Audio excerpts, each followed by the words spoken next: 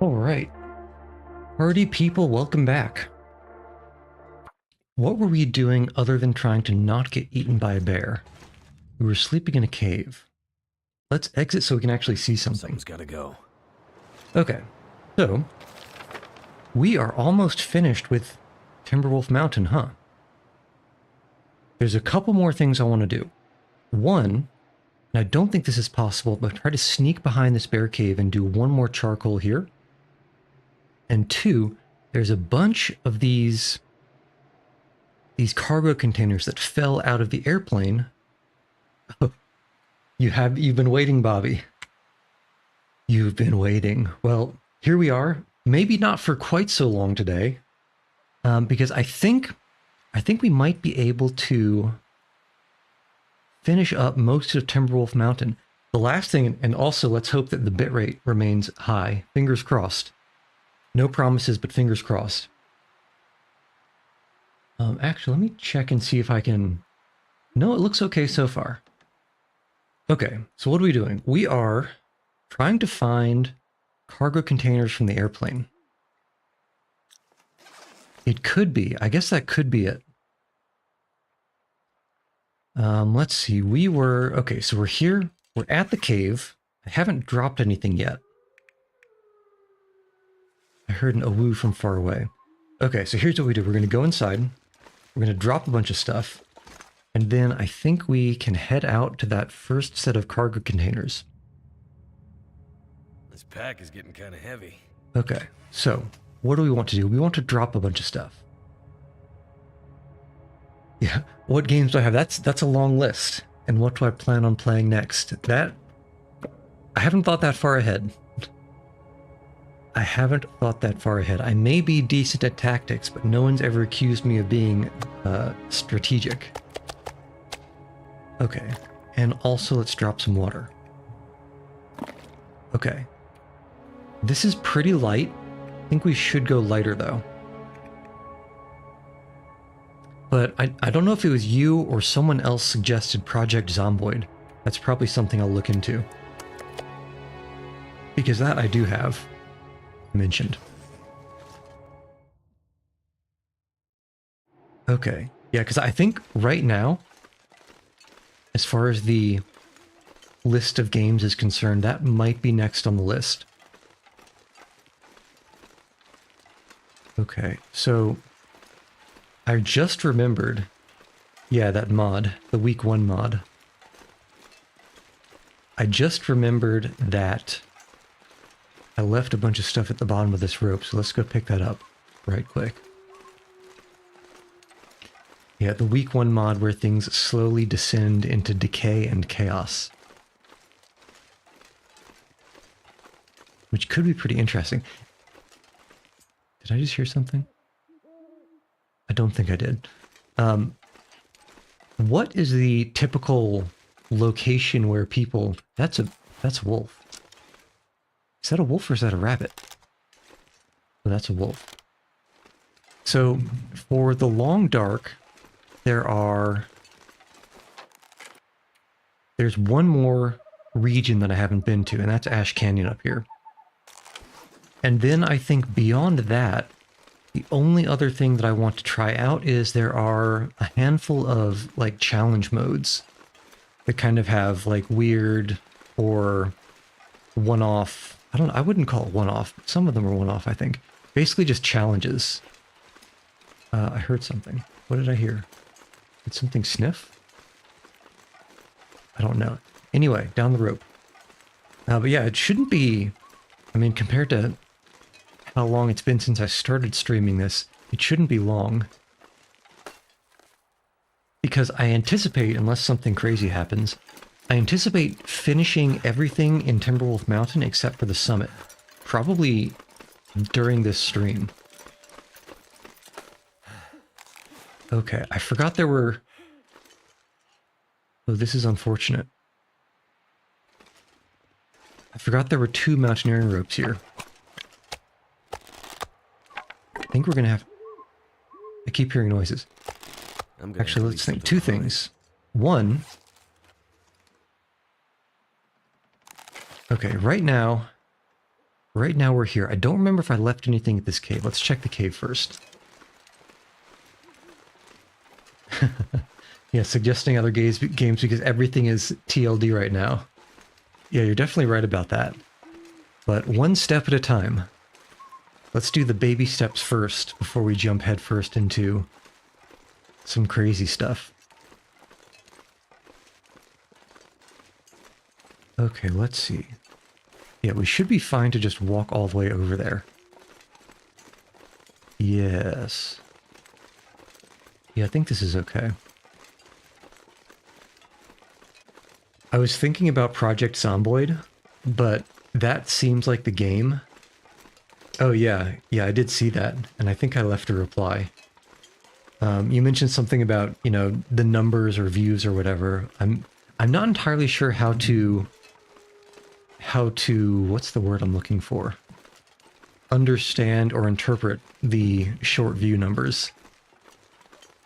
Because what I've heard is that it's not simple. It's not very similar to long form. In the sense that there's like some baseline that people just sort of get shown the short. And then beyond that, it depends. And of course, I'm not doing the viral TikTok dances. So it's not like things will really pop off there.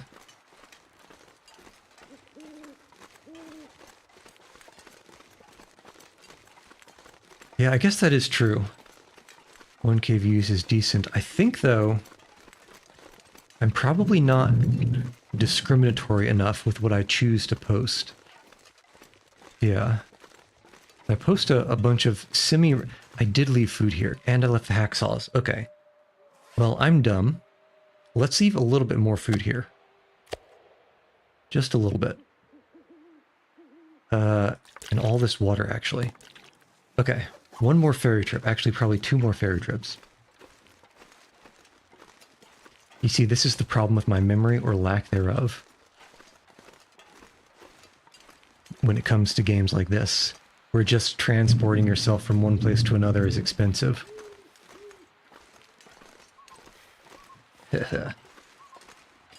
So I've actually spent some time in the last couple of days making more shorts, you know, cutting things and editing them and all that. And I think the recent ones, I think I'm getting a little bit better than I was before, which is always nice to see. Now, whether it's good enough, that remains to be seen. And every once in a while, I'll always just post one that's like very self-indulgent.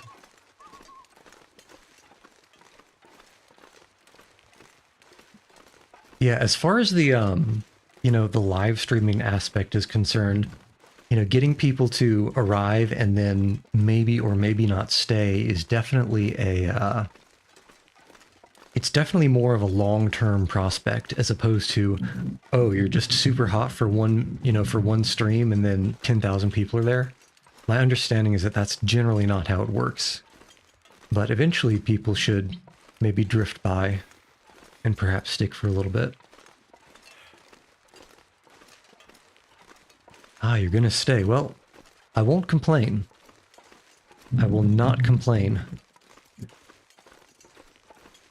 Although I feel like with the 2 of us, the stream probably has some serious unk credibility. Like I said last time, as the kids would describe us. Alright. Yeah, so far, I'm feeling like this might be just kind of a chill little walking simulator stream. Of course, I said that. I'm just remembering the wolf that's back up here and the possible bear. Did I hear something?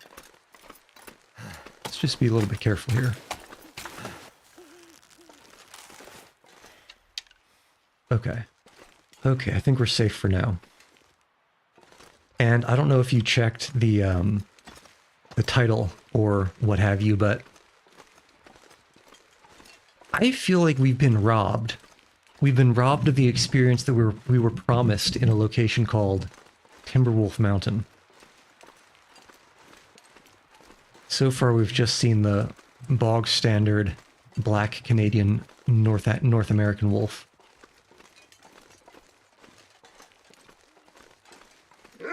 There he is. Why are you here? You're probably here because I have 2 scent marks, aren't you? Well, I bet as long as we don't run into a bear, I think we'll be able to make it to the cave before this guy can do anything. I better make long form because short bases, yeah, die out fast. That's right. Of course, long form is more involved to generate. I'm not sure if my skills are quite up to that yet. But I suppose I can give it a try. There's actually, I don't think anyone was actually here to see it at the time. But, let's see, it must have been 2 streams ago. Yeah, it was either the first or the second stream in this Timberwolf Mountain region. So I started out, I entered into the region from, where is it? Here. No, not here. That's a cave system. Wait, that's a cave system? Oh, because this is the Hushed River Valley, not... This isn't Timberwolf Mountain. Okay. I don't know why it chose that. Actually, that's kind of ominous. I'm wondering if perhaps this cave system that I'm in right here leads somehow back to Hushed River Valley, which certainly it can't. Certainly it can't. Okay, but let's see. What was I going to say? Right. Not Hushed River Valley. We want... T is for Timberwolf. Here. So I entered here and ended up going into this middle area first. And I stumbled across this area that's right in the middle of the screen. It's hard to read, but there's a location right here called Andre's Peak. And I saw it. And I thought to myself, there is no way in hell this can be anything other than a vista. So I think I get my terrible memory. I don't remember if you mentioned this, but you know, in this game you can find these Polaroids, and they will basically tell you a place to go where you can do a region survey that will reveal a large area. It's like a quick cartography spot. And I knew that this would be a vista point, but it wouldn't let me actually use it as a vista point because I hadn't found the Polaroid.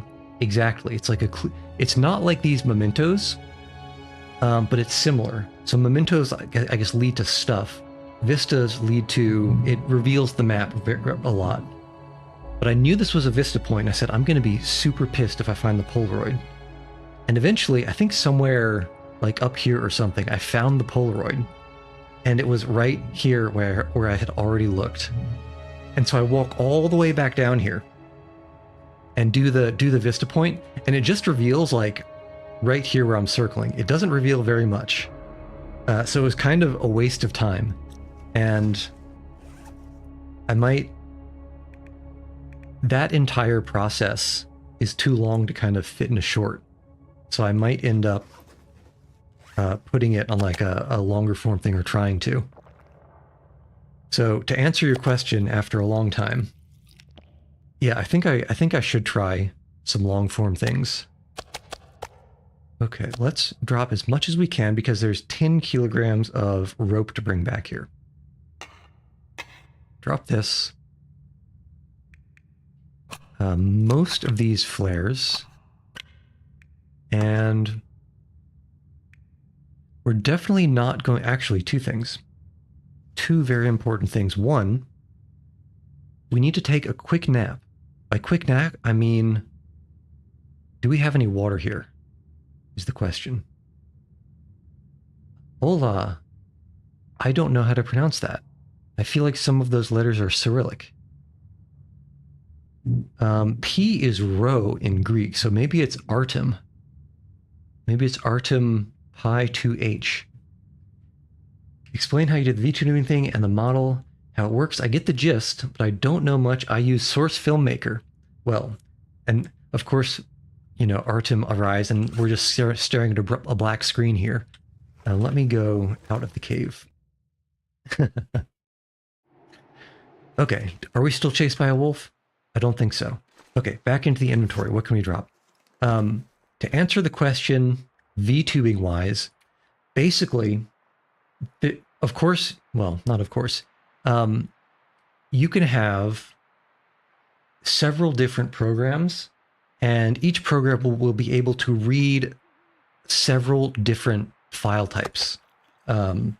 Basically just different file formats.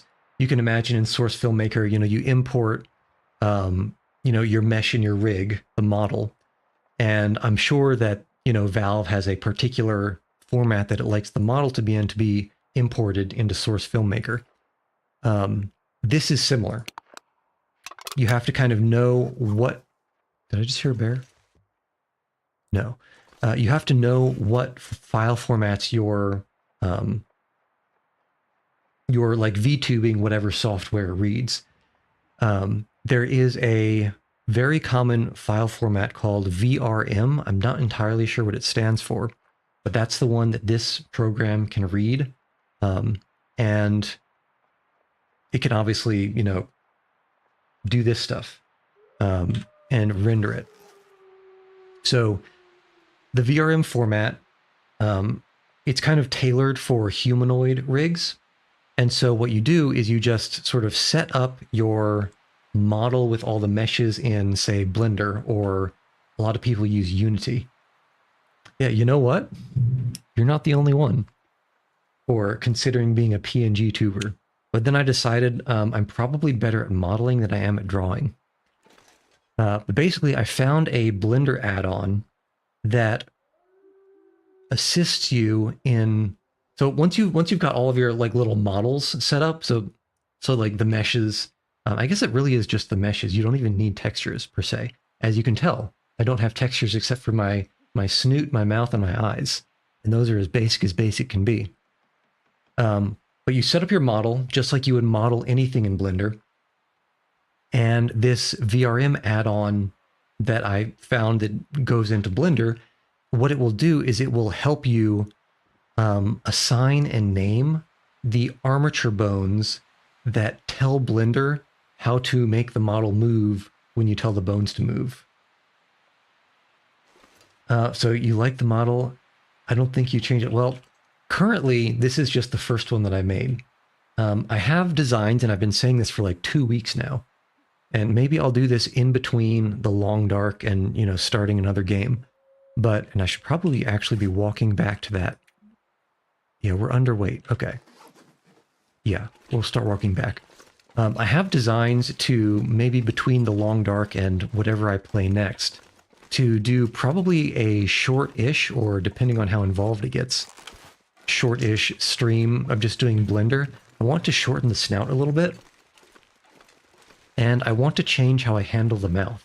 Right now, the mouth is just basically a bunch of 2D images that show depending on what my mouth is doing and what sounds I'm making. I think I know of a more extensible way to do it with, instead of being static images that are swapped out, to do it with thin mesh that can basically make different shapes depending on what vowels and how much of each vowel I'm saying at a given time. And possibly for this whole like VTuber thing, there are different protocols. Did I get lost? I might have gotten lost. No, I think it's this way. There are different protocols for how you can map an image. So like, you take a picture or you take a video of your face and how you map that onto the mesh of what your face is doing. So this would especially be, if you're, how does the program know if you're making an ah noise? Does it look at your mouth and figure that out? If it does, what parameters does it use? How does it change the mesh of your face to make that happen? And the current the current protocol that I'm using is like kind of the VRM standard protocol, I think it is. It's got something like somewhere between 5 and 8 different vowel shapes for the mouth, some eye blinking stuff, and maybe some other basic stuff. But there are, there's a more advanced protocol that I think is based off of how iPhones do this stuff. That I want to put down the bedroll, please. That basically just has more face shapes, and so you have more control and granularity with what you can do with the face. It's just you have to set up each one of them individually, which is kind of the annoying part. And I haven't yet decided if that's worth the trouble. And wow, it got even darker. Okay, at any rate, we head back up the rope. Where was I going with this? I wanted to do something like you, but the PC is weak and old Blender is confusing. It's much more complex and for pros than the new Blender. Well, to be completely honest, I have no idea what the difference between old and new Blender is. I literally only cracked open Blender for the first time to learn how to do this. So I'm only familiar with, what's the recent-ish one, like 4.3? I think it's 4.3. So that's the only Blender that I know. Whether that's fortunate or unfortunate, I don't yet know. But that's the way it is. Okay. I hope that our wolf friend isn't chasing us. Past 5. Maybe, I might be getting the number wrong. I'm actually probably getting the number wrong. Because when I say recent, I mean like 2 months ago recent. Oh, the one you have to use is 2.79. Buddy. That sounds like you're still on an old Linux repo. Have you considered updating your distro, bro? Or installing from the Blender repo? I feel like that's a thing that should be possible. But I do remember hearing things about how even going from Blender 4 point whatever to 5 point whatever, I saw people saying in like YouTube videos that it's a lot more user friendly. You wanted to, but yes, the upgrading the GPU. Well, there are things to be said about that right now. Upgrading the Jesus. Ever since COVID, GPU prices have been kind of absolutely batshit insane. Minus except maybe like 6 months, either a year or 2 years ago, in between the COVID madness and the AI madness really starting up. But especially since last year, Jesus, things are absolutely mental on the hardware side. And that's almost to the point where I would even consider, you know, is there like a cloud-based GPU solution available? I don't know if there is or not, but, and I personally would avoid such a thing if at all possible, but things are crazy right now, so sometimes a guy's got to do what a guy's got to do, right? Okay, I actually didn't mean to pick all that stuff up, so we do already have a storm lantern here. Let me turn off this storm lantern and drop some stuff. Not sure which version you're using, but the newest Blender has some pretty decent GPU requirements. Okay, I could definitely see that being the case. My GPU is a 5060 Ti, so as far as drivers and compatibility is concerned, it is certainly within whatever requirements there are. Let's drink the, not drink, let's eat the little guy, and let's drop the big guy. Okay, there's a whole lot of around that we're going to be walking, so let's drop as much as possible. Let's keep a little bit of water just in case.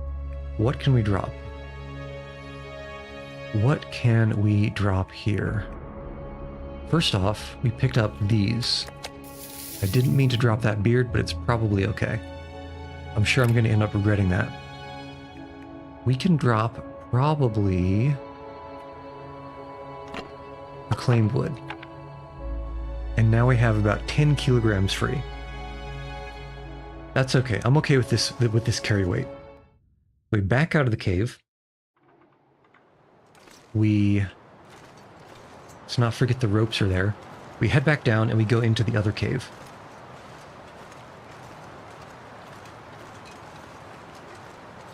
But as far as GPU requirements are concerned, I guess you are correct about that. There are actually, let me back up.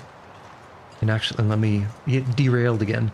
Some GPUs are more focused on CGI stuff. Yeah, so you can play Red Dead Redemption 2 at 40, but can't do Blender because only a gaming GPU. The question then would be, NVIDIA, Radeon, or Intel is the question.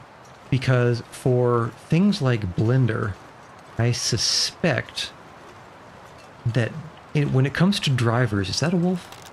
No, that's a tree trunk. When it comes to drivers, and especially sort of 3D, let's say workstation things, my understanding is that the tier list of GPU producers is NVIDIA's up at the top, Radeon/ATI's in the middle because they've been around for a while, and Intel's probably lower for compatibility just because it's the whole Intel GPU arm of production is much newer, much newer than the other two. Like within the past 5 or so years new, I think. But as far as gaming versus enterprise card is concerned, especially with GPUs and like scientific computing, and when I say that, I mean like massively parallel CUDA computations that people will make dedicated servers for. Those level of enterprise cards, which, you know, the entry level there are going to be $6,000 a pop. And that was before all of the GPU craziness. They're probably more like $12,000 a pop for the bare bones 7-year-old models now. I forgot about noir mode. I keep forgetting. Which is basically to say, I suspect that having the enterprise version of whatever gaming GPU you have probably wouldn't save you. Because really, the big selling point about these enterprise versions are their error correction. So they're much more resilient to tiny little errors in calculations, and their reliability. By which I mean they are rated for harder and longer use. Whereas, wow, it's really dark everywhere. Whereas a consumer card, it's okay if your calculation, you know, flubs a decimal point every once in a while, and you don't expect it to be on and running at like 90% for 24/7. Whereas the enterprise cards are designed to have that kind of a workload in mind. Yeah, GPU runs games like Red Dead Redemption 2 because it's highly optimized for, you know, I guess that's true. Something that is a game that is probably optimized for consoles is likely to, yeah, even on a 2015 GPU, it's likely to be pretty decent.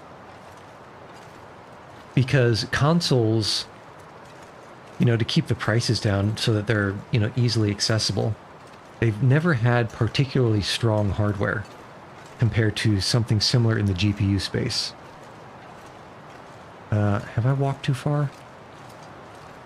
Where's the cave? Is the cave over here?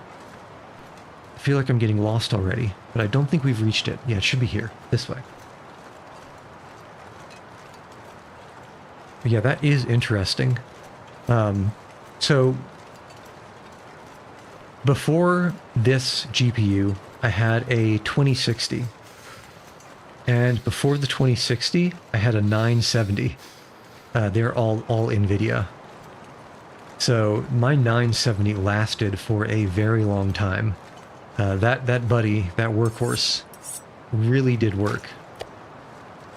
Okay, we got 2. Where's the 80 hacksaw? Am I crazy? I feel like I'm crazy.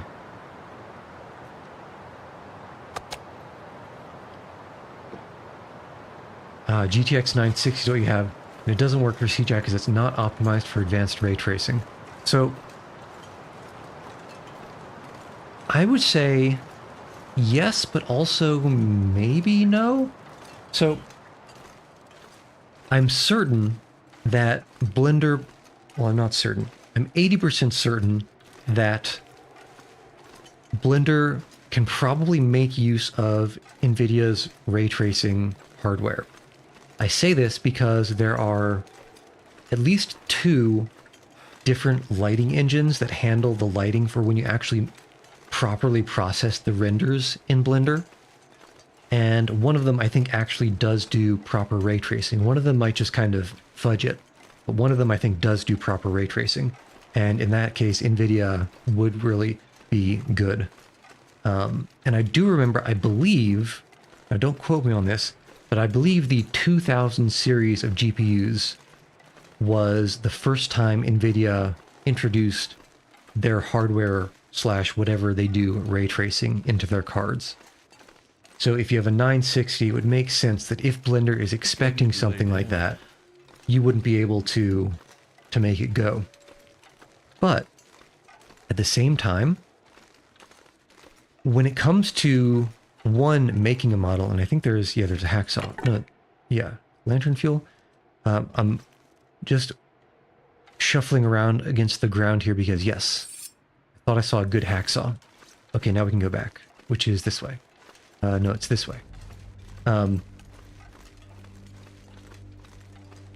I'm really trying to say is it's possible that unless it is a hard requirement to have ray tracing, to actually make the model and use it in the software that like makes the 3D thing go, like the thing that makes you see the cat moving here, you don't actually need ray tracing for that. So whether it is possible to use a stripped down or, ray tracing off version of Blender and only do the mesh and export it, it's an open question, but I think it might not be impossible. Yeah, I looked it up. Main reason all their GPUs rely heavily on OpticX backend technology, which uses the RT cores on the RTX cards. GTX cards lack these, forcing Blender to use old CUDA processing paths that render up to 4 to 5 times slower. Well, you know what? I have some good news for you. I have some really good news. And that news is that if you are making a model, so you can use Blender to make the model and you never have to actually render it out. So it should actually be perfectly fine on a GTX card. Maybe the like moving the camera around might be a little bit slower and perhaps not real time. Maybe you're not going to be getting 30 or 60 FPS as you're, panning around to check different angles. Maybe you'll be getting like 8 FPS. But for the most part, you're just modifying meshes from like static, either front on or side on angles. So I think you shouldn't count yourself out for using Blender. I think you should give it a try. Too much stuff to carry. And see if you could get it to first install, of course, and then, actually run decently. Because you're definitely right. If you were trying to do any kind of CGI rendering, I wouldn't want to mess around with a non-ray tracing GPU. But think about it. People who have Intel cards and ATI cards, they use Blender too. Exactly. So, and that's exactly what I did. I made the model in Blender because, Blender's whole thing is the thing it's best at is basically modifying and animating 3D meshes. And when I say animating, I mean like in a pre-baked like Pixar movie, Toy Story animation kind of situation. Whereas to get this sort of real time, it's looking at my body and sort of mimicking that, that's an entirely different set of software. Now, there may be issues there, because, for example, well, let me back up one more time. So, my situation is going to be slightly more complicated and slightly more restricted than yours, because I'm on Linux, and a lot of the software that will look at, like, say, a webcam and translate that into moving the bones on a model, many of those work better or only work on Windows or Mac, which I'd imagine you're in one of those. The solution that I found for Linux uses it does use kind of like a lightweight AI 2D image to, you know, moving the fingers, where are the fingers, what's the mouth doing, translation. And for that purpose,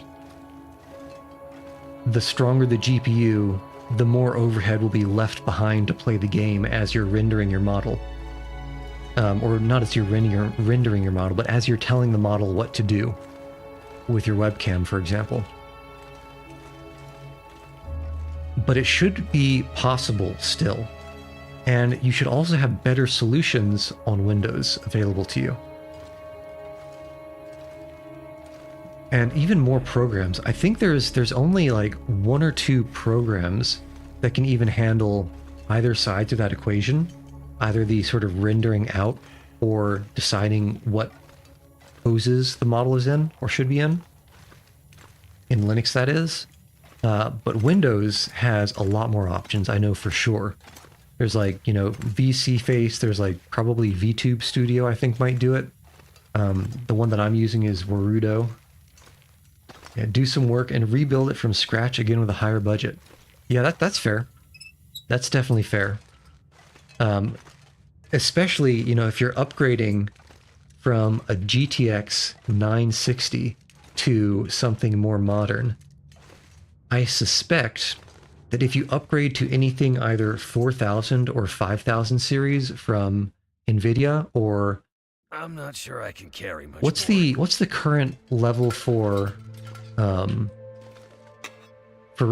Radeon? I think it's 9600 or 9600 XT or 9600 XTX or 9700 or something like that. That something else in your computer at that time is probably going to be whatever is actually bottlenecking you. So I think you're right. It wouldn't be a bad idea to rebuild completely with a higher budget.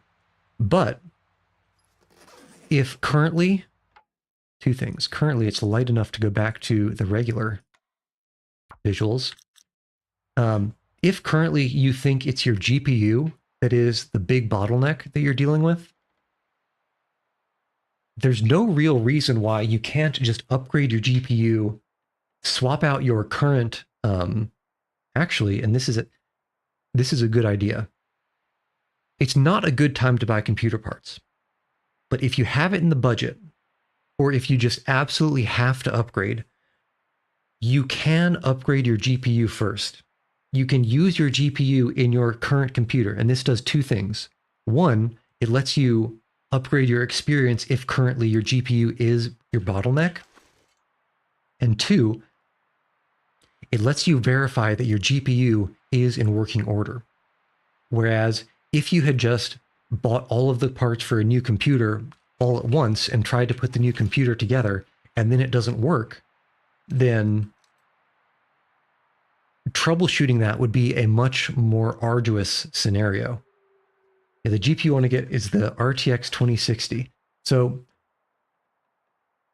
I got the 2060, as I mentioned, before I had this one, and I just saw the fog change in the background. So that's unfortunate. I don't like when it's foggy. And it's not a bad card. It can probably handle quite a lot. I found that for the most part, before I put my current rig together, I was more with the 2060. And this is, so the 2060 has a 2060. I don't remember if they did a TI, but there's also a 2060 Super. And I had just a regular 2060. And at that time, in my previous computer, the thing that was bottlenecking me the most was my CPU. The CPU was quite old on that computer. It might be the case for you as well. But I do remember going from the 970 to the 2060, it was an improvement. It was a definite improvement, even though I just got bottlenecked by something new. 2 things I would recommend, though, basically being careful of. If I remember, there are two versions of the 2060. One of them, I think, has 8 gigabytes of VRAM, and one of them has, I think, 12 gigabytes of VRAM. Make sure you get the one with more VRAM, especially nowadays. It's probably going to cost more, and nowadays, because VRAM is actually very, very much the hotness for AI purposes, it might cost a little bit uncomfortably amount more, but I suspect that it would be worth it. Alternatively, and I didn't think about this at the time, the 2060 Super may also be an option. I don't remember if that only comes in 8 gigabytes of VRAM or if it also came in 12 or 16. But just be aware that not all 2060s are the same.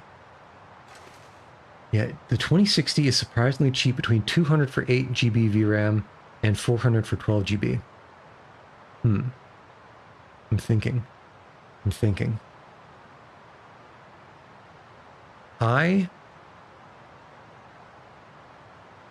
For 400, and my understanding of current GPU prices is at least several months out of date, possibly up to a year out of date. I might not go for the 2060 for 400. If I was to go for one of them, I'd probably go for the 12 GB, but I don't think I'd go for the 2060 for 12 GB. I don't think I would. First things off, at this point, the 2000 series it's getting old to the point where they might actually be kind of getting hard to find. And the reason I bring that up as being something important is because if that's the case, Really tired. something is making Mackenzie feel really tired.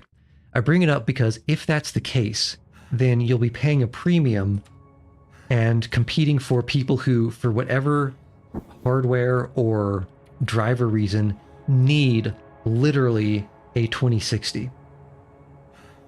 Whereas on the other side, I think you could probably get a 3060, maybe not a 4060 because those are still quite new, but possibly either a 3060 or 3060 Ti for maybe similar-ish.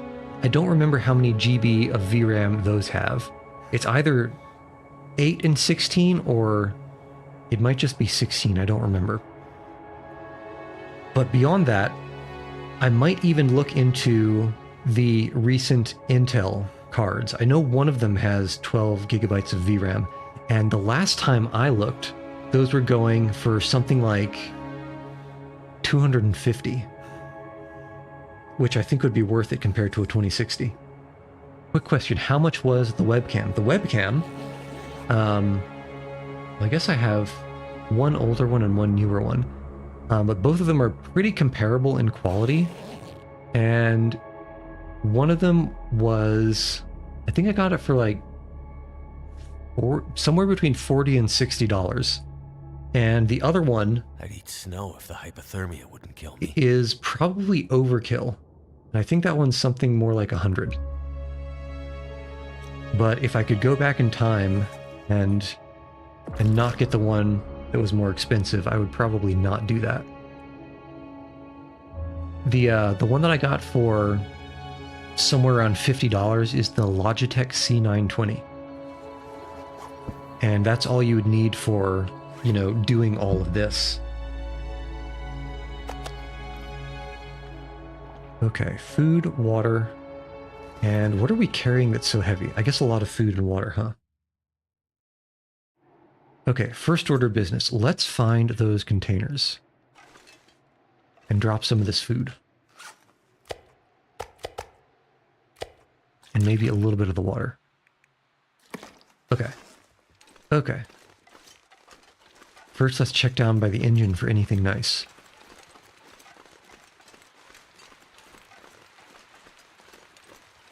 But to, I guess, sort of continue the previous... That's a rock. That's not a wolf, that's a rock. To continue the previous discussion, I have a question for you. How much price research have you done beyond looking at the 2060 and, you know, other 2000 series cards? Have you looked into the current price that say the 3,000 and 4,000 cards are.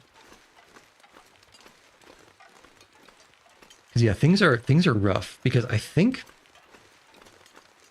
about a year and a half ago, maybe I shouldn't even say it. Yeah, I don't think I'll even say it. Because it would just be bad vibes and I don't want to jinx things. Okay, we have deer over here. Actually, where are we? We're here, we go up and we find the container. Perfect. Perfection. The orders of business come one by one. One by one. Some of the 4,000s, not the 3,000s, the 4,000s.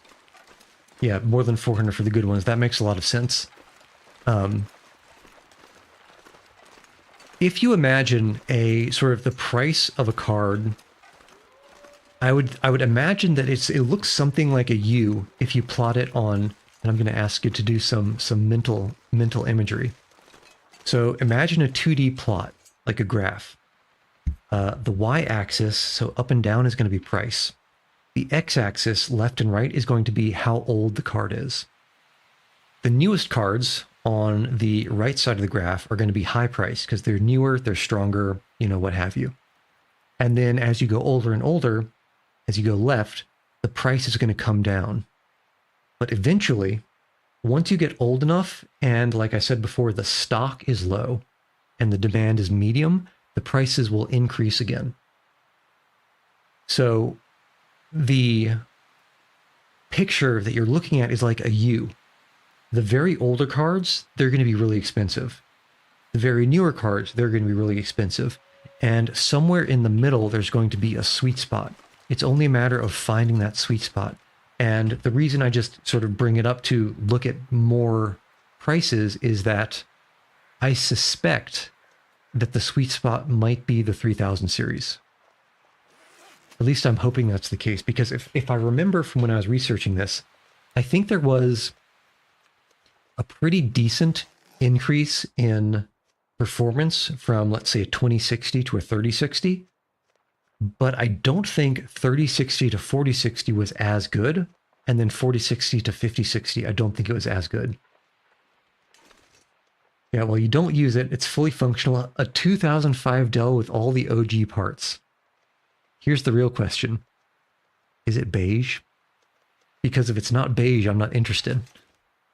Okay, so word on the street is that if you use a hacksaw at 50% or less, there's a chance of this thing breaking and it being unopenable. So what we're going to do is we're going to drop these two hacksaws, open it with the 60% hacksaw.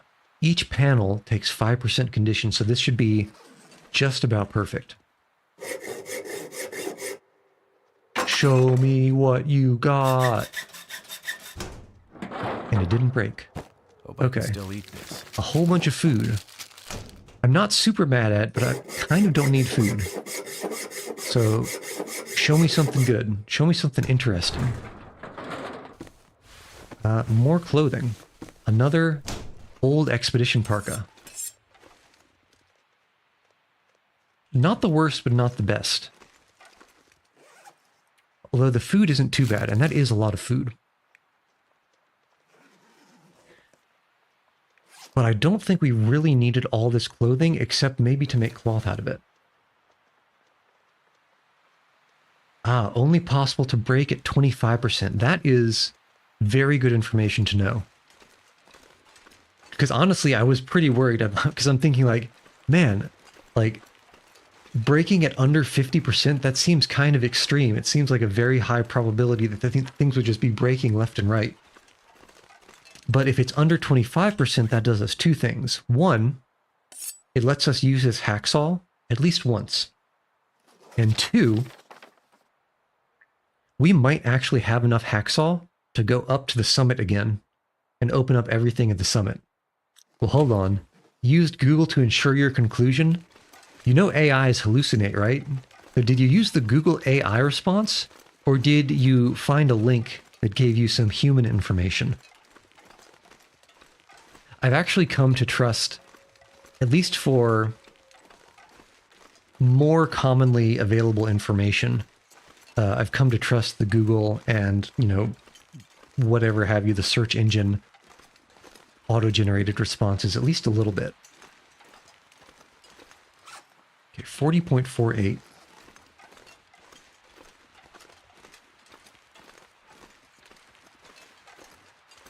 Two things basic. I read it long. Yeah, I mean, when it comes to these sort of not super popular games, somehow Reddit always seems to nail it with some dude who just knows the answer. So I think we're good. Okay. I want to eat some of these chips. For, I'm not entirely sure what reason, but for some reason. All right. So we are carrying a whole bunch of stuff. And the question is, what exactly do we want to do with it?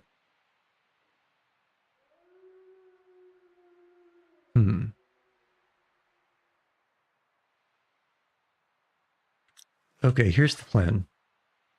We are going to drop some small amount of this clothing right here so we can use it for scraps in case we need to come back here.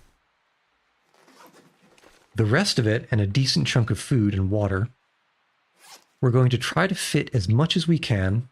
Actually, I guess we're already holding a bunch of food. We're going to rest up until we can have our full carry weight back, and we're going to head up this climbing zone to the upper area here and see if there are any boxes nearby. If there are no boxes, we head all the way around to the cave system and drop stuff, and maybe hunted a bear along the way. Why did the message get checked by Automod? That is a good question. If it was did it have a link in it? If it had a link, that might be why. But as far as the Automod is concerned, I haven't actually changed any of the settings.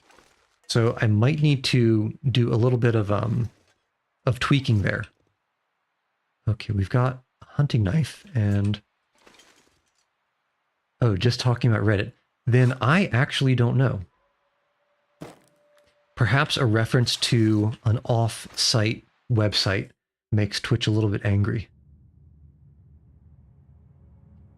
Okay, we'll drop some of this food. I feel like we're still carrying a lot of stuff here, though. Parka, 2 parkas. Who could bear to have so many parkas in a single box? Can we drop anything else? Not really. But we should be low enough. Okay. Did I just drop the bedroll? Where'd the bedroll go? What happened? I feel like I might have just accidentally dropped that bedroll. No. Use. Does it not let me use... Oh, for whatever reason, it just decided not to let me use it. I guess? Question mark? Okay, I feel like this might be bugged. Let's try to go out and in. Where's the exit? There it is. I lost it. This is not a great... Here we go. Here we go. Okay. Summary of the message and got checked by Automod, and there's nothing... Well, who knows what makes an Automod do the things an Automod does? The minds of computers are not meant to be understood by human cognition. But I would guess the only thing that makes sense to me is if it, you know, thought that it was some kind of spam or, like, you know, promotion or whatever. But I don't actually know. After all, there are people who, I mean, I say people, but there are still bots that come in and try to shill for whatever stream boo is. So really, how good can the Automod be? Not very, right?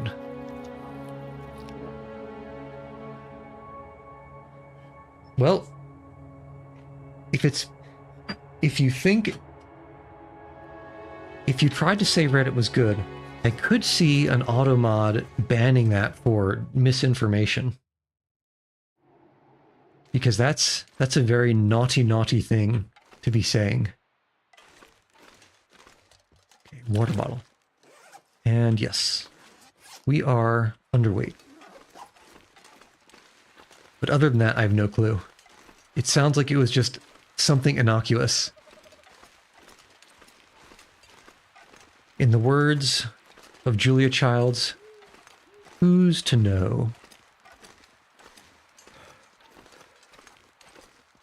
All right, somehow, I always end up waking up at midnight. I don't like walking around in the dark because it's hard for me to see things and it's hard for you to see things. And I don't want to break an ankle, please. Where's the flat ground? There's the flat ground. Okay, wolf behind us. 2 wolves behind. Okay, that's a deer noise. I hope. Or a rabbit noise. It's some kind of woodland creature noise. The smartest AI we see, but it's not actually the smartest. What is the smartest AI we see? I actually, beyond whatever auto-generates Google's, responses when you Google something, I don't actually use any AIs like Grok or Gemini or ChatGPT. So I actually have no clue who's currently on top.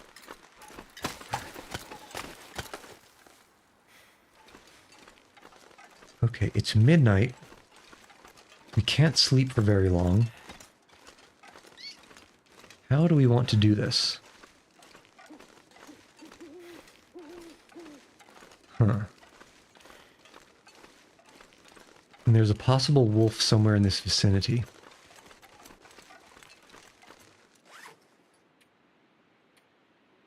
Alright, so there's a little bit of snow. We are getting wet. We can't stay here forever or we'll get frostbite. Let's see. If you were a cargo container, where would you be?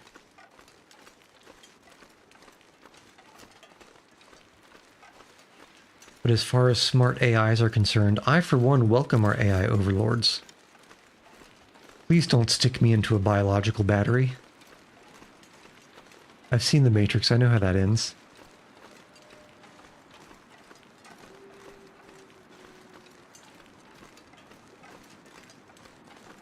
Okay, looking good. Still looking... Oh, that's an awoo, and that's... Oh, there's our Timberwolves. We've been waiting this whole time, you know what?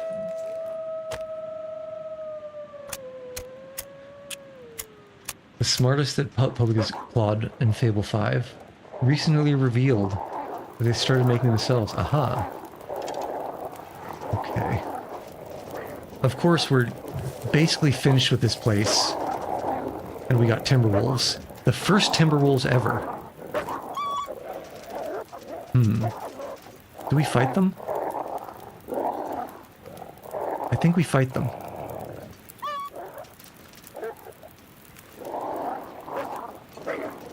Yeah, there's going to be a Timberwolf pack here. There's going to be bears over there. I think we have to fight these guys.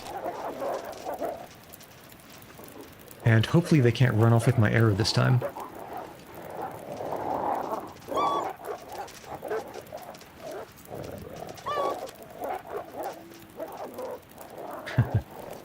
Didn't get the lore. Stop reading after one sentence. Okay, hold on. How long does this fire have? 28 minutes. Release special. Yeah, to be honest, I wouldn't be surprised if at this point there was just like, secret AI models that people are using to just make money, hand over fist. It wouldn't surprise me one bit. Oh, how did that miss? Alright, let's bait one of these guys. Yeah, come on. Damn it. Okay, 2 misses. 3 misses. 23 minutes. We are kind of running out of time here. There's 1 hit. Actually, they faffed off after 1 guy being hit. While people are getting rich off of AI hub content. You know what? I've heard about that. I have heard about that. I mean, what can you say, man? People People have needs and they don't care if they're being met by something that's real or not. They do not care one bit. To be honest, I wouldn't be surprised if some people didn't realize it wasn't real. Yeah, money is money for the people making the money, and content is content for the people consuming it, I suppose. Alright, so I've already forgotten how many arrows I fired. Okay, so here's the plan. We're gonna chop up one of these trees. We're gonna hide in the cave. And we're gonna hope things end up well. Okay, the people just give prompts to AIs, gets thousands of dollars because of gooners. Yep, pretty much. Pretty much exactly what's happening.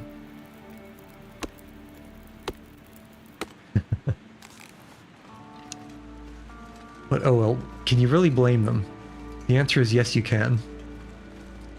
I think I remember there being a cave over here we can hide in.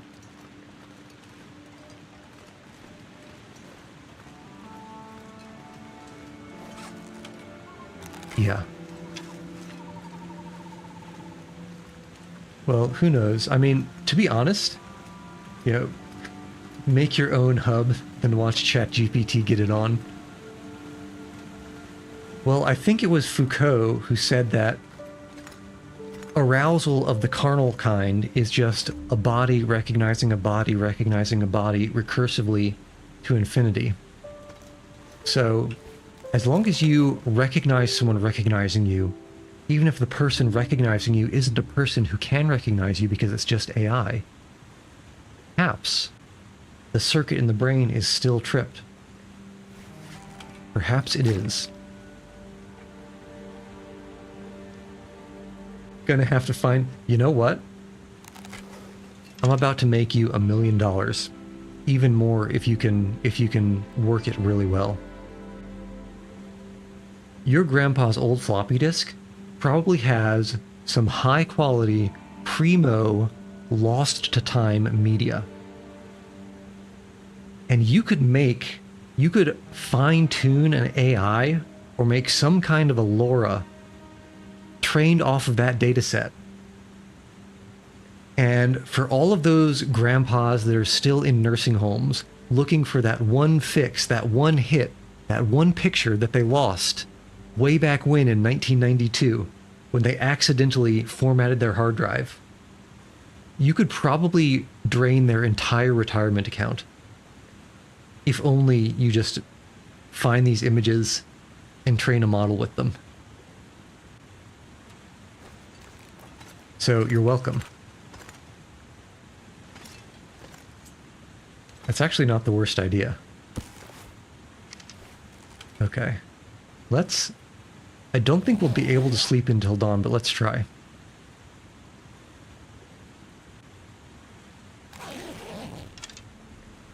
Oh, it is dawn. Perfect.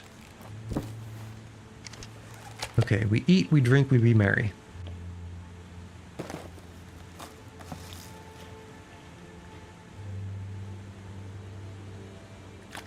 But yeah, it's like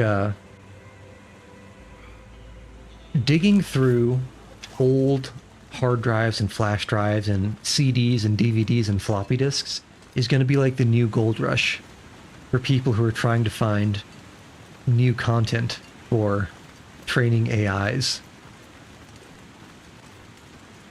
If you want me to be real, you know where they are, but you can't find a PC that works that'll play them, so no money.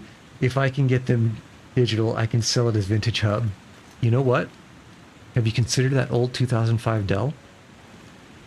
All you need to do is find a floppy drive bay, and then I think you're in business. Okay. So I believe we started out with, I want to say 16 arrows. So I will absolutely not accept... No, let me think. If you remember the moose, we lost 2 arrows over by the moose. We need to go back for those still. So that means we're at 14 arrows. Now we're at 9. I think we need to find 4 arrows that I missed. And then 1 in that wolf that got stuck. Why can't I find any arrows right now? Surely there should be some in this grass. You could reformat floppy disk to the internet even? I mean, floppy disks aren't so old that JPEGs weren't around, right? All you need to do is find something that can read the physical media, and you can just email it to yourself if you need to. Or you could just directly put it onto a thumb drive. Preferably the one with your crypto wallet. Okay, actually, where the hell are my arrows? Thank goodness. Made it through another night. Actually, a better question. Oh, I see. The arrows aren't here because we didn't fight there. We fought over here by the fire. That makes a lot of sense. Okay. I'm feeling slightly better now about myself. Yeah, here we go. 1. I think 2 and 3 will be in this grass somewhere. 2. Again. All right, you know what? I'm not even going to light a fire. We're just going to fight. 1, 2, 3. I just heard 3 awoos. Come on, let's go. Let's do this. Gotcha. We call that a quick scope. Okay, there's another arrow over here probably. Yeah, Jimmy Jones, 49-year-old Jimmy Jones is getting turgid talking about the good old days. Absolutely.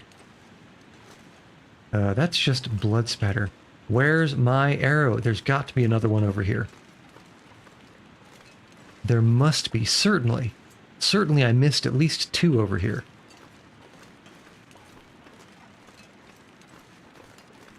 Come on now. I get very depressed when I lose arrows. What's worth more? Floppy disk hub or VHS hub? Well, the VHS, so VHSs have that thing where when they degrade, you get that kind of like stringy horizontal line artifacts near the edges. I feel like one part of me says some people will probably pay extra for that, but the other part of me thinks when they watched whatever was on that VHS, it would have been before the VHS degraded, so their memory isn't going to have that degradation. So here's an arrow. So if I had to bet, I would think the floppy disk is worth more for 2 reasons. 1, the floppy disk is probably older. And 2, it's probably got less artifacting on it, so you can get a cleaner training set.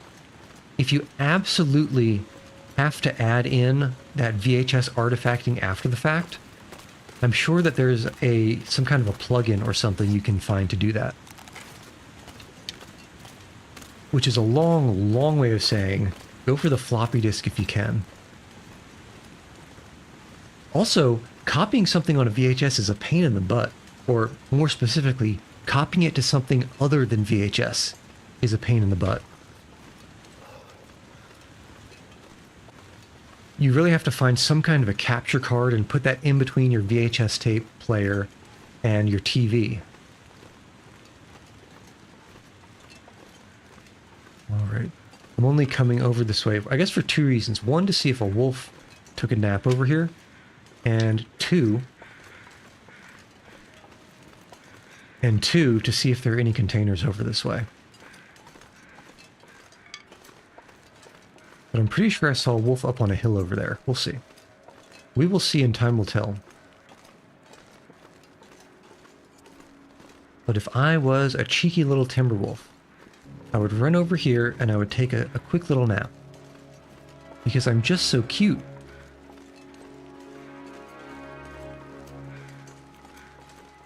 Not seeing anything so far. I remember there being a deer over here. So that might be what these crows are circling. No, it wasn't a deer. It was a man, baby.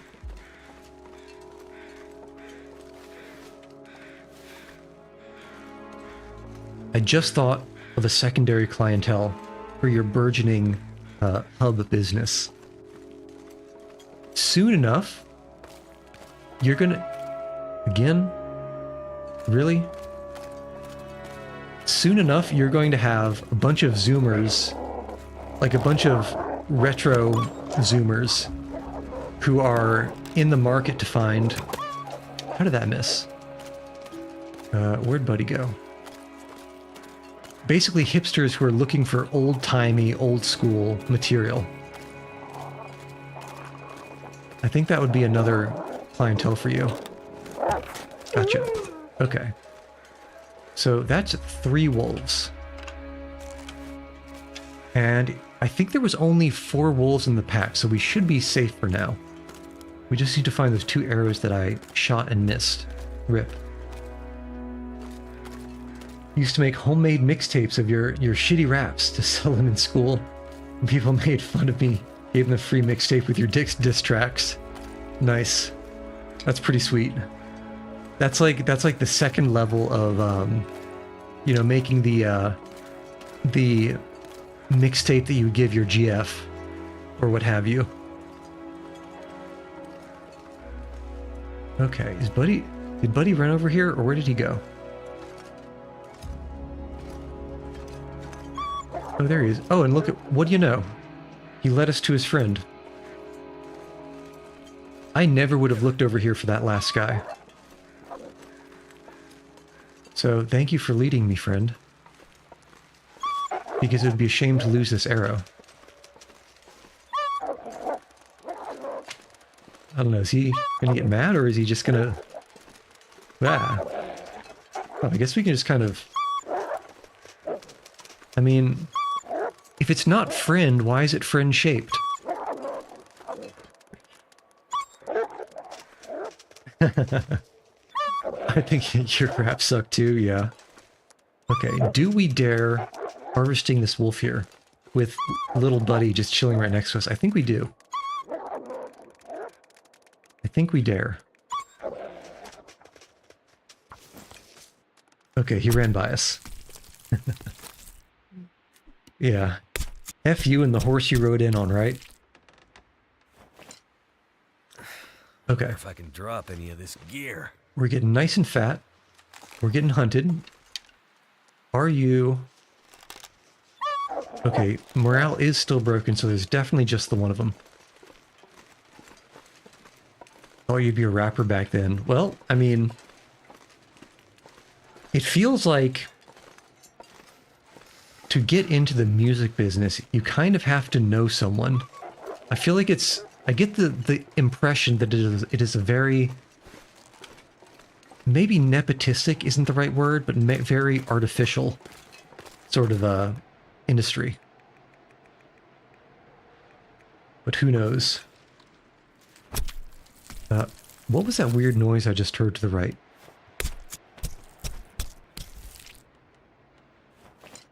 Surely it wasn't something scary, right? Goddamn freezing. Okay, I don't know what it was. Alright, there's Mr. Fluffles coming back. Coming back to get a little bit of a sniff, and then he'll run off.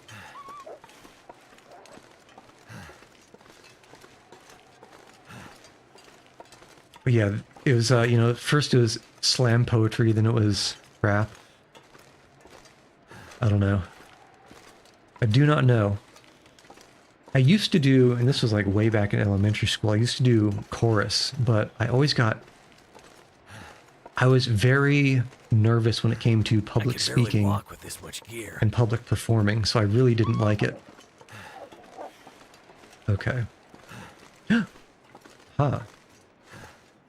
What's my music taste? My music taste is... strange. Well, let me not say strange. I'm not entirely sure how I would describe it. Because I like many things. Die if I don't warm up soon. many things, but not everything. Let's see. Let's see. If I was to, I guess, give you the speed run of what I think about music, I think it would be, what I would say is, in my opinion, the greatest album ever created is Demon Days by the Gorillaz, and the second greatest is probably Post Traumatic from Mike Shinoda. And then many things spread from that. Mine ranges from gangster rap to orchestra to 2000s nu metal. So the question is, Linkin Park nu metal or Limp Bizkit nu metal? The answer to that question will determine exactly what fraction of the population scorns you. Just want to lay down for a bit. I recently learned that Limp Bizkit, I think actually in like the mid-2010s, was actually still coming out with more music. I don't know if they still are, but I was surprised. Ah, things that I forgot were here. And they're all cured. I want to say something because it really hurt me, but you think if you say it, you will ban me. Well, Lone Minecraft, have I got a treat for you? I don't know how to ban people right now. So you have found me in a particularly vulnerable situation. But who knows? If it's bad enough, maybe I'll learn on the spot. Okay, so meat, food, water. We're pretty good on all fronts and we're pretty fat. Favorite Limp Bizkit song is Faith. It's much different than his usual style. I don't think I've ever heard of it. What Limp Bizkit songs have I heard?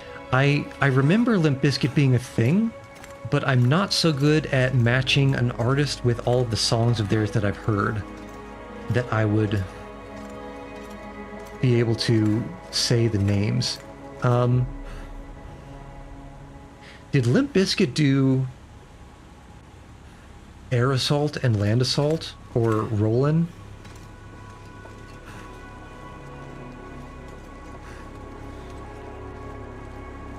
Oh no, a long story? A long story from a developed hatred for the fur folk and the LGBT people? I mean, currently I'm a little bit too busy to stop you, but you know, I don't know, if you feel like you need the therapeutic experience, as long as I don't get banned for it. So keep it tame. But to be honest, I never really understood the bad rap, pun intended, that Limp Bizkit got. Maybe it's because they came from Jacksonville, and it's just kind of like a Jacksonville thing. Because, I mean, to be honest, have you ever been to Jacksonville? Do I know Korn? Korn is another band where I've probably heard some of their music, but I don't think I would be able to tell you beforehand. One thing I can say about Korn is growing up, my best friend's mom had a Korn CD. I think that's our wolf over there. But my best friend's mom had a Korn CD, and it was like the forbidden thing that we weren't supposed to listen to.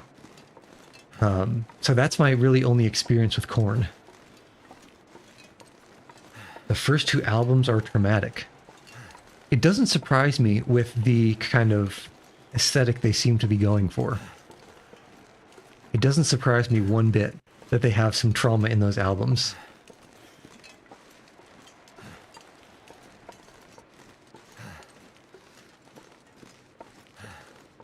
But let's see. So this is, again, probably, and there's our arrow, probably dating myself. But I think the first album that I ever owned was probably Hybrid Theory. And the second one, I think, was the M&M show. Take that as you will. I don't think my mom really knew what rap was when she got me the M&M show for one of my birthdays. But of course, you know, old school Marshall Mathers had some bangers. Song about his life that he has a mental breakdown and cries about his mom doing bad things like SA. Yeah, that's rough. Ah, so here we go, the deep lore. First you had a furry girlfriend. Well, there's your first mistake. First everything was fine, loved her, she loved me, no problems with the furry community. Then one day she beat me up in the street, and she beat me up in the street and left me bleeding. And then she cheated on her relationship with another girl. Since then you left her and you're absolutely not the same person anymore. And you don't know why, but you hate furries and LGBT people these days, and she got you fired from your job. Well, that is a lot to go through. And that's the kind of situation where if your only experience with a thing is really bad, then you're going to associate that very bad experience with that thing. I don't know if I can blame you. I don't know if I can blame you for the experience. Yeah, not all furries, not all furries. One thing I'll say, and this is both a criticism and a compliment to the fandom writ large. The fringe nature of the furry fandom 100% leads to a bias towards inclusivity. And that bias towards inclusivity leads to people with, let's say, people who would otherwise be marginalized. So I'm talking about especially like, you know, behavioral issues or, you know, cognitive abnormalities. I forget what the phrase for that nowadays is, but it leads to them kind of gravitating towards the furry community because there are, you know, there's more acceptance there. So it's kind of like if you have something pushing you from the mainstream and the fringe will accept you, you'll gradually drift closer and closer to the fringe. So that's not really a surprise. And to be completely honest, it kind of sounds like your girlfriend might not have been the most stable individual if she's pinging back and forth between those kinds of experiences. Which is a long way of saying there are some very good people in the furry community, but there are also some unusually unstable people in the furry community. And you just need to be a little bit careful. I think I hear a bear. I definitely hear a bear. We're dropping all this meat and we're running away. Dropping all the meat and running away. Where is that bear?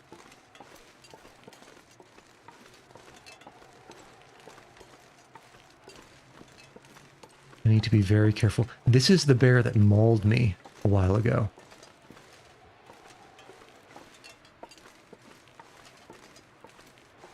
Oh, yeah, you know what? Here's my memory being bad again. I completely missed the part where you were basically domestically abused in the relationship. So, yes. Yeah, basically what Bobby said. Definitely once you... The physical physical altercation in a relationship is the kind of bell that can't be unrung. And at that point, you really ought not stay, in my opinion. I know it can be hard to leave sometimes, but I think no matter where you are now, I think you're better being here than there. To put it one way. Of course, this is the internet, and there's our bear, and no one knows whether or not you're a dog.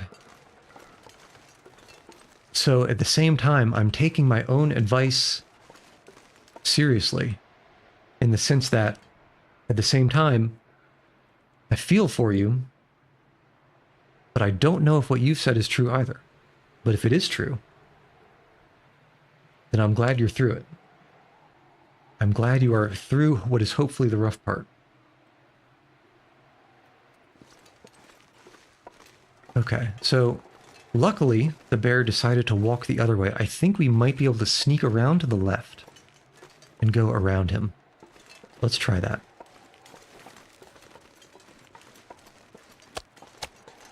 But yeah, if you just want to chill, then... Oof. I'm not going to be able to carry this load for much Yeah. longer. In that case, just wear it as a, you know, a badge of pride that you survived. Because not everyone is so lucky as to be able to make it out of a bad relationship like that.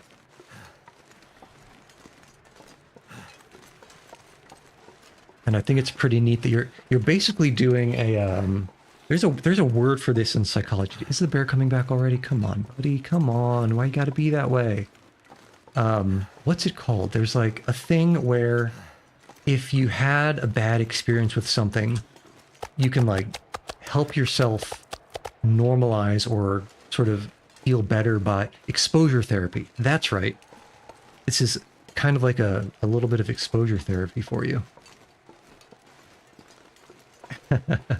Your friend has the gold edition vinyls of all of Eminem's first 6 albums.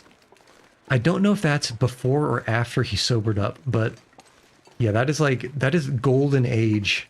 Well, I guess actually it's not golden age era rap, because I think the golden age is like an actual name for a rap era from like 1980 to 1990 or something. But quality prime Slim Shady. Yeah, they only want Shady. Marshall Mathers' chopped liver. A little bit of wee mixed with some hard liquor.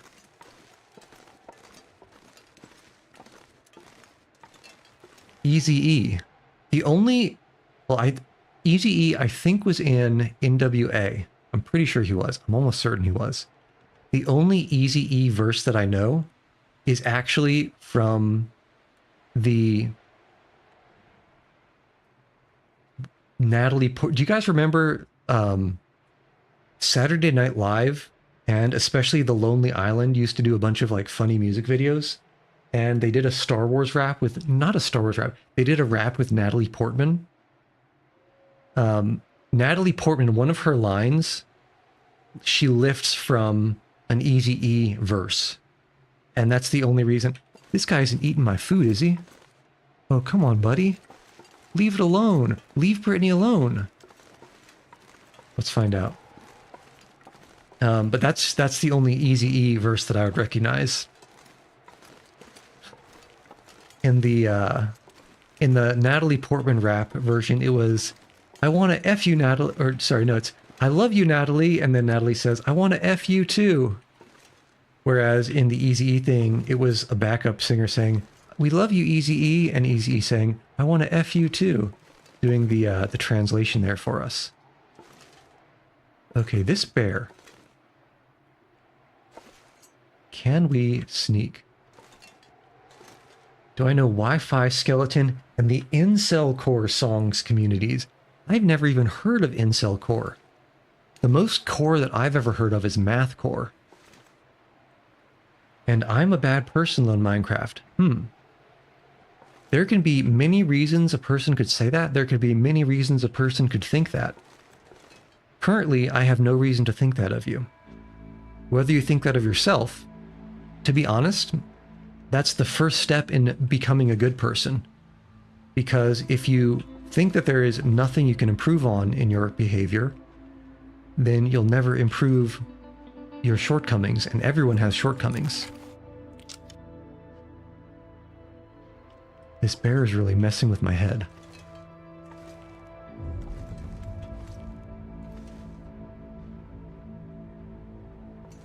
I think we just have to Metal Gear this for now.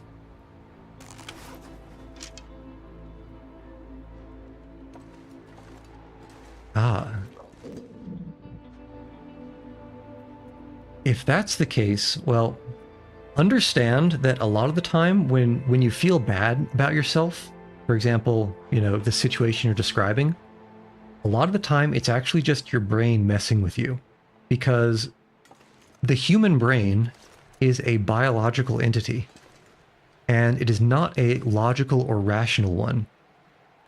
And sometimes You know, it doesn't happen to everyone. It doesn't happen all the time for those it does happen to. But sometimes your brain just decides to mess with you, for lack of a better term. You know, you'll get into a loop of negative thoughts, and it seems like, you know, you think the bad things, and then you focus on the bad things. It makes you feel bad, and you feel more about the bad things. It's not the kind of thing you can just snap out of. But my understanding is that there are thought techniques that you can learn to help yourself. But I will say this is he ate all my meat. This is probably not the best place to come for therapy.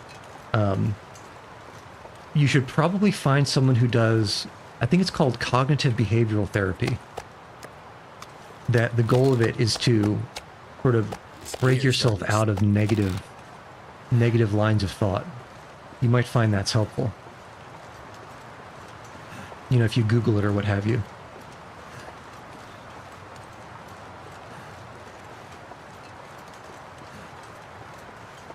But similar to what Bobby said, your situation is not uniquely bad. It is, if it is bad, it may be bad, but it's not uniquely bad to the point where it is not overcomable.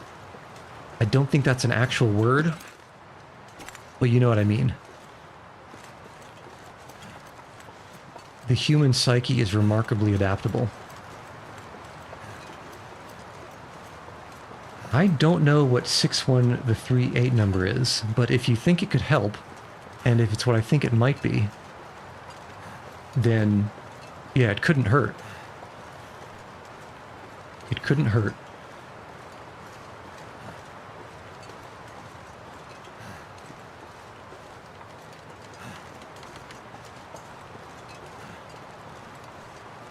Yeah, I've been in some less than ideal situations as well. I usually just have gotten into the habit of reminding myself that this too shall pass.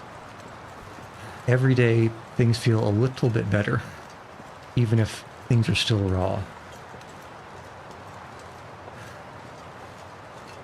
Yeah, I mean, if you're feeling that you're in that sort of a situation, highly recommend you make use of all of the resources available to you. And the sooner the better, because I'll tell you, I've got, you know, enough education, but none of it is in the sort of psychology things that can really help you out. All I can tell you is what I know exists. And then you have to reach out and grab those things yourself.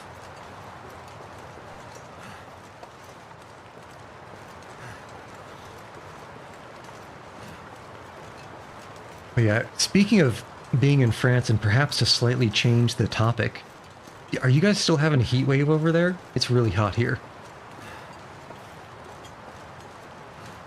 Yeah, dwelling on the past only makes things worse. It's like picking at a scab, in my experience. Yeah, a bunch of other stuff.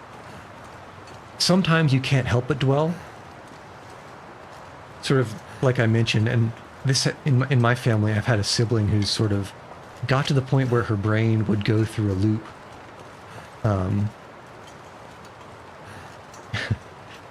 We're just talking about stuff, Gengar.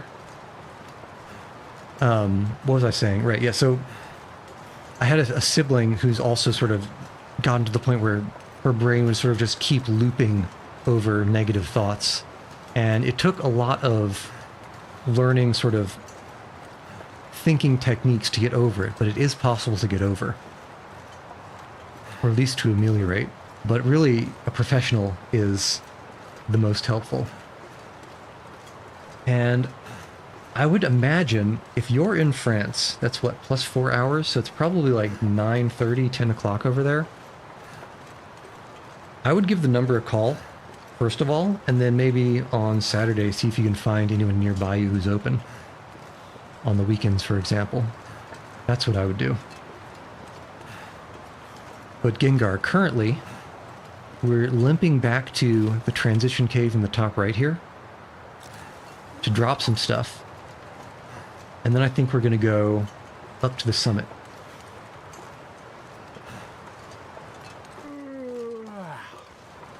Yeah, it's good that you're trying things. It's definitely good you're trying things. But like I said, if you're, if you're in a real bad way, you definitely need someone who's, very experienced, because there are solutions and there are people who are skilled with the solutions. But like I said, I only know of them. I can't really help guide you through them, only maybe help push you to them. Can't promise anything more.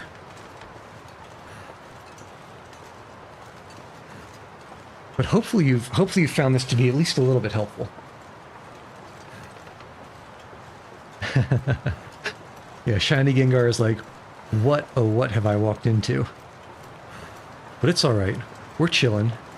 Both, hopefully literally, in case y'all have AC, and metaphorically, because in Canada, everything is frozen.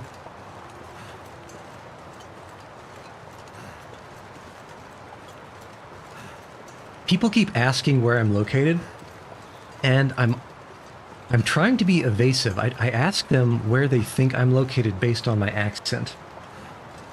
I think, in my opinion, it's obvious that the answer is probably either the US or Canada, but those are pretty large locations with a wide variance in accent. So no one's actually sort of narrowed it down more. If it's hot, then US. Buddy, didn't you know even Europe is going through a pretty big heat wave, at least last week? I haven't heard the news more recently, but it's been hot everywhere. At least in recent times. Oh, I see. Yeah, based on the accent, definitely US based. Definitely US based.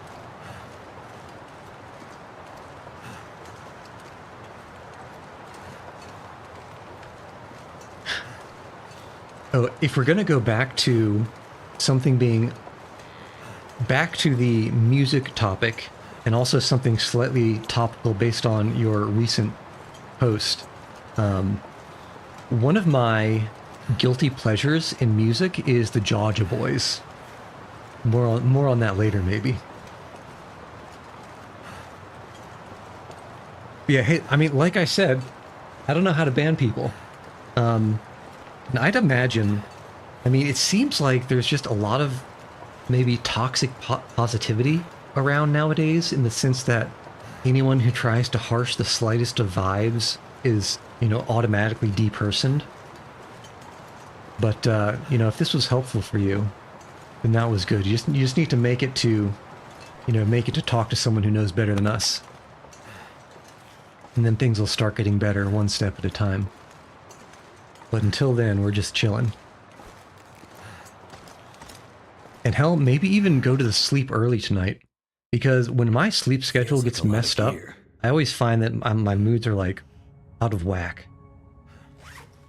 I was gonna do something. Right. Drop all the meat. Yeah, it's like, no, I'm not a furry, but I play one on TV. Play one on TV. Buddy, I think at this point, I qualify at least mildly as a gray muzzle. Not one of those, I don't know, Ritalin, ecstasy, something hyperactive, TikTok dancing furry person. Okay. It's time to strategize. So, I mean, hey, if you come back, one day in the far-flung future, be glad to have you. Yeah, like I said, I'm not a furry, I just play one on the internet. Yeah, give them a call, talk to someone. Literally can't hurt.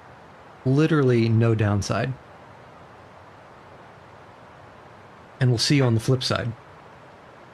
So what's the strategy? The strategy is, I've recently been told that the pack is getting kind of heavy. The hacksaw doesn't break until it's below 25%. Oh yeah, good evening to you too, Minecraft. Or Lone, I suppose.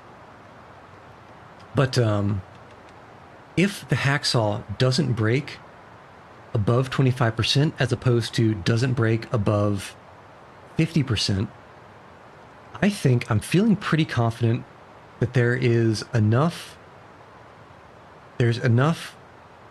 condition on these 2 hacksaws, maybe these 3 hacksaws even, if we want to play it spicy with this one, that we can go up and maybe even open up everything on the summit here.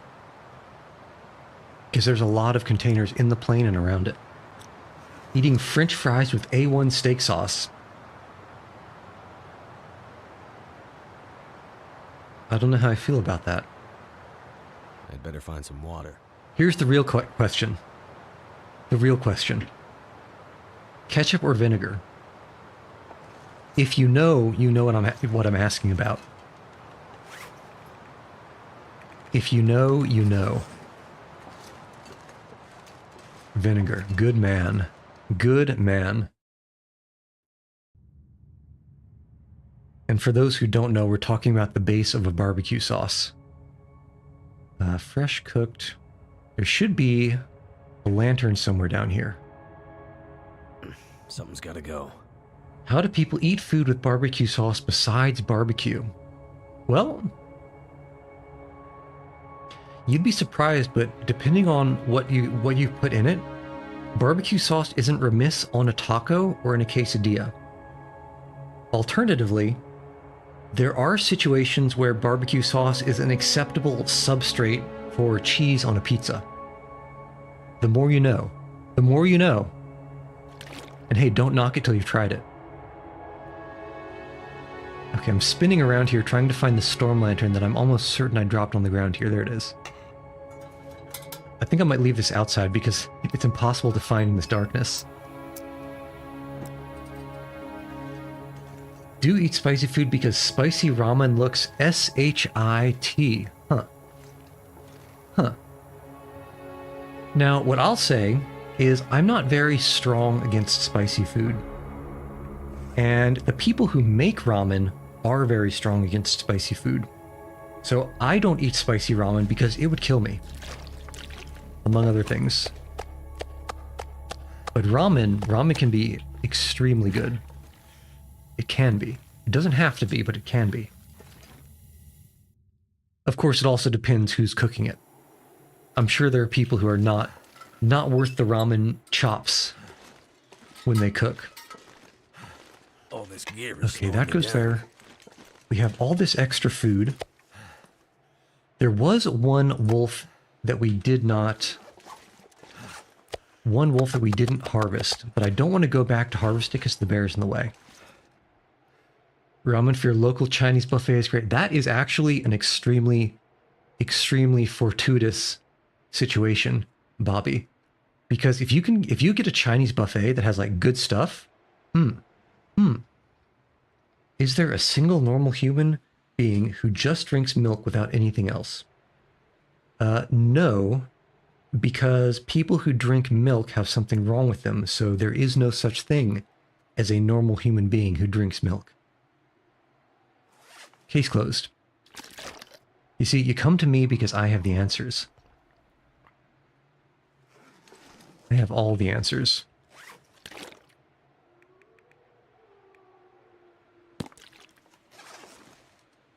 Yeah, cereal is also the only situation that I drink milk in. And even then, I've actually been getting into almond milk more than regular milk. Cookie. I would say no, because if the cookie that you're eating is small enough to fit inside the glass to dunk it in the milk, what are you even doing? What is this, a cookie for ants? Goat milk is disgusting. I can neither confirm nor deny, but it sounds like a true statement. Who TF drinks almond milk? People with culture and class, and people who have taste buds that haven't been corrupted by big lactose. Obviously. What are you, just a sheep of the man? The milkman?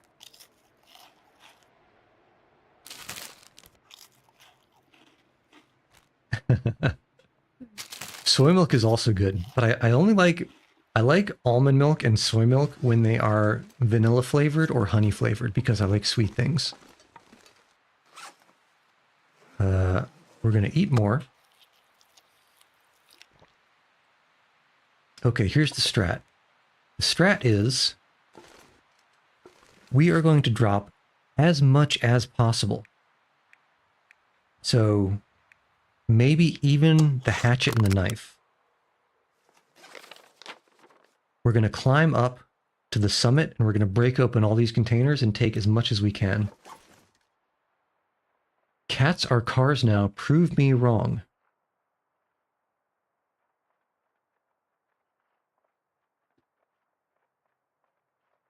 Well, hold on. Let's think. Are we talking about Cars, the Perfect Life Form from JoJo Part 2 Battle Tendency? Because Cars is the perfect life form, and cats are also the perfect life form. So by the transitive property, cats are cars. If that's the logic you're getting into, I can get behind it. But if it's other logic, I'm not so sure if I can say anything about it. At least anything good. Okay. We're going to need a little bit of food, a little bit of water, and a lot of stuff to drop. You ride your cat. Wait, pause or PAWS? Is the question. Because I feel like one of those is a very strange name for a cat.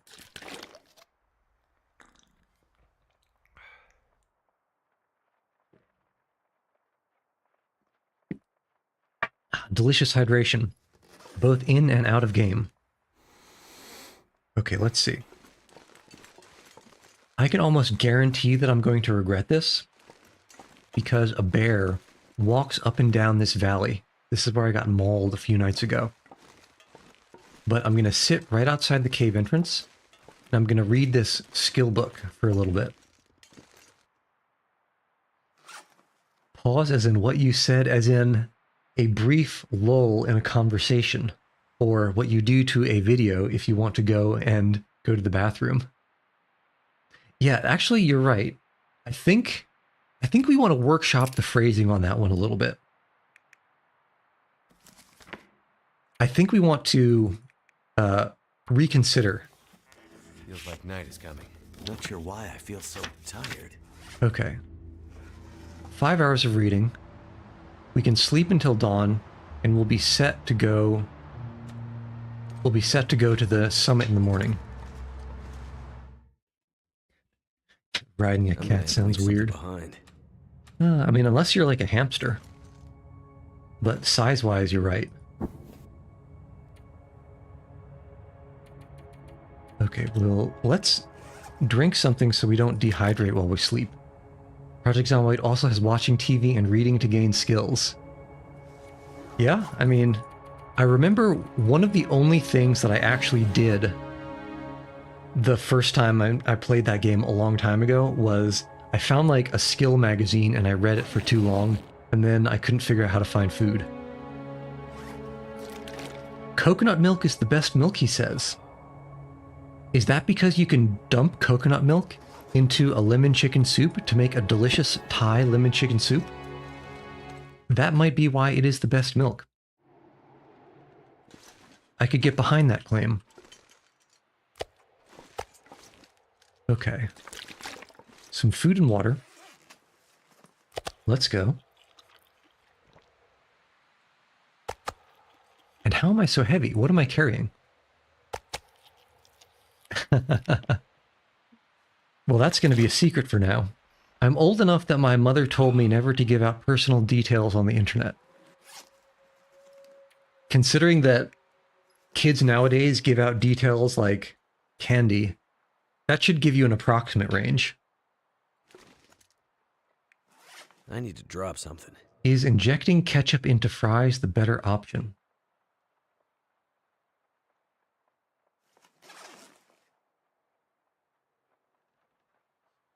Is injecting ketchup into fries the better option?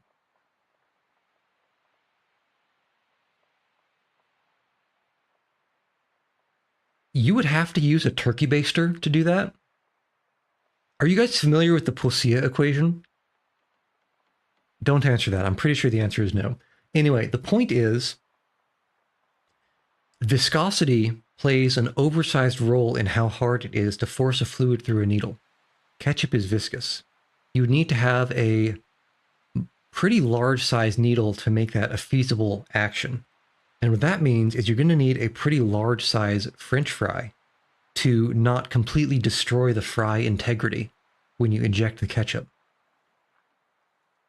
So I think unless someone invents a more structurally sound large French fry that isn't actually just like half of a baked potato, I don't think injecting ketchup into fries is a viable option.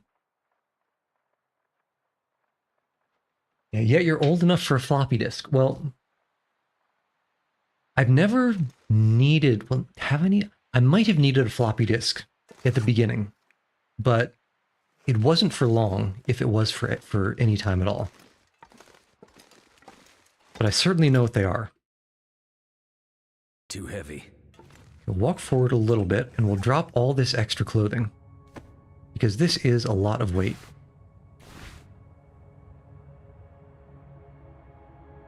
Chick-fil-A sauce is in top five fry sauces.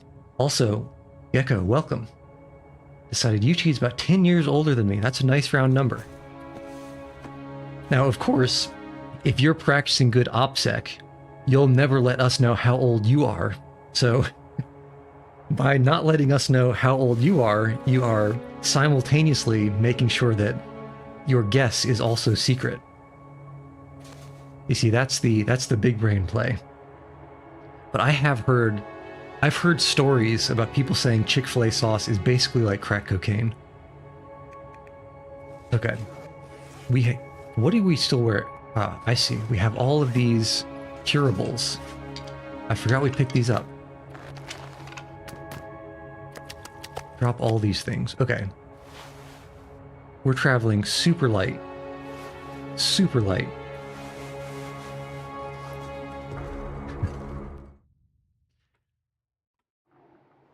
Our resident Fallout New Vegas reference. Born in 1562. Just guessing, not a typo. Well, I'm not a ghost, but I do play one on TV. Okay, we'll drop almost all of these sticks. And I want to have at least 10 kilograms free. Okay. I think... yeah, let's just go completely ham on dropping things. We'll drop the hunting knife. I'll even drop some of these arrows, as much as it pains me to do it.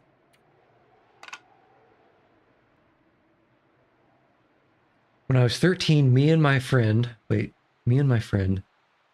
in the car, my friend's dad, and somehow my friend said when he was taking a bath, soap got in his certain place, and his dad said that's only possible if he was doing certain things, true or false. Well,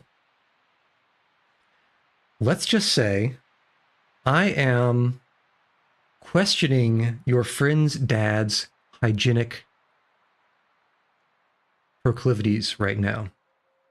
Because if your friend's dad regularly cleaned certain parts of his body, he would know the similarity, mechanically speaking, between doing certain activities that are for personal gratification and certain activities that are for personal cleanliness.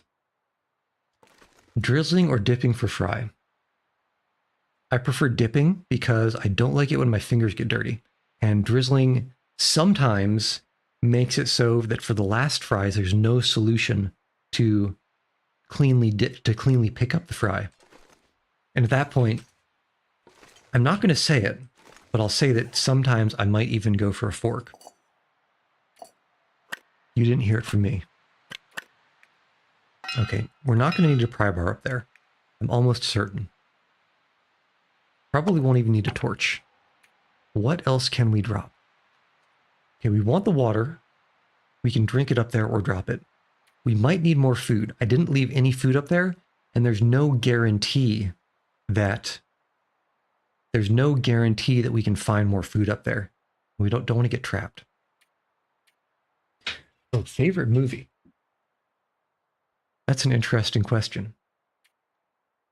I'm sure that if I had more time to think, firewood we can drop. If I had more time to think, I would probably come up with a different answer. But for now, I'll say District 13. I will say the Neil Blomkamp, like 2009 or something film, District 13, is what I'll go with. We just finished that. And the sewing primer, let's not deal with that. The worst physical pain that most people experience. So is this the worst physical pain that it's possible for most people to experience? Or the worst physical pain that they actually experience? Because that's a slightly different answer. Possible. I'm going to go with kidney stone. I'll go with kidney stone for that one. If it was the worst one that most people experience, I would have said a broken bone. I think this is as light as we can get. It's 15 kilograms. Surely there isn't 15 kilograms worth of stuff up there. And we'll bring more than enough food so we're not forced off the summit before we want to be. Yeah, kidney stones. Well, it's not the it's not the shit that it'll be scaring out of you. It's the piss, right? But as long as you stay well hydrated, and as long as you're not going, I think maybe alcohol makes kidney stones more possible. Don't quote me on that. But there are definitely diet things that you can do to reduce the probability of getting kidney stoned. So yeah, when the Bible talks about people getting stoned to death, they weren't talking about rocks.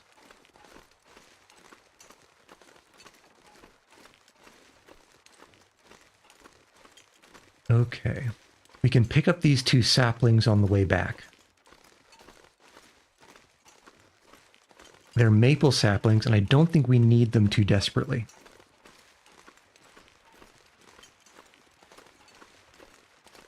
Okay. What are you? You look very suspicious. Very suspicious. Have you watched The Boys? And if yes, what is your opinion on the show? I have not seen The Boys. I've only heard of it. And what I heard is that the first season was good and then it kind of went downhill. But I can't be any more specific than that. All right. For one of these, let's use the low quality hacksaw because we can drop it afterwards. And for the other one, do we risk it?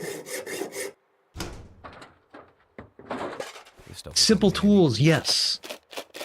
Oh my goodness, this is the best thing I've ever found. Oh my goodness. I was looking for the simple tools because with the simple tools, we can now repair the hacksaw if we find scrap metal. And we can also repair the storm lanterns. Fantastic. Okay. Pick up the hacksaws. We'll drop a bunch of stuff back at the cave. This was a worthwhile detour. Someone's power is elastic in Season 5. Yeah, I really have no clue. One of the things I did hear, though, I think, was that the power scaling got kind of weird. But, of course, I can't confirm or deny such a claim, just that I heard it. Are there still shows being made that don't drastically decline after 1 or 2 seasons? Well, it's been a long time since I've really watched, you know, that kind of syndicated TV.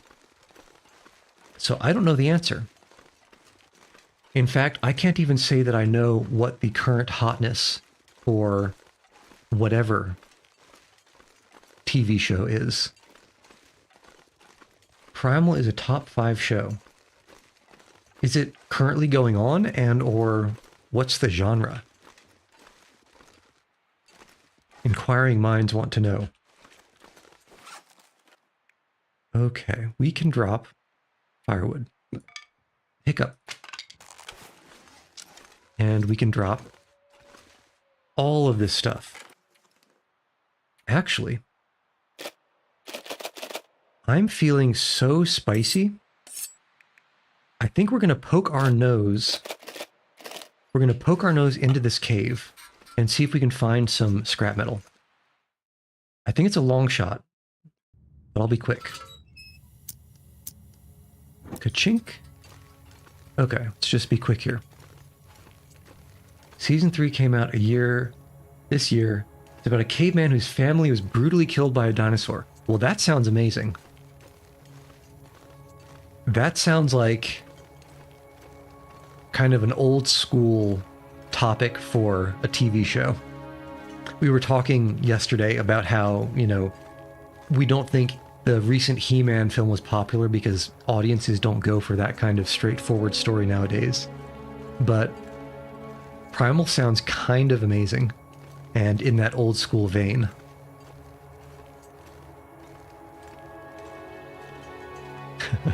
Caveman whose family was killed by a dinosaur. Absolutely amazing.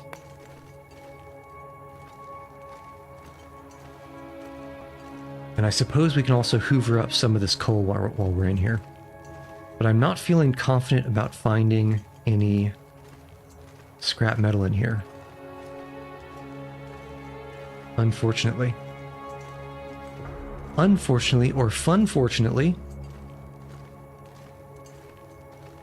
Oh, well, this is ominous. A dead body. And bullets. Let's go do something about that. Who would leave such delicious loot behind?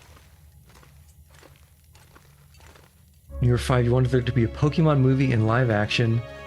It was like the first Transformers movie. Have they made Pokemon movies, or have they all just been animated? I feel like they've all been animated, but at the same time, they've also made a Death Note movie, and a Dragon Ball Z movie in live action. So, honestly, what do I know? I think I've made a huge mistake. I might be lost. Okay, wolf in the cave. Wolf shot by revolver.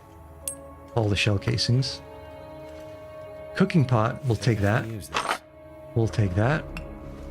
But where's the dude? Unless... I wonder, is it possible that this is where the memento hint points to? Could it be? What are the chances? Remember the video of some Pokemon movie where Pikachu speaks for the first time and everyone hates it? Oh, no, you're right. There was the, that Detective Pikachu movie. Didn't that have Ryan Reynolds in it? Oh yeah, Shiny Gengar, Detective Pikachu, Peter Piper picked a peck of pickled peppers. Detective Pikachu is live action, but it's not Bayformers. I don't think it's legal to pack as much CGI as they did into the Transformers if you're not Michael Bay. Oh, entire opinion on favorite movie? It was pretty quick. I just said that without thinking too much into it, my snap response would be District 13. The Neil Blomkamp film. And at this point, it's pretty old. But it was a banger when it came out.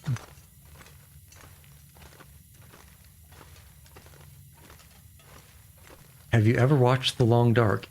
Is The Long Dark all... Oh, The Long Walk. I was going to say, wait a second. Is it the favorite movie or the best movie I've ever seen? For now, let me say my favorite movie. And The Long Walk, I don't think I've heard about that. But it sounds... The Long Walk makes me think about The Green Mile with Tom Hanks and that super tall dude on death row. I think this is where I get lost.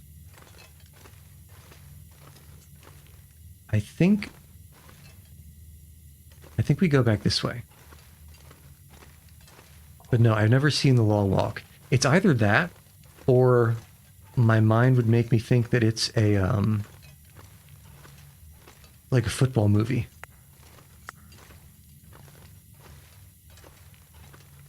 Yeah, the Green Mile is certainly a thing. Kind of depressing. Okay. We've found the exit. Safely.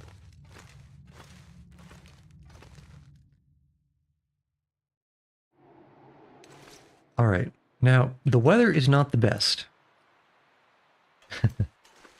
If you like Eminem, have you watched 8 Mile? You know, I've never seen the whole of 8 Mile, but I did see like maybe the first half hour and the last half hour.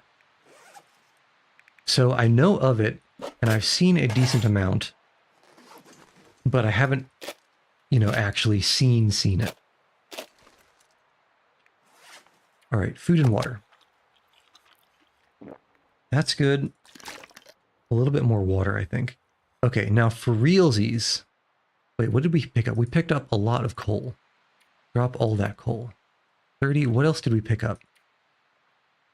We must have picked up something. A cooking pot. Here. Wait a second. We should have 2 cooking pots. Did I drop a cooking pot here? Oh yeah, I did drop it. Okay. Come on, get over here. Get over here. Come on. Drop, damn you.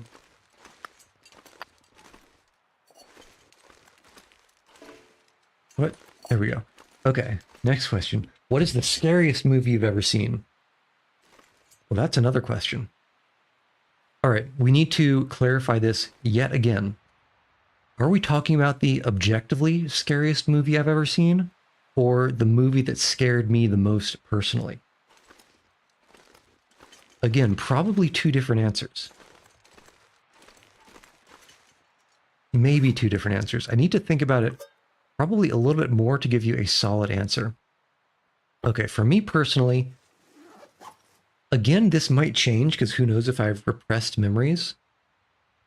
But my first response would be the Mothman Prophecies is probably the one that scared me the most.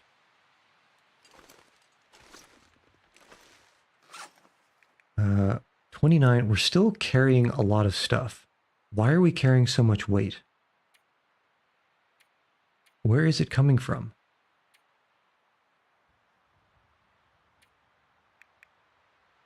Oh, what is the saddest movie I've ever seen? That is an easy answer.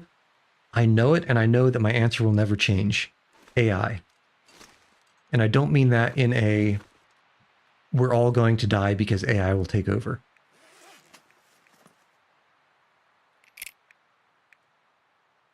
AI is definitely the saddest movie I've ever seen. Not even close. Not even close. I guess 1, 2, 3. I guess all this weight is in this meat. Okay, we should be good to go. Should be good to go. G2G. Now I just need to find my way up to that thing. Yeah, AI, the 2001 film, Bobby. Are you guys familiar with Miss Marple? Those movies genuinely terrified me as a child despite not being scary. They just did atmosphere and tension really well. Yes, the reason I'm familiar with Miss Marple is because my aunt absolutely adores every single British murder mystery that she can get her hands on. So I am familiar with Miss Marple, and I can see exactly why it would creep out a kid.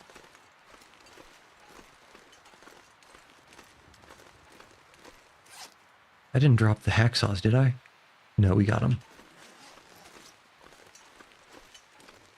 Yeah, they're kind of just good stories. Is that more stuff on the roof there? It might be. Oh no, it's another container. Or is that just the... Let's find out. I don't remember if she gets them from Netflix or BritBox. It is another container. Boo. Boo. Do you know of Zero Day? If you know, you know. It sounds like I am privileged to not know in this case. So maybe I should be happy about that. Wonder if the owner's around. Clothing, pants, and they're just warm cargo pants everywhere. The scariest I've seen was 5 when my granddad played the horrifying live-action Pinocchio puppet show. I could see that in boots. Okay, so we'll go back and we'll not sure I can drop all this garbage. Actually, hold on. We just opened up 2 containers and that over-encumbered us. It's not looking good.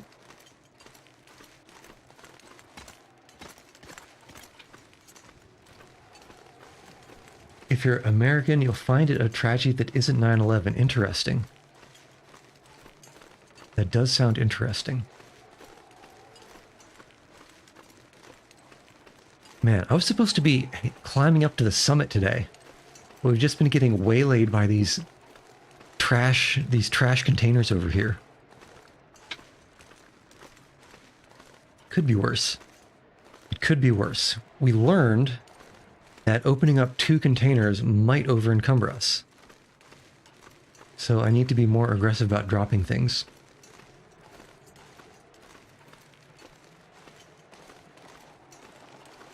But man, when I saw AI for the first time, I cried my eyes out at the end. It was like, it was the worst thing to ever happen to me. Jurassic Park gonna end up in the ish because of 6 years of milking. That tends to be what happens once a big studio or publisher gets its rusty little claws into a semi-popular, semi-successful, or semi-nostalgic intellectual property. Kind of seems like it just is how things end up. Where in the... There we are. Don't need to open this. Okay. Too much stuff to carry. Now we will drop all these clothes. Yeah, what would happen if Unk Chi was president for real? That's a good question. I don't know if I have the answer to that. I don't know if anyone has the answer to that. I'd probably get overwhelmed. I would probably retreat into solitude.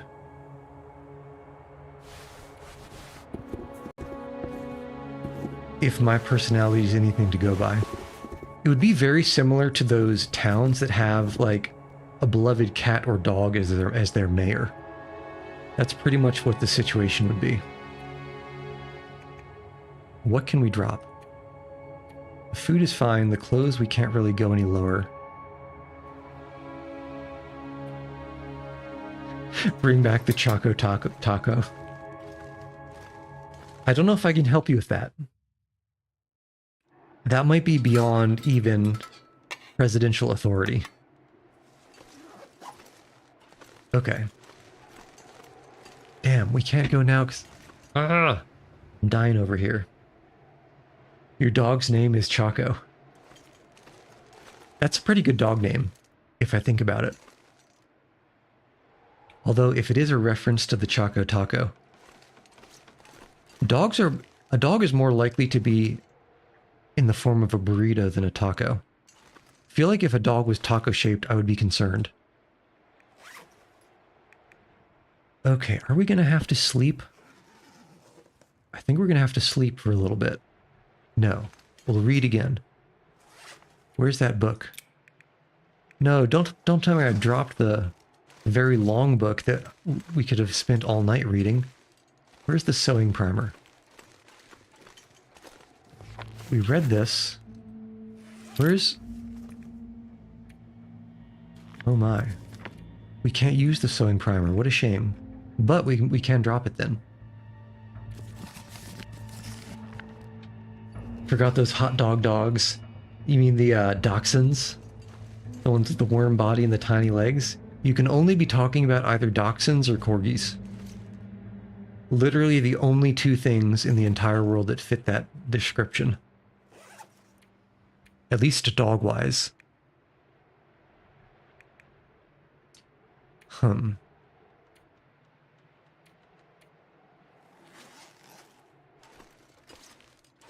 Yeah, I think we just have to see. It's D-A-E-H. Wait, D-A... D-A-C-A... D-A-C-S-H? D-A-C-S-C-H? There's like a... Yeah. Yeah, lots of... It's German. What do you expect other than a whole bunch of consonants all in a row?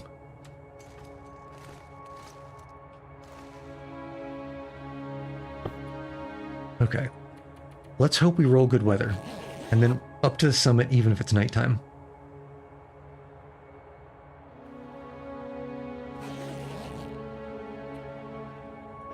To be honest, I don't feel too bad about dachshunds. I feel bad about pugs.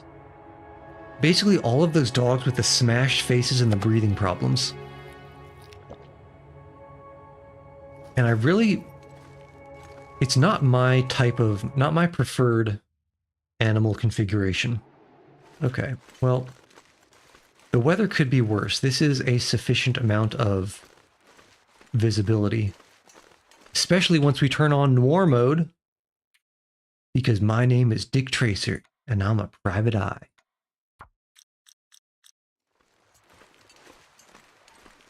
I saw that dame walk into my office like she had a bear on her shoulders. And then the bear jumped off and started mauling me. But it's all in the day's work for a private eye. Anything to get a paycheck. I'm 3 months behind due on rent. I'll do anything. Why do ligers exist? Because people want to know if things can bang. That's why. That is exactly why.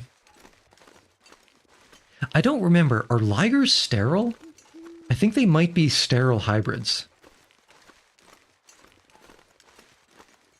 If I remember. But again, don't quote me. Okay, let's think here. Now, I definitely want to get up in that direction. Can we go around? Or is scampering across that cliff the best way? I know we can scamper, but I don't know if it's the best way. Let's try walking it. As long as we don't run into this bear.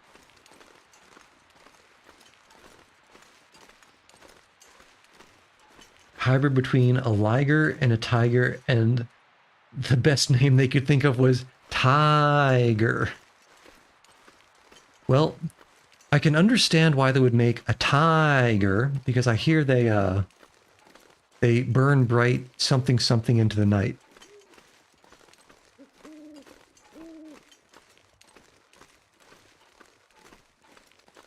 But yeah, let's just say that when it comes to things that are particularly esoteric and not mainstream, you need to be very judicious about listening for bear paw pads.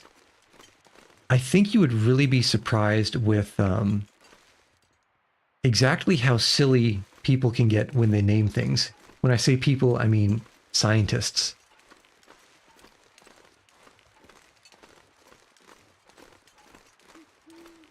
Can we walk up here? I don't think so, but we can try.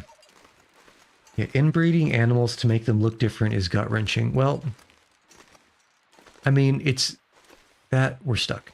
It's better than, you know, if the other option is the animal getting cold, I suppose it's not the worst thing in the world.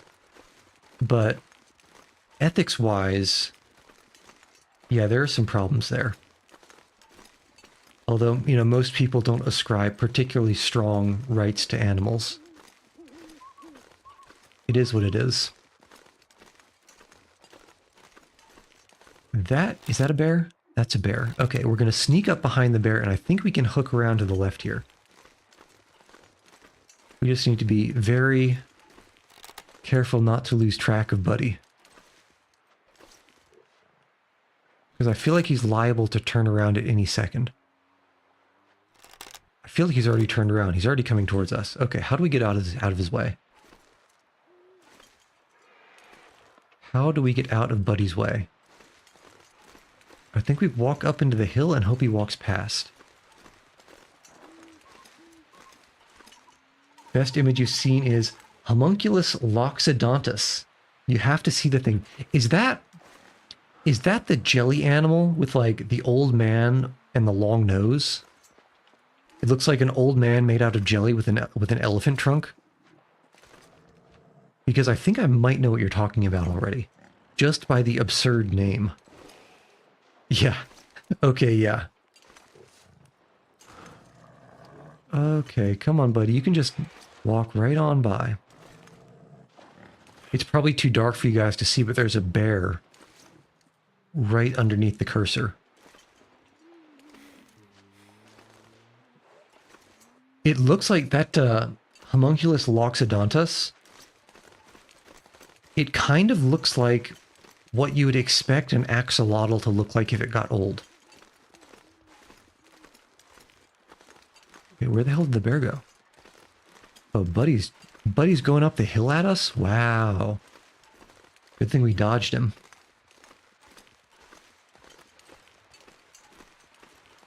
That could have been less than ideal. Okay. But we're safe now. The bear can't hurt you.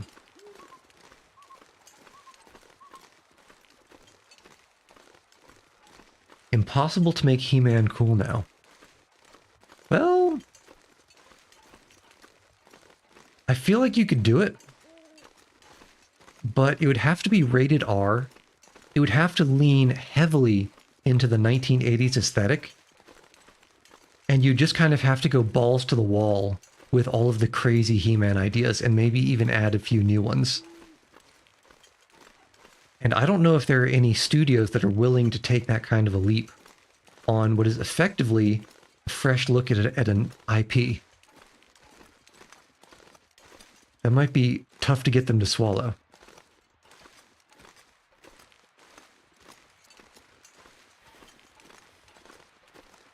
But I believe not impossible.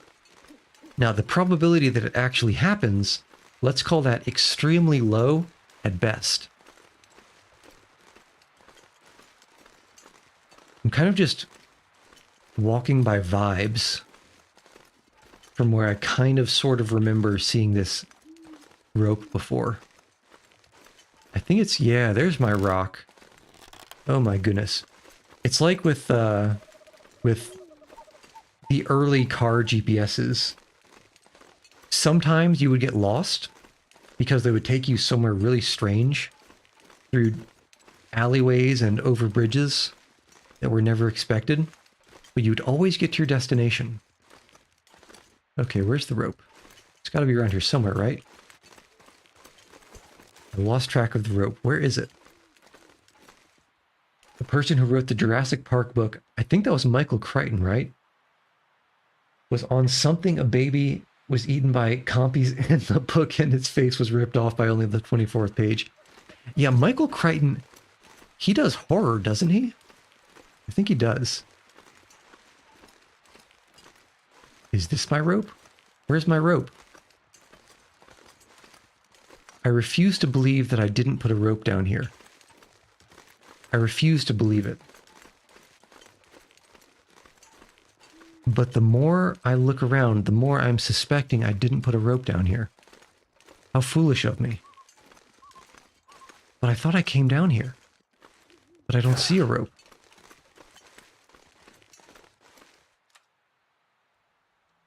Man, how many matches do we have? Okay. Now, don't tell anyone I did this. But you can use matches for this purpose. Where's my rope? I feel like it would be here if it was anywhere.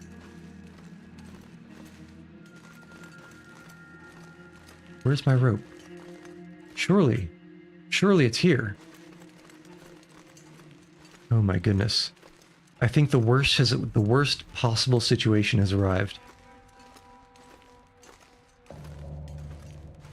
You gotta be kidding me. Alright, well, we're going the long way. We're going the long way. That is unfortunate. There's natural polar bear and grizzly bear hybrids in the wild because of the ice melting. Now, do they have the hybrid vigor thing? Are they like twice as big as either of their original animals? That would be terrifying.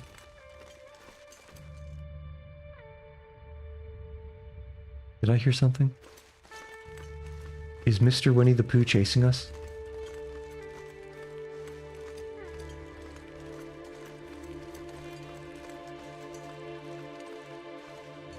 I wouldn't want to run into one of those things. Is it grizzly bears or is it black bears that are overly aggressive? I don't remember. I think it's one of them, but I can't recall which.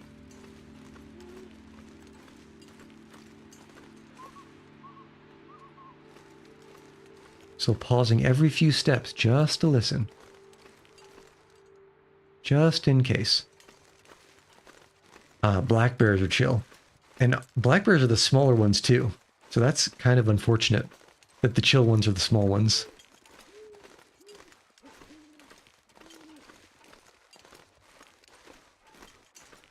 Alright, let's take a quick listen.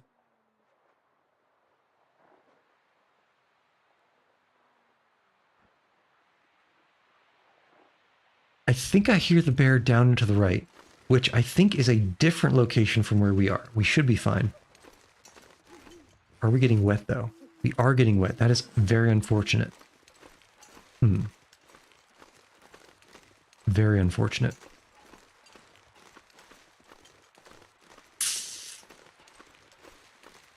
I'm remembering that cave up on the higher plateau. Yeah, right? Especially in this weather. I'm sure you guys can't see anything here. Even I'm having trouble navigating. Family in China got scammed of a dog and it turned out to be a black bear. But I guess that's a good deal if it costs the same as the dog. Yeah? Well, I guess it depends on... Wait a second. Why is there a rope here? One. Oh, you know what? I know what happened. Okay. Guys, I'm so smart. Finally remembered what happened. If you remember yesterday, we went up this climb rope. That doesn't lead to the plateau to the summit. That leads over to this secluded shelf. And then I took the rope back up because this cave leads somewhere over here. And so I took the rope. This rope here leads to the rope that is just under the summit. Okay, perfect. Perfect. Everything is working. Everything is going according to plan. And of course, you know, we should be fine, our famous last words.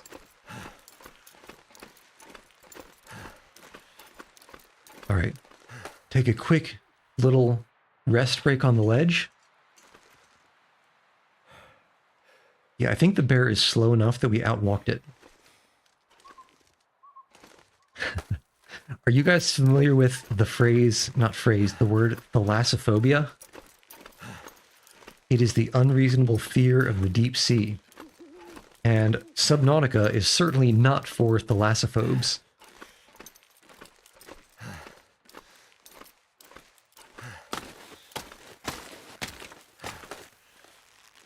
To be honest, I'm not a huge fan of deep sea creepy creatures either. All right, nothing good up here. Being scared of the deep sea is reasonable, yeah. Just imagine the next time you're swimming in the ocean, something looking up at you from underneath.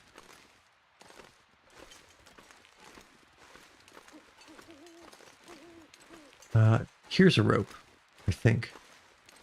Yes, here's a rope. You think cat haters don't like cats because they treat cats like dogs? I think cat haters hate cats for multiple reasons. Let's say one of them is just bad taste. Another one is poor moral fiber. There's an inability to understand superior life forms. There's, like you said, they treat cats like dogs, and that's a blizzard. That's not great. All right. Here's the new plan. The new plan is we go up the rope to the summit and we try to make it to the plane. We stumble over to the plane and see if we can take shelter there.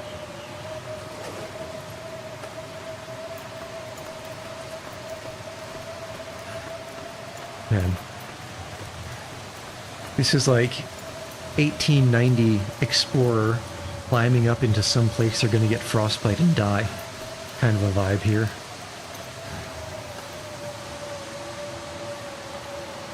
Let's take a quick stamina break. And now head up.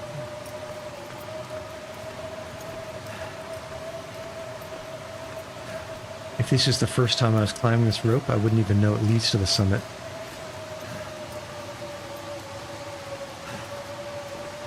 Man. This is inhospitable as hell. If hell was a frozen wonderland. I think I'm just going to press forward and hope that I end up at the plane. I only have a vague recollection of where everything is. So here we have the landing gear. I don't have the landing gear on the map. Let's see what we can find. What movie would I show aliens if they tried to invade? What if you showed them War of the Worlds? To try to scare them away. Okay, here's a bit of fuselage. This is looking promising. But not so promising. Was the fuselage this way? Yeah, this has got to be the crater, right? Someplace to escape this cold. Or the landing divot. Certainly. Certainly the fuselage is forward. Not here. But certainly this has got to be the crash crater. Let's just follow it for now. So cold. Oh yeah. It's called using environmental clues to find the place where you won't freeze to death.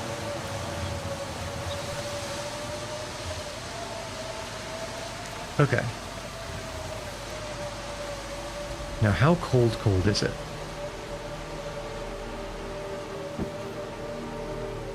It's not so warm. We do have to make a fire.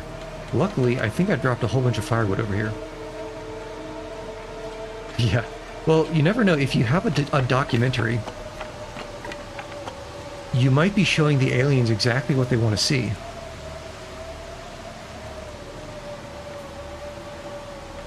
Because they look at the documentary and say, "Oh my goodness, look at all of these attempt to start a fire." They might say, "Hey, look at all of these beautiful, beautiful resources that we can exploit."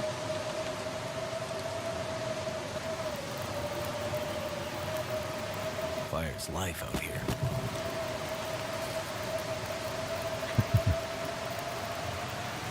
We got our vibe again. Although I guess now maybe I wonder what the heritage mode looks like in a blizzard. Oh, that's not great.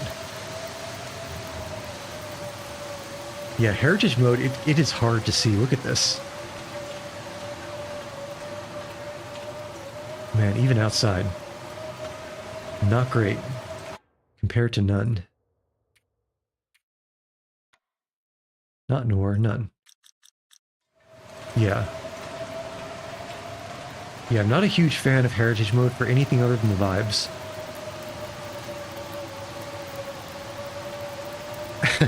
Yeah, show them Superman. Who knows? Maybe the first thing they'll do is like zap all of the reporters, hoping to try to get Clark Kent before he turns into his superpowered mode, because they don't realize that he's always superpowered.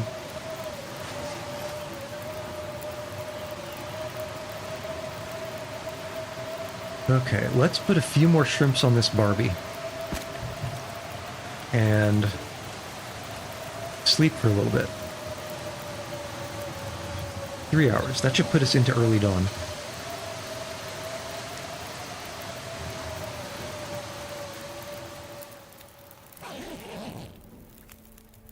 Okay, nice. And you know what? We can even do a little bit of water. In case we need to stay up here and make some more Sophie's choices. Yeah, is legendary Godzilla getting milked or not really? Well, weren't there a bunch of Godzilla anime things that came out not too long ago? Like OVAs, I mean? As opposed to full films or live action movies? I feel like there might have been. If that's the case, I think my opinion would be probably not, but I'm not. Yeah, I think Singular Point might be what I'm talking about, Gengar.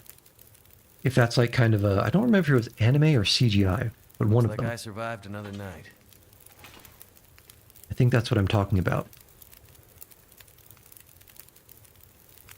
If that's the only thing, I'd say probably not getting milked. Okay, let us drop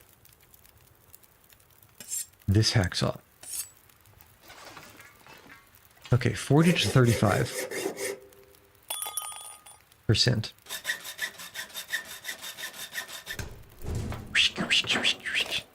Ah, ooh, ooh, ooh. It's been a while since there's been a live action one, hasn't it been?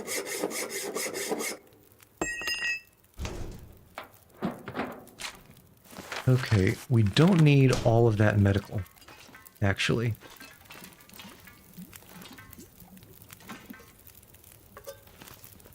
And water again.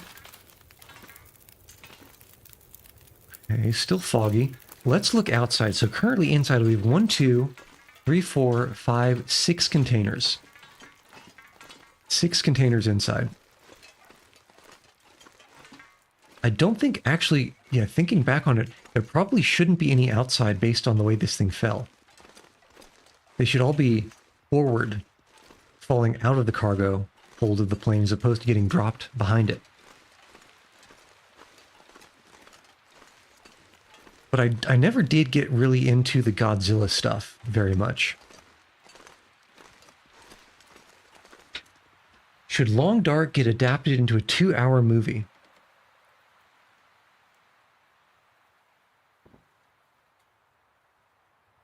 I think you could probably make a really good... You could probably make a really good psychological thriller based on the Long Dark. It wouldn't be straight horror. Actually, you might be able to make a straight horror, but I think psychological thriller would be better based on the lore from the episodes.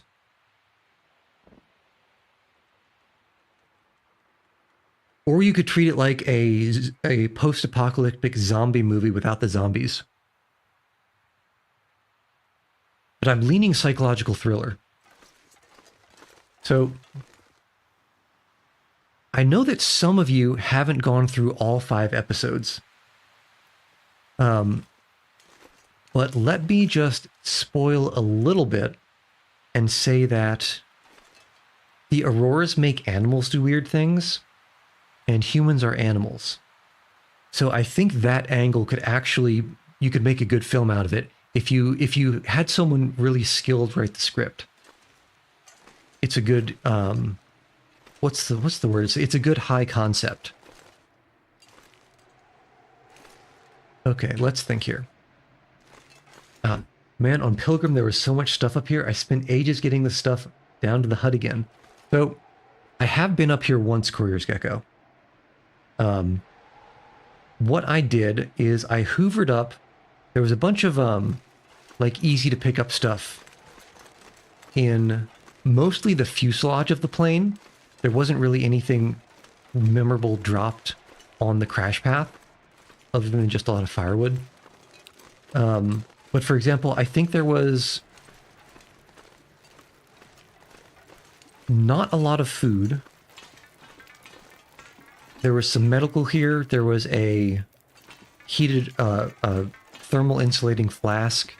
There might have been some matches. And there was a crate full of food, like Pinnacle Peaches and that kind of thing. But there wasn't too much. Okay, how's our hacksaw? 30%. Okay, so 2 more openings with this hacksaw. So that's 2 out of 1, 2, 3, 4, 5, 6, 2 out of 12. And that means we have 10 left. So we need 50%. 50% off of this hacksaw will bring us down to 36%. So we can do it all. But we certainly won't be able to bring it all back. Okay, that's 1. This'll come in handy. Okay, more. Ooh, what was that clothing? What was that piece of clothing? I saw something puffy and interesting looking. Where is it? It was this, an expedition parka. Yeah, these are kind of good, actually. Were you guys there when I found the expedition parka in the mine at the north side of Blackrock? And then I couldn't figure out where I left it? If you were or weren't there, I actually did end up going back to pick it up. I left it halfway through the mine. Ragged Fisherman, so that is not as good as these, except it's lighter. Fleece cowls are meh. Not as good as a balaclava. Okay, so this hacksaw should be pretty much done. Yeah, I was... Because... So the mine ended up being like a big circle that you go around. Or think of it like a tennis racket. We entered in the handle of the tennis racket, and then there's a circle, a circuit. And what I had done is I had left the expedition parka halfway through the circuit. I intended to go back because I didn't know it looped around. But it looped around and I forgot to go back for the stuff. So that's what happened. That's what happened with the expedition parka. So I went back through the mine. You know, it took forever to walk back there. Because you remember how inconvenient that mine is to get to, right? Where's Blackrock? Yeah, remember we were like over here in the middle somewhere. Or I think we left it here and then I walked all the way. It was a pain. The less said about it, the better. Ooh, the water boiled off. Well, that's okay, because we can always make more. But it's pretty good to the point where I have half a mind to actually swap out the wolfskin coat that we're wearing for it. So the wolfskin coat, 4 Celsius, 60% water resist, 12 defense. Expedition is 4%, it's not 4%, 4 Celsius cold, 6 Celsius wind, 50% water resist, and less protection, but also less you can't run good. I'm torn. Well, we'll take it down just in case. Have I played Hunter Call of the Wild? No, I've not. But I have played one of the Cabela's big game hunting games for the original Xbox a long time ago. And the thing that I remember most about that game is that I was really bad at stalking things or hiding and waiting to ambush them. So all I would actually do is sprint around the map like a madman, chasing deer, getting point blank and blasting them. That was my experience with that game. Okay, we're at 25% with this hacksaw.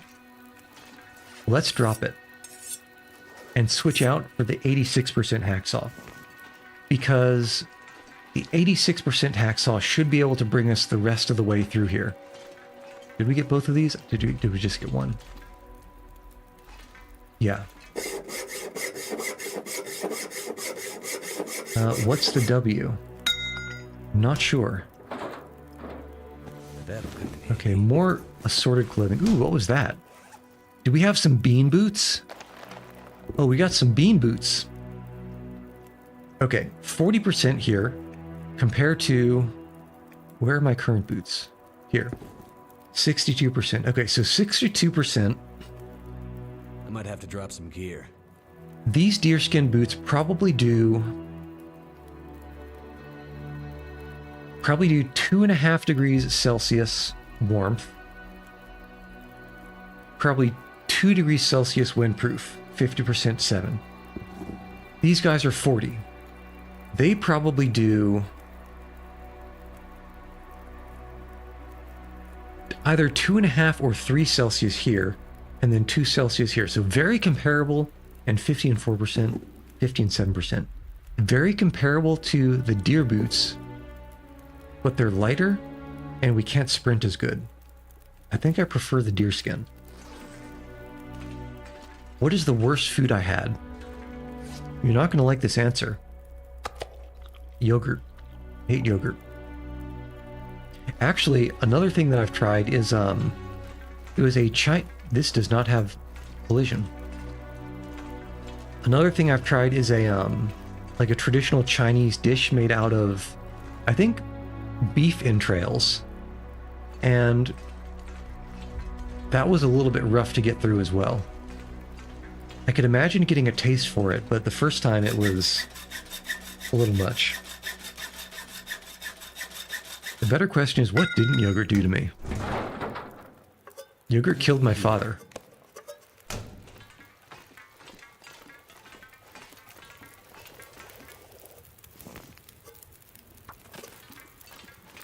It killed my father, and it was generally gross. I wouldn't have expected one of these containers to be full of coffee and tea, but I'm not mad at it. Okay, and this is just food. The worst food I've had is...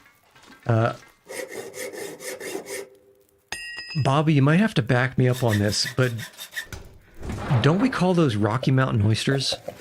I feel like that's a thing.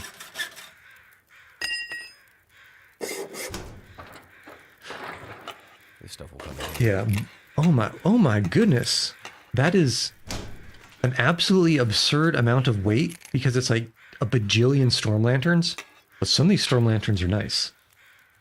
And I like all those fire starters. My goodness. It's starting to weigh me down. Okay. Yeah, look at how fat we are right now. Definitely gonna have to leave a lot of stuff up here. Okay, food. Good quality food.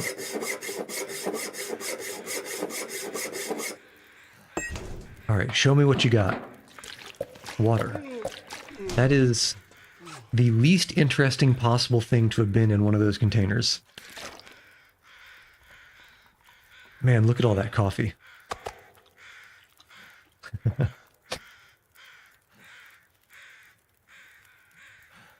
Yeah, see you on the proverbial flip side, Gecko. Take care. I think, to be honest, the plan for the rest of the stream is open these up, figure out what we want to ditch and what we want to keep, and then just bring the rest of the stuff back down to the cave. And I think that's probably a good place to end it. And then next time we can go through the cave and see what kind of terrors we're going to find in Ash Valley. Matches. I love a good match. And those might be the best. You went camping in the desert once with your dad and got kicked in the face by a camel. Someone's stag. That sounds incredibly silly. I rode an albino camel once. Which desert was it? Because I'm thinking like Arizona, probably not. I don't think there are any camels in the US that I know of anyway. Maybe northern part of the Sahara? Well, I mean, honestly, where else could there be camels? It's like the only spot.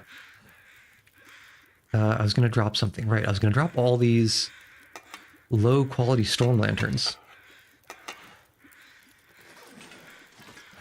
I see, used to live in Saudi Arabia. That makes a lot of sense. Yeah, I mean, camels can be bastards if they put their mind to it. As I'm sure you well know. Alright, show me something good, like a bunch of fire starters. Or more tea and coffee. Ooh.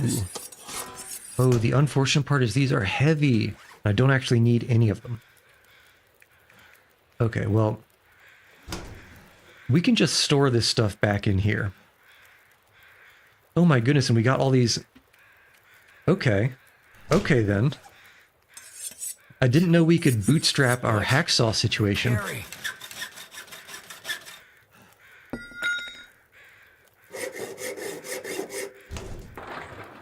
Alright, show me something good. Cured leather and pelt. I guess I don't really need those either. Okay, so this is going to be our container. We can drop most things. Bunch of medical. Maybe even an emergency stem. Painkillers are fine. A couple bandages wouldn't hurt. Who knows? Maybe for whatever reason we'll eventually come back and get some materials out of this. But for now, I think probably not. Although, how many balaclavas can one man wear? Okay, one man can only wear one balaclava. That's very unfortunate. You keep getting gambling ads every time you click on a video. Well, I'm sorry to say, but that sounds like the algorithm has decided that you are a very easily gamble-addicted person. I don't think I can help you with that one. Okay. We'll drop a bunch of this stuff. So much of this stuff. Maybe even... I'm trying to think back. Do you remember if I dropped a hunting knife back at that cave? I think I did. So let's, I wonder, even drop this hunting knife. We'll keep the tools, because they're light compared to simple. Man, look at how heavy this is. We can actually drop a bunch of this food. This is completely unnecessary. We'll treat ourselves to a soda. Alternatively, it could possibly be that gambling sites are just making a particularly strong push to try to break into some markets before they start getting regulated harder. That wouldn't surprise me either.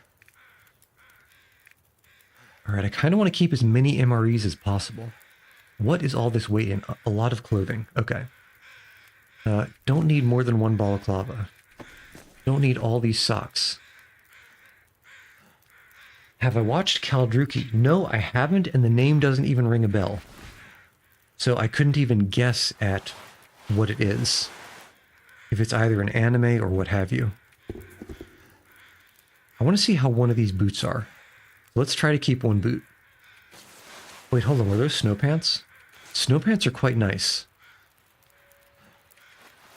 Snow pants are quite nice if we can manage to keep it. All this stuff gets dropped. Okay, that was a decent amount. Snow pants versus deer pants. Let's check. Okay. Snow pants, deer pants. Snow pants, deer pants. Snow pants, deer pants. Snow pants. Okay, so the snow pants are a little bit better temperature-wise, but they're not as good defensive-wise. Deer pants have 5% more protection. So let's bring the snow pants. Did I forget this one? No, this is the first one. Let's bring the snow pants if we can. All right, first of all, storage. Oh, hiccup. Come on. Let me spray paint. Why can't I spray paint anywhere? I feel like this thing was bugged. Oh. Oh, it's empty. I have an empty spray can and no unempty spray. But. Oh, big brain. I'm pretty sure there's a spray can inside the plane. Let's drop this one. S is for spray can. If I was a spray can, where would I be? I feel like I would be in these tools. But I'm not. Okay, never mind. Let's just, yeah, there's our spray can. I definitely planned leaving this spray can behind just in case I ran out. Can use this. I definitely planned that. And I'll not hear any word otherwise. Alright, here we go. Push. Nice. And let us mark the actual one that we're using. Kaldruki sounds like it could either be a monster film or it could be some kind of anime. Alright, wood is droppable. Wood is droppable. How is this fire still going?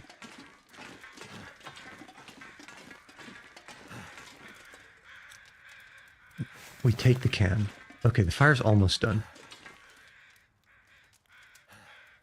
Yeah, there are bodies out there. That's why the crows are going. Okay. So, drop as much firewood as we can. Even our last lonely stick. Oh man, look at all those fire strikers. That is... Can you get much more decadent than having 4 fire strikers? I don't think you can. It's not possible. Alright, clothes. We have 1, 2, 3 extra clothes. That's fine. Food. It's actually kind of a lot of food. But a lot of it is in water. We can drop all the water and the wolf meat. I would like, if possible... Watching Guy playing game is peak entertainment. Is that Kaldruki or is that me? That's the question. Okay. Watching me struggle to do math in my head is peak entertainment. I half want to bring the hunting rifle down, but it's also a little bit low in condition. So I also kind of don't care too much about it. Let's see how close to 40 kilos we can get. Can't think of much more to drop other than food and water, though. Okay, but if we were to do that, we dropped all this and both of these. 45 kilos and change. 45 point nice kilos. Well, I suppose a little bit more medical up here wouldn't be remiss. For example, where'd it go? Here. Perhaps a couple of bandages. And perhaps some painkillers. And what else? Did we finish reading the Frontier Shooting Guide? I feel like, no, we didn't. And there's actually only 4 hours left. Well, we can read that this evening. Okay, so that's a half kilo down. We can leave it behind. What else can we ditch? We can ditch the can. That's not much. I'm loath to do it, but I suppose we can ditch one of the storm lanterns. And that should get us pretty darn close. You know what? 3 cured rabbit pelts? Although I don't remember seeing any cured gut. If there's any cured gut, that would be... No! I was going to repair the rabbit skin hat. But I think we're actually pretty flush with wolf pelts, so let's leave those behind. So that's a good start, actually. And then we only have 3 kilos left. If I was 3 kilograms that were imminently droppable, where would I be? Not here.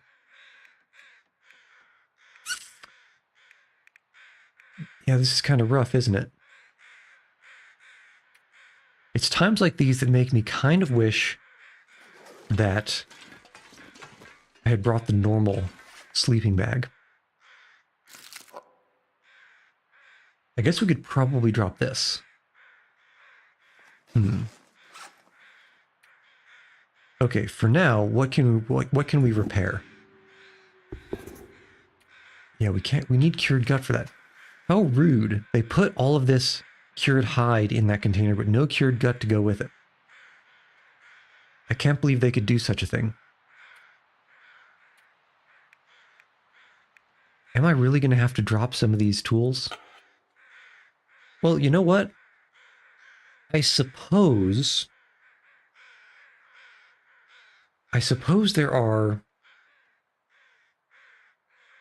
there is already one extra storm lantern down at the cave. So I suppose I could stand to leave another one of these storm lanterns behind. Honestly, who needs 1, 2, 3, 4, 5, 6 storm lanterns? How many caves do you plan on spelunking? Okay. How much food is up here? Not very much, actually. Not very much. I guess we can drop a little bit more here. And now we are only 1 and change kilograms off. What was I going to drop? Right, we had a half kilogram here. We're only a half kilogram away. Do I leave behind the spray paint? No, I think we can squeeze this out. I think we can squeeze it. Okay, for starters, let's read. Crafton loses $40 every time someone buys Subnautica 2. Is Crafton the publisher or... Oh, no, hold on. I remember hearing about this. Wasn't there some kind of copyright dispute or lawsuit with regards to Subnautica 1 or Subnautica 2? And like, based on the context, I'm thinking that maybe Crafton lost that and they have to pay or something every time someone buys it.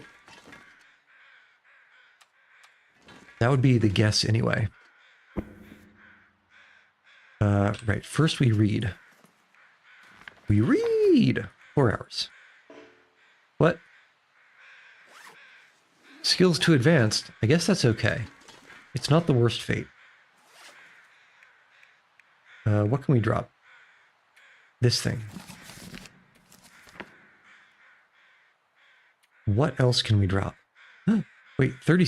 Oh, because we dropped the bearskin bedroll. I was wondering, where did those 3 kilograms go? Okay. Food and water can't really drop anything there. We still have a half kilogram over. Let's... Yeah, first we drop the tin can. T is for tin. Tin can. Drop. Can we... I suppose we can drop a charcoal, as much as it pains me.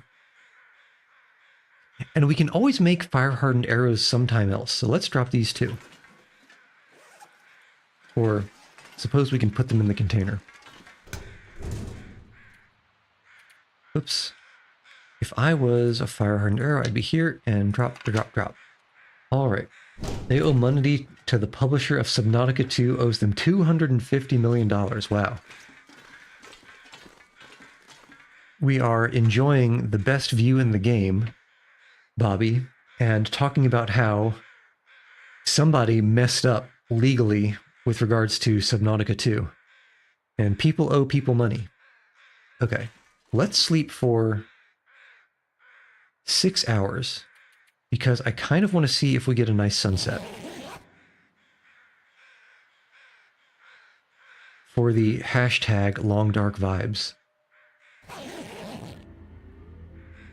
Oh man, come on. What is this, Morrowind?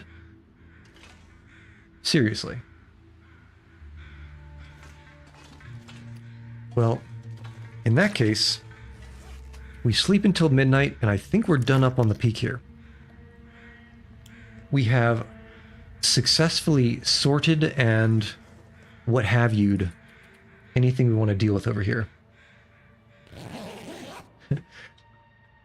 Who the hell eats bull nard more than once? It's gonna get a lot colder soon.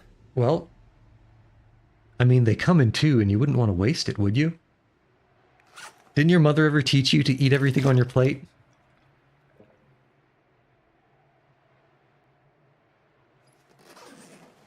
Red Dead Redemption 1 almost didn't happen because they were going to sue Rockstar for making the workers work for 16. I've heard about Rockstar Crunch. Yeah. Making 16 hours nonstop. Yeah, the video game industry is kind of insane when it comes to that. Okay. I had a plan to drop enough stuff to carry. What was I going to drop? What was I going to drop? Ah, the water. Perfect. Okay. Water's fine. Drop the water. And now we're good to go.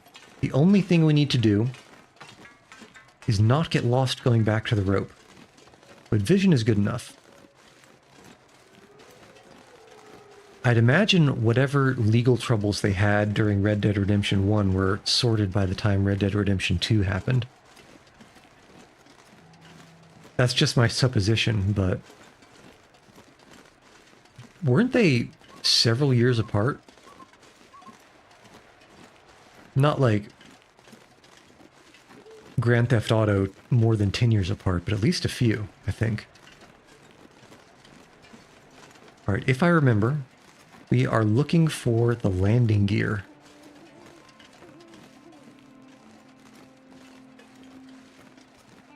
Where is our landing gear? Okay, wing. We remember the wing. Okay, hold on.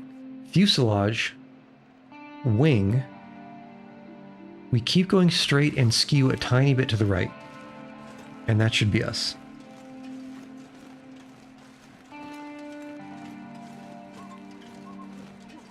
Early Red Dead 2 was leaked in 2013. And it looked just like the first with new locations. Well, I mean, if it ain't broke. Here we go. Here's our rock. Exactly where we thought it was.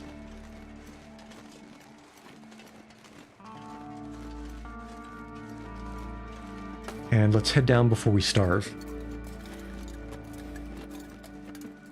Yeah, it must really... a lot of games rely on a pretty well manicured hype cycle to sort of maintain the explosive sales they need in the beginning when they're first released to get a proper profit, let's say. It must be heartbreaking to have your game leak a little bit before release, because that is going to really damage sales, I think. Unk should mean a 45-year-old man with a wife and 5 kids. Don't you remember the feeling when you were like, I don't know, 15, and anyone older than 25 seemed like, you know, an adult who was about to get Alzheimer's? It's just these youngins, these kids, not learning from their elders, as they never do. Do you think Modern Warfare 4 can actually compete with GTA 6? It's going to be tough. But I think they serve sufficiently separated... We need to be careful about the bear. I think they serve sufficiently separated audiences that they shouldn't... They're definitely both going to cannibalize the stereotypical frat bro. But there is a frat bro that prefers the more Twitch-oriented, madcap, run-around first-person shooter, as opposed to what I imagine will be the GTA 6 style multiplayer.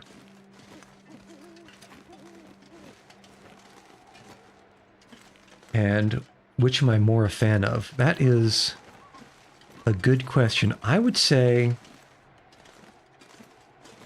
I'm not the biggest fan of Twitch-style shooters. I don't think they're particularly interesting or thoughtful, because really it's just who can click head better. There's not really any tactical depth to it. And there's especially not any strategic depth. So I would probably say, even though I don't think I've ever actually played a Grand Theft Auto game. But I do remember when Grand Theft Auto 3 came out. And I have played 2 of the Saints Row games. So I would say personally, I would lean towards Grand Theft Auto just because the sort of open city model type of game is a little bit more appealing to me. We'll take this corner nice and wide in case there's a bear on the other side. I think we're safe. I feel like everyone's going to forget about GTA 6 like 2 years after they release it. Well, you never know. I mean, GTA 5 really, really hung on, didn't it? And if GTA... Oh, whoa, I didn't see that bear until he roared. We're going around the other way. We are going around the other way. Yeah, but GTA 6... I think GTA is such a household name, like FIFA and Madden NFL, that just on that alone, if it has any modicum of popular multiplayer, I think it will have lasting power, unless something comes out to directly compete with it. Oh man, Buddy is still yelling over there. But if you like strategic tactical shooters, try Armory Forger. My buddy. My buddy. I must have 3,000 hours in Arma 3 at this point. At least 3,000 hours, I'm going to say.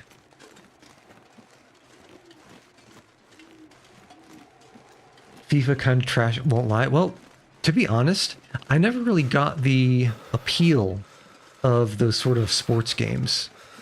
And I don't say sports games like, oh, sports ball. You know, you see that ludicrous display last night? I mean, like, the actual FIFA and Madden games. The last sport game, like team sport game that I remember, like really enjoying, was Blitz 2000. And that looks like the risky walk of the day. Let's see where this goes. This is a cliff. Can we sneak down? I think we can probably sneak down here. Especially since we're not over encumbered. Okay, fantastic. Let's... This is like a sneak of faith here. So I don't know if there's going to be something super steep. Okay, I feel like we're low enough. Yeah, this is good. Alright, safe.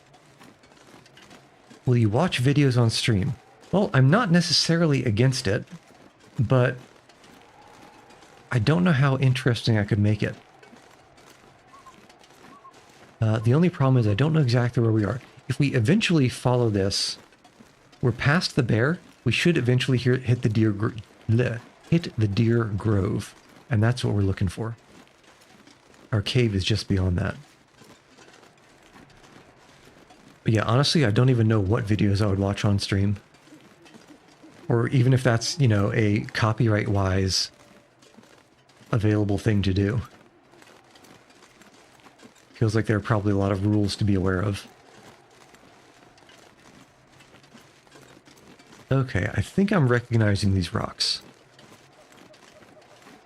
Wait. That's a rock, not a container, right? Yeah, that's a rock. Okay.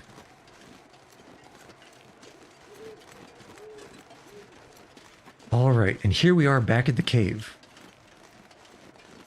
Back at the cave, which is basically our destination. Actually, you know what? Maybe we do a tiny little peek into Ash Canyon. Ash Valley. Which is it? I always forget. Ash Canyon. User suggestion, and as long as credit the creator, it's fine. And don't extremely criticize them, they can't do anything. I mean, yeah, that's probably true. But I have heard some horror stories about, like, automated copyright strike things. So I definitely have to be a little bit careful on that front. But we'll see.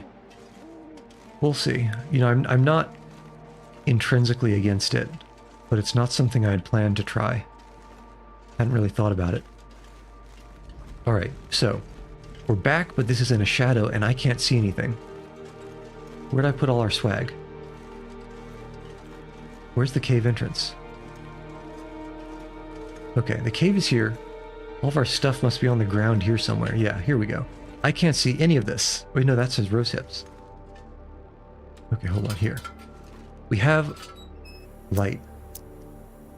Right, where's our stuff? Okay, here's our stuff. All of our stuff. Good. Very good. Think about it. There's people like Joe Bart whose main thing is reaction, and so small right now, I doubt they'll notice it. I mean, I guess that's probably true.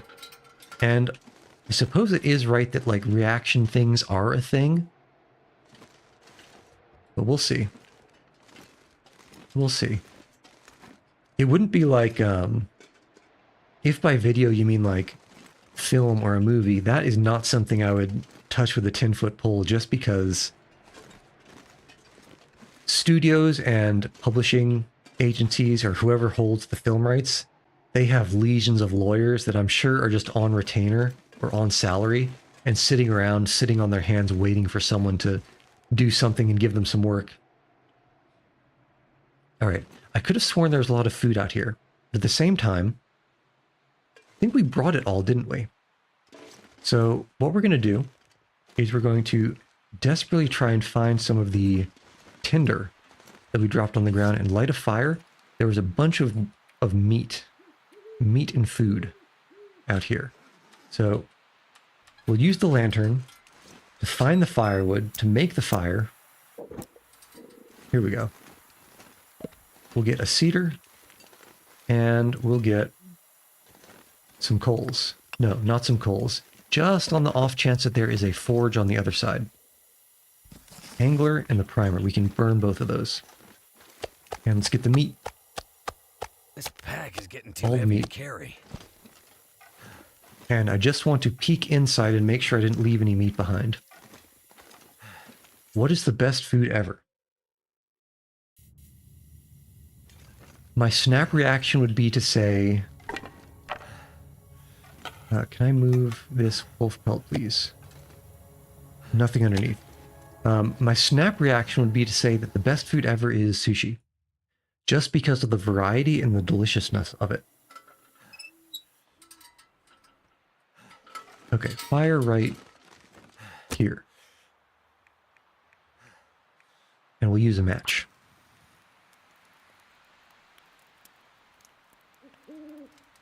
If the question was more specific or a situation where you could only have a single kind of sushi, I think my answer would be slightly different.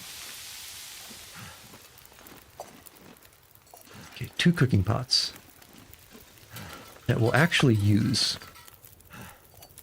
Start off, I don't think we have a lot of water here, so let's just juice this real quick. Okay, sewing primer, don't need it. Angler, don't need it. Okay, here and here.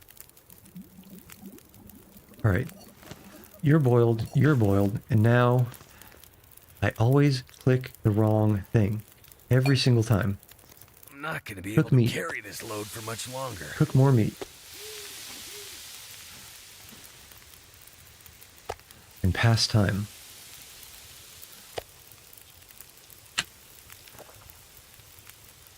Yeah, sushi, you say. Something foreign for sure, because American food isn't diverse, but I'm not quite sure. You know what? If you were allowed to be vague enough and just say burger, I don't think that would be a bad choice. Because there are a lot of different kinds of burgers. To the point where you... Actually, you know what? Even pizza. I could possibly even see pizza as being an option. Because you've got the traditional pizzas when you need to defile your body. You have the, like, whatever, goat cheese and basically the Alfredo pizzas when you're feeling fancy. And if you decide that you want to be healthy, there's salad pizzas too. Well, you know the only answer to that is Sicilian, right? The only acceptable type of pizza... Well, that's not true. There's 2 acceptable types of pizza. 1 is Sicilian, and 2 is salad. And salad doesn't come in Sicilian style. Whether that's unfortunate or fortunate, depending on your proclivities, remains to be seen. Most expensive coffee in the world is an Indian coffee made out of cat poop. I did know that. Well, I didn't know that it was expensive, but I did know that that was a thing. If you remember the Netflix anime Agretzko, the one about the basically the Hello Kitty cat that's an office worker, I think that cartoon anime, whatever you want to call it, had a character who pooped that coffee. I think that was one of the jokes.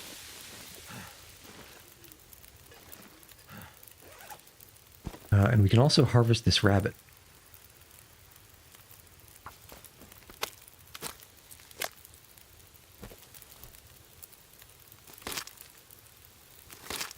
But I'm not going to lie, there are some things that even if I'm told it's delicious, I don't think I'd try it. And I think that's one of them. Okay. 38 minutes on the fire. We need more. Another shrimp on the Barbie. Netflix is making an anime about... Oh my god. Well, I mean, they did make cuties, so I wouldn't put it past them.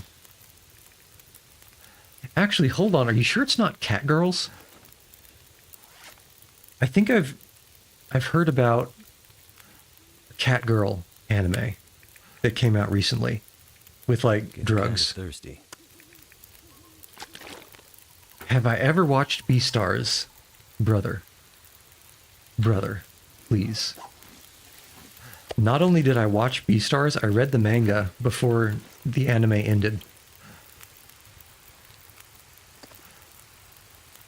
So yes, I'm one of those weeaboos. Alright, 26 minutes to harvest some rabbit.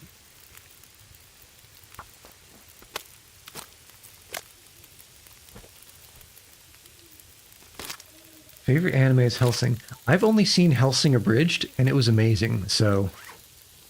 You know, take that as you will. God, that was so good. Dragon Ball Z Abridged is also fantastic. Unironically, probably the worst thing... No, that is ironically and also hyperbolically. A very bad thing that happened in my life was the Dragon Ball Z Abridged episodes coming slower and slower. And I think they've finished with them, the ones they're going to make anyway. Okay, how are we doing on this fire? I'm not convinced we have enough burn time to cook all this, especially the rabbit meat. Actually, the rabbit meat's fast enough. That's plenty of time. Okay. Delicibear. Favorite show when you were 15 was Berserk because you were into edgy humor for some reason. Well, Berserk the anime is supposed to have one of the most... Not anime, manga. Is supposed to have one of the most epic stories ever. So, I mean, maybe it was from an edgy phase, but at least you could say you had taste.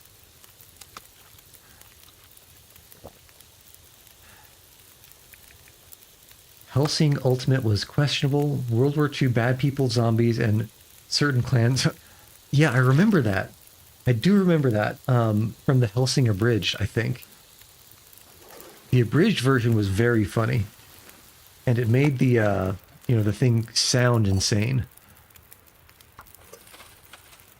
Did the minions serve the tiny mustache man? Probably. Or the other way around. Looks like I made it through another night. Okay. I think we're in a pretty good situation here. Pick up. Pick up.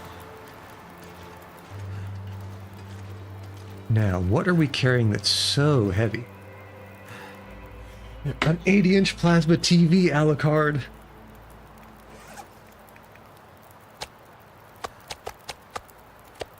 Okay, let's bring some food. Some water. 47:35. Okay, we do need to sleep. Probably until at least the late afternoon. Lazy Sunday, comma, wake up in the... And let's pick up the stuff that we dropped over here that we wanted to pick up. Just so I don't leave it behind. Walk with this much gear. Ooh, hiccup. Okay. Let's bring the storm lantern through. The coal can stay for now. The firewood can stay for now. What is the most 2010 song ever?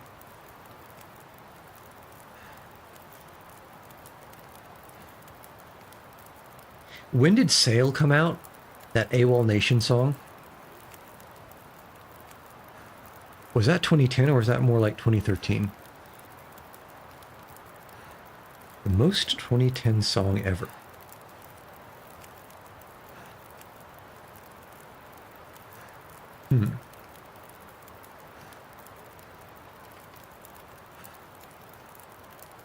You know what? Instead of...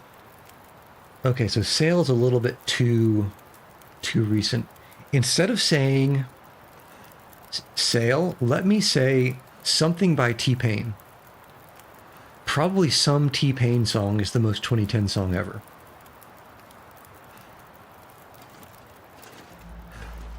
Okay, we got meat. Did I just drop that? I did just drop that. All right, how fat are we? We are 53 kilograms fat. That's not unacceptable. Yeah, 2 lanterns. Okay. Okay, this is, I think, a pretty good setup for what we want to take through the cave. No, I do want to leave the clothes. Okay. Well, one day we're going to have to pick through what's in the... what's the word I'm looking for? Feels like a lot of gear. Here, what's down here that we can't see in the darkness? Ah, there's probably some cured gut. Let's pick that up and distract ourselves by... Yeah, come on. Fresh gut, no. We'll take the meat. Storm lantern stays. Heavy hammer, we'll take that through. Cured gut. Okay, there is cured gut here. We can use the cured gut to fix our rabbit hat, which has been suffering for a while. Whoop. Okay. Gut things. Come on. Okay, we'll have a pile of things to cure over here. Cured, fresh. No. Cured, drop all the cured. Except for 2 rabbit pelts. Fresh. Okay, now we move over here and we drop everything fresh.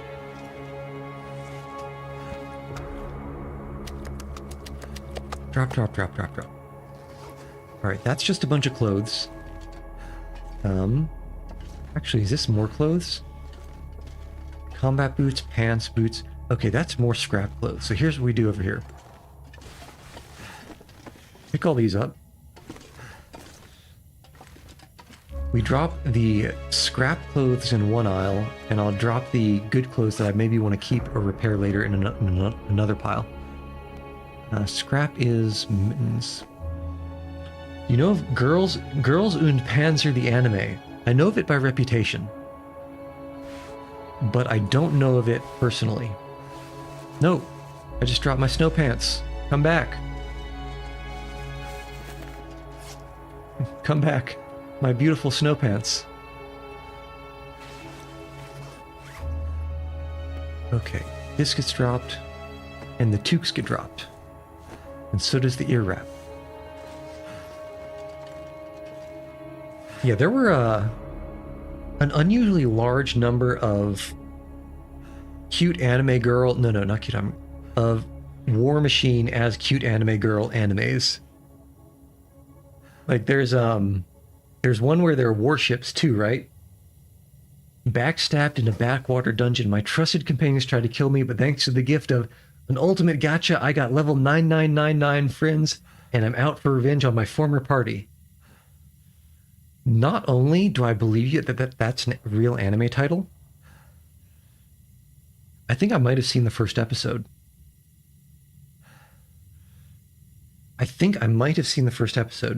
If I recall, it's one of those where He gets betrayed. Yeah, betrayed in the backwater dungeon. He falls all the way down to the bottom floor and like rolls his super SSS rank cute waifu girl.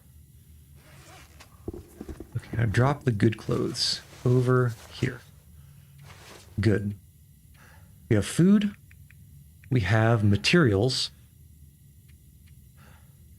A little bit of firewood, that's okay. How much food do we have, though? Okay, that's good, just no water, huh? Well, we can make water on the other side. Or even pick some up here.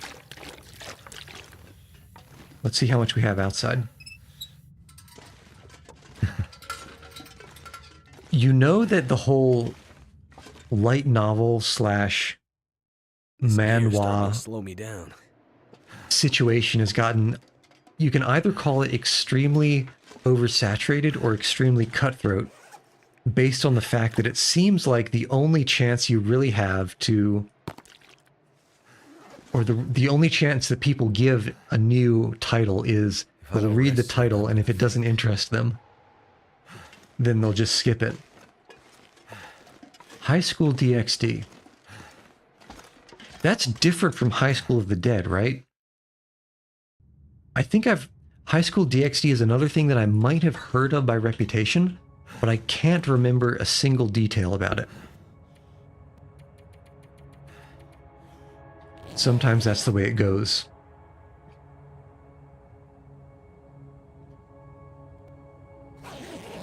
What power would you realistically have? My power would be the power to fall asleep in inconvenient situations. In other words, the power to fast forward time. Okay, 52 kilograms over. That's not too bad. Okay, so let's move it. Biggest Gooner anime without full-on hub. Just lots of tatas, you say. Are you sure you're not talking about High School of the Dead? All this gear is slowing me down. Because I think, I mean, I might be mixing up the titles, but I think High School of the Dead had the anime that I'm thinking of had a slow motion Sakuga scene where someone fired a rifle, like an anti-materiel rifle, and the bullet traveled between one of the waifu's tatas as they were flopping back and forth when she was fighting a zombie with a sword. Let me know if that sounds familiar.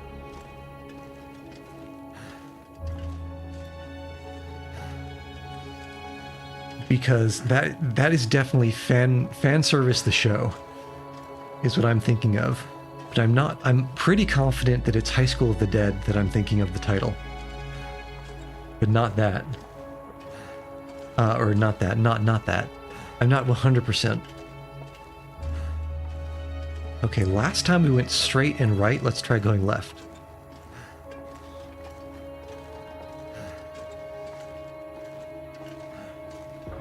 Okay, so if High School of the Dead is separate, and you're still saying High School DxD is the Goon King, I'll take your word for it.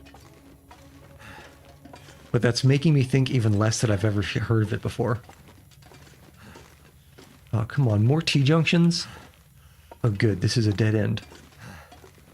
Okay. I'm okay with dead ends. Food Wars top 5 Gooner anime? Yeah. Well, actually, you know what? I'm not sure if I can wholeheartedly agree with you. There is certainly an unreasonable amount of fan service. And it's certainly an unreasonable amount of scantily clad fan service.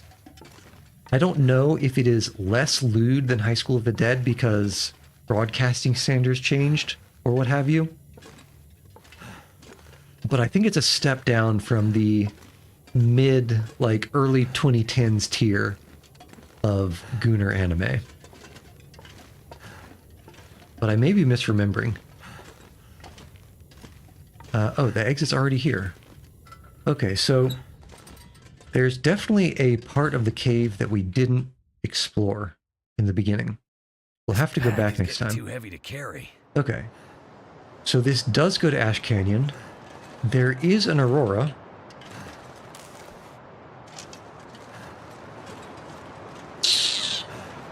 How hard do we want to push this? And also, damn if this isn't super light for an aurora. Okay, first order business. We drop a bunch of stuff in case we have to hoof it. And so we can lose this 1 cent mark. Alright, first thing, we eat some meat. And we drop most of it outside. We'll drop the MREs inside.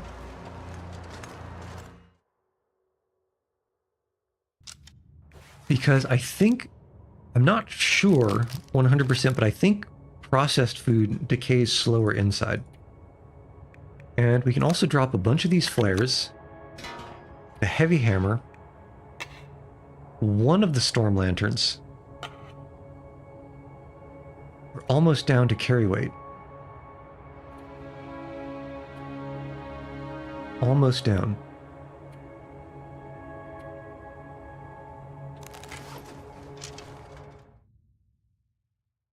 And let's also drop all this firewood. If I considered Ark Survival Evolved, you know what? If I had thought of it, I would have. If I can drop any But I didn't think about it. But now that I am thinking about it, I think I might consider it. Watch the Ark TV show. Like the Ark Survival Evolved TV show? Or was there a different one named literally the Ark? I don't think I did if that's the case. Oh, we can probably drop the rifle. For now, anyway. Okay. No! We have no charcoal.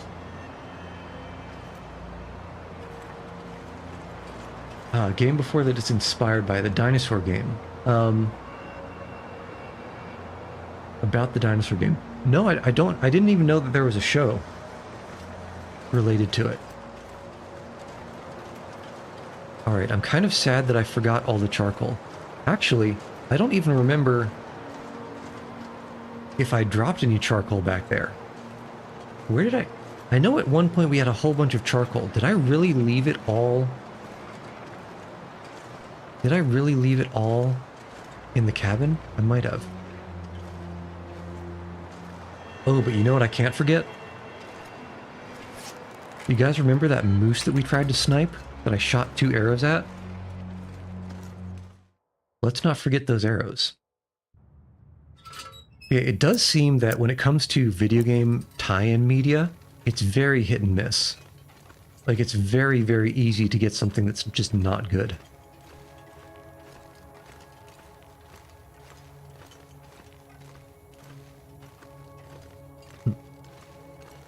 Okay, let's see. Okay, that's obviously a dead end.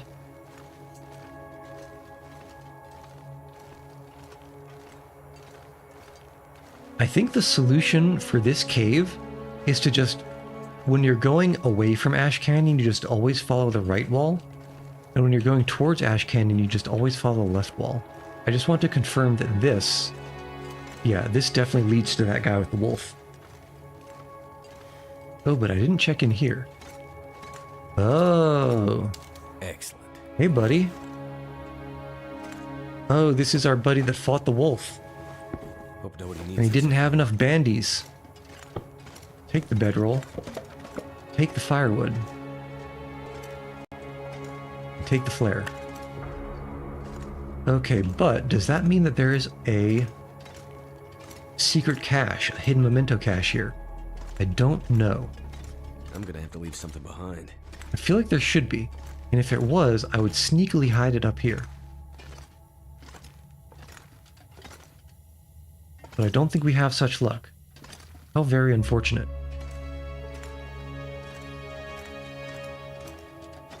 Okay. Have you got anything good? No, this guy doesn't have anything. Alright, enough of that. We're heading back. But another detour.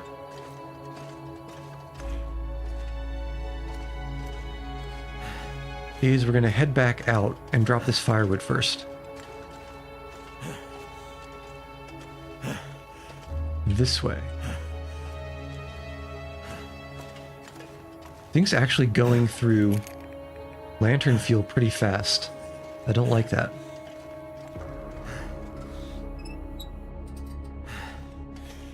The light at the end of the tunnel. It's purple.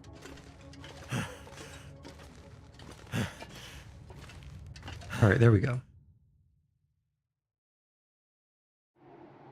Okay, firewood drop.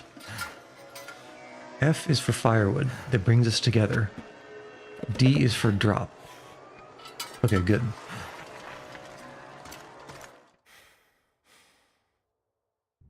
What do you guys think the chances are that that moose is still back there? Because that's where we're headed.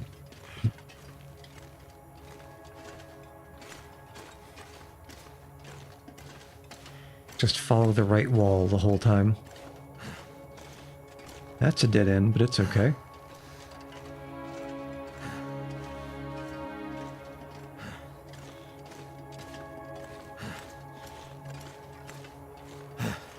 To the right, to the right. All your things in a box to the right. I only have a faint recollection of how the chorus of that song goes. I don't think I got the direction correct.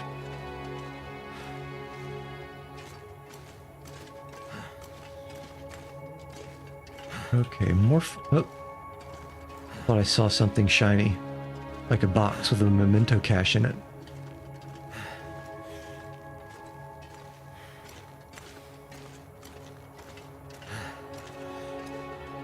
Alright, now let's check that other We'll check the detour coming back.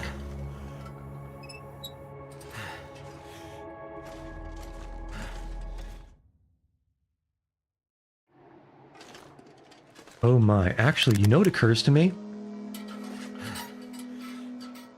If this Aurora maintains, are we gonna see an Aurora moose? Is it possible? It might be possible. Okay, food-wise, we're actually kind of low, but okay, because we're not hungry. Water-wise, we're fine.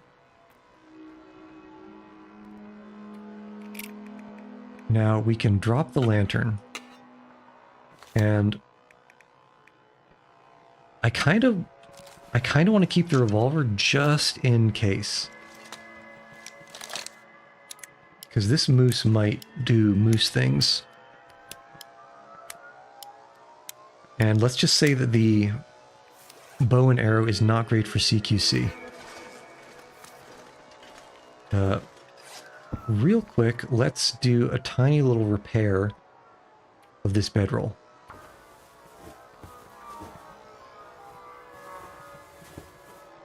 Just because it would be good to have a lighter bedroll in our back pocket.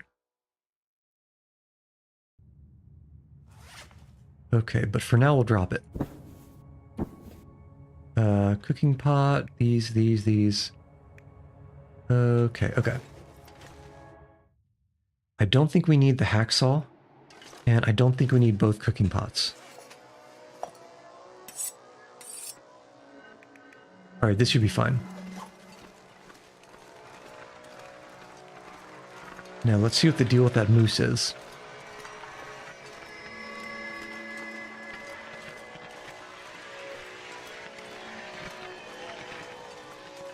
You know, I forgot to repair the rabbit skin hat.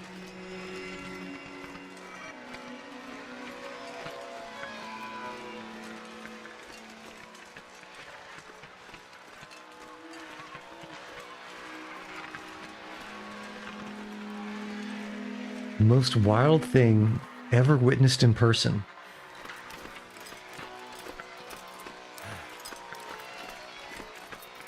I feel like I've seen some stuff, but at the same time, I feel like I haven't remembered it. So it really couldn't have been that wild, could it? I don't think I have a good answer for you.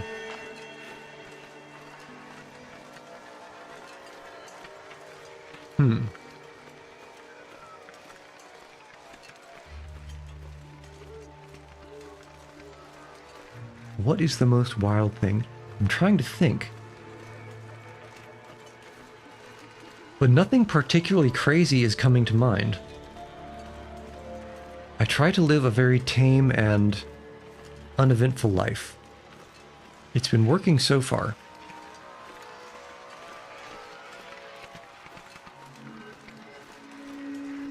But to ask that question, it kind of sounds like you've seen some things in your day. And now I'm curious.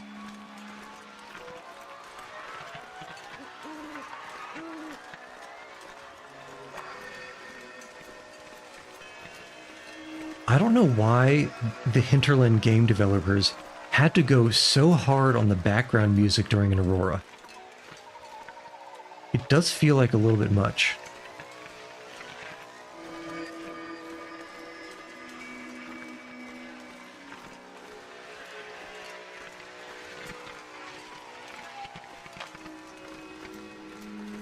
Now, of course, this is famous last words, but I don't think there should be any wildlife between us and where that moose might be.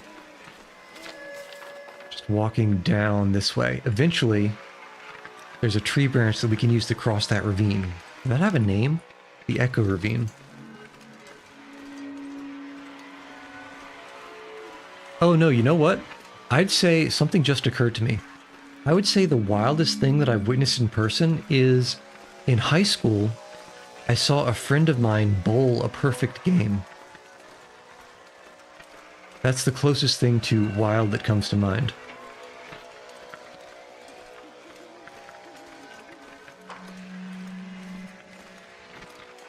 And it's not like I even went to the bowling alley very often. Oh, look at these saplings. I didn't even know these were here. Oh, talk about a windfall. What are these, birch saplings? Yes, and birch saplings means more arrow shafts. And more arrow shafts means more arrows. Oh. Gotcha.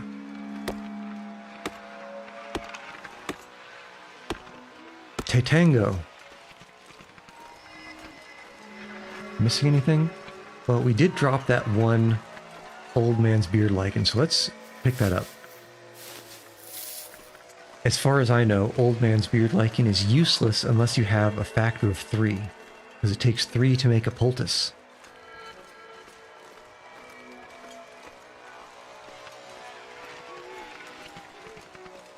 Okay, now. The tree trunk should be somewhere over here.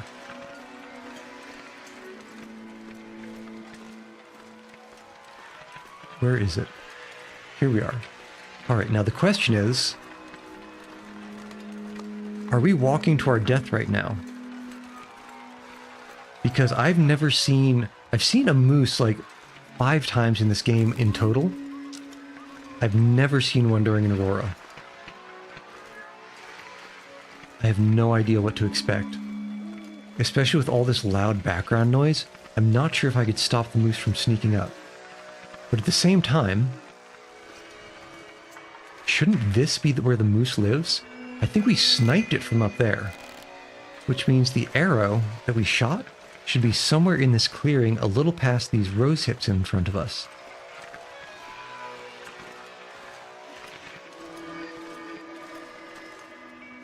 Okay. I think the moose must have moved on.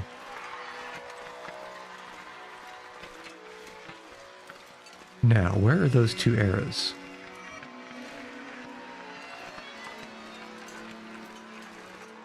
If I was an arrow that got shot days ago, where would I be? Somewhere here, maybe.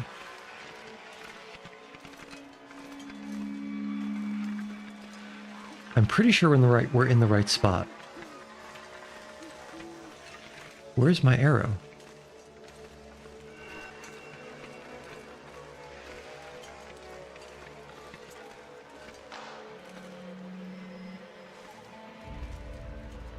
I have to look very closely between these grass textures. This is where arrows like to hide. It's their natural habitat.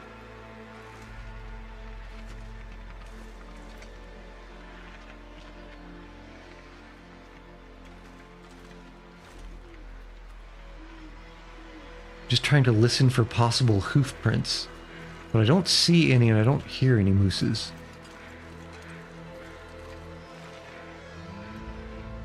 Oh no, sad Gengar. Is the bitrate dying again? Looks decent-ish on my end. Where's this damn arrow? This has to be the right spot, right? Found them. Amazing. So instead of being past the rose hips, they were before the rose hips. Okay. Perfect. British food is actually decent if you don't care about toast toppings there. Well, what do you mean if you don't care about toast toppings? Is that like the toast toppings are wrong? Or what exactly do you mean?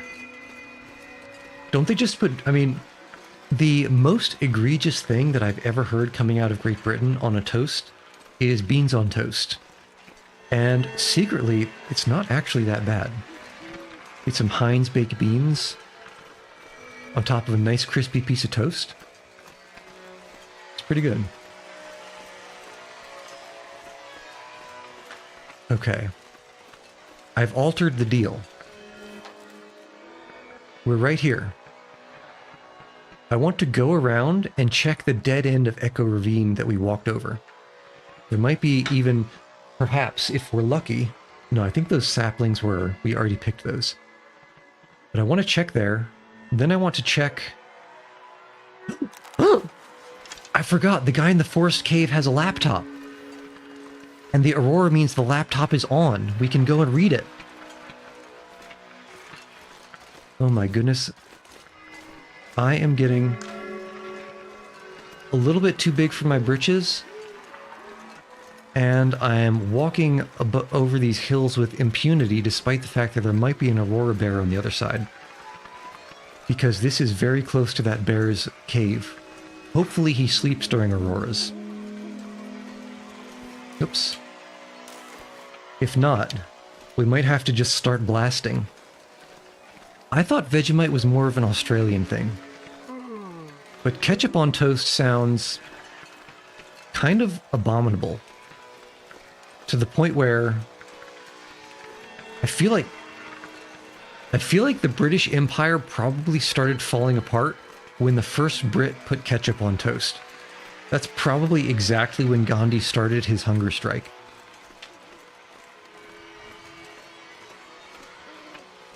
Okay. Let's go fast. I don't want bad weather to roll in, and why are there bear paw prints leading towards my cave? Leading towards my... I don't like this. I have to go. This is like a horror film. We have to go to the computer terminal. But we know that the alien creature is stalking around it. Oh, that is an alien creature on bath salts and it's right in the way. This isn't good. Oh, and he turned left? Buddy, come on. Oh, he turned around. He turned around. We are going to try to get somewhere he can't path to. Like up here. Like even more up here. Okay.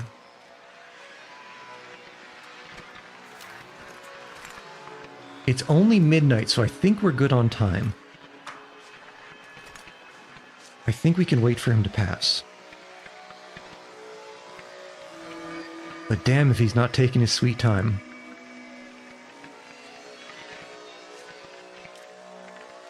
Literally, the only thing that is stopping me from taking a pot shot at this guy is certainly he'll be running around like a freak, possibly for longer than the aurora will last before he bleeds out. And I don't want to risk that. Oh, buddy. Buddy, where do you think you're going, buddy? Where do you think you're going, buddy? Buddy. Certainly. Certainly not. Oh. Oh. You can't see us, right? Right? Right?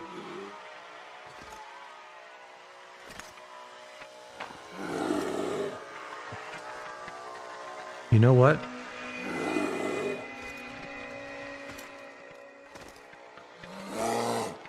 You know what?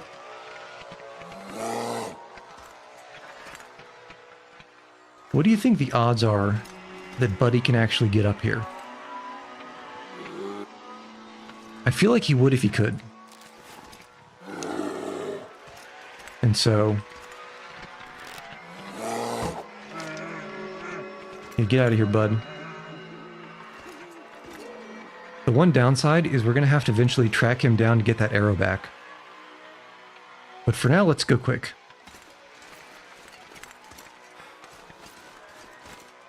For now, let's hopefully get beyond his range.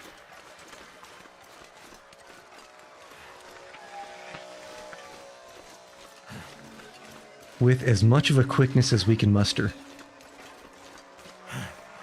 But yeah, that was a bath salts bear. Welcome to Florida. The home of Limp Bizkit. There's also a non-zero chance that there's an Aurora wolf in this clearing over here.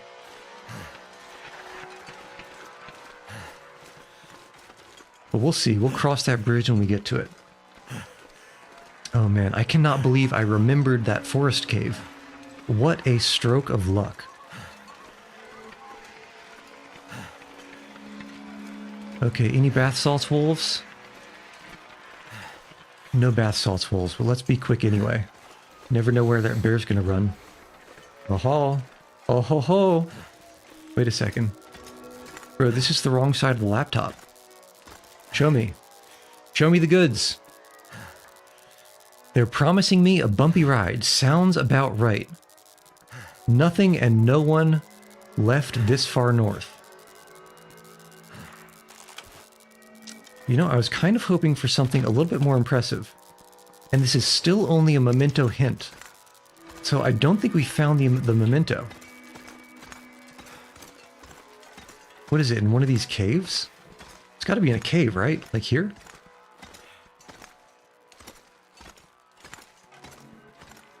Surely there's like a hidden box or something somewhere in this cave.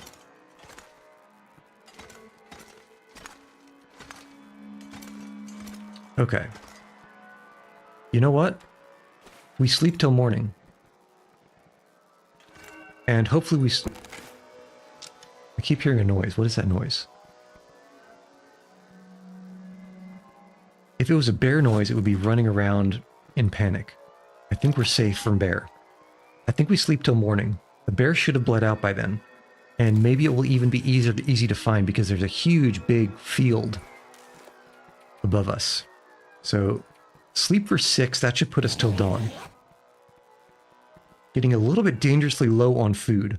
But we do have a food stash kind of nearby, possibly. Okay. Safe. Pick up. And memento cache. If you were a memento cache, where would you be?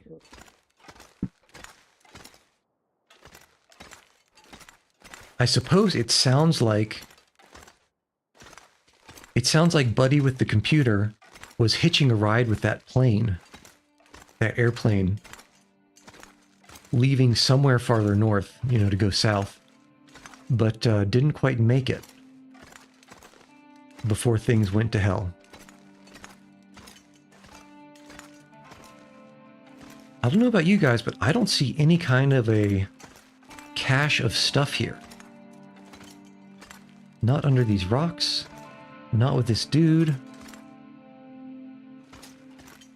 It wouldn't be the first time that I've tried to find an effectively invisible cache. Kind of annoying. Okay.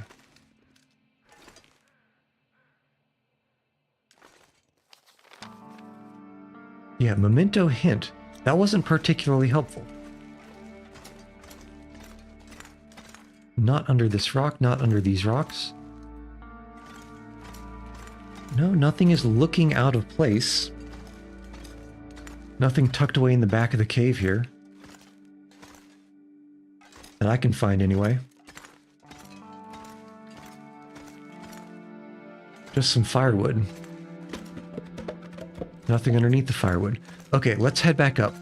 Two things. We're looking for the bear. One thing. No, two things. One, let's check the end of the valley here. Two, we're looking for the bear. I wonder, could that possibly be where the bear died? No, I think that's actually just circling above the body in the cave. It's too rocky and hilly and cliffy for the bear to have pathed over there. Okay. Just thinking food-wise. Yeah, I think we head straight back. It's going to be tight food-wise. Unless we can find something. I remember there was a deer carcass over there, but we already got that.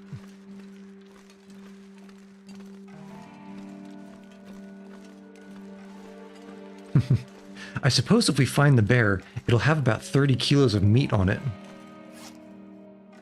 Could harvest some of that, and I suppose also the skin would be useful for repairing the bedroll. We'll deal with that when we get to it. Okay, show me what you got. Anything interesting down this dead end?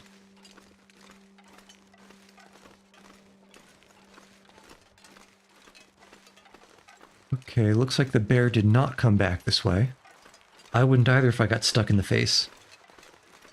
Who is your favorite character in fiction? That's a hard one. That is a tough one.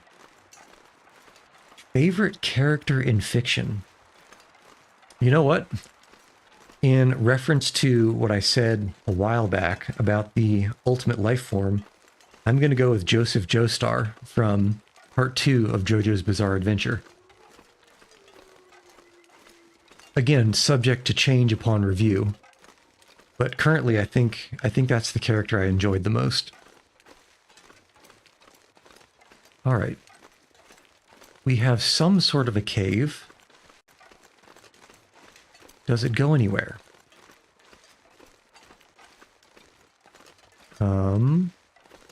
Is it enterable, or how's this working? Leave Timberwolf Mountain? Well, where could this place go? Leave Timberwolf Mountain. The only thing I could think of is that this is another way to get to Ash Canyon. What's our lighting situation? I dropped the storm lantern, didn't I? But we do have a torch. Let's take this firewood and check out the cave. It's not sunny. Okay. So we'll use some matches. Light this up. Might be able to find some food in the cave too. I just hope it's not a one-way trip. I've had the Ash Canyon region. Okay, this is just straight into Ash Canyon then, huh? I kind of wish I had charcoal here. Well, let's just take a quick peek. And okay, this is kind of an interesting spot. It looks up high. Is there a climbing shortcut here?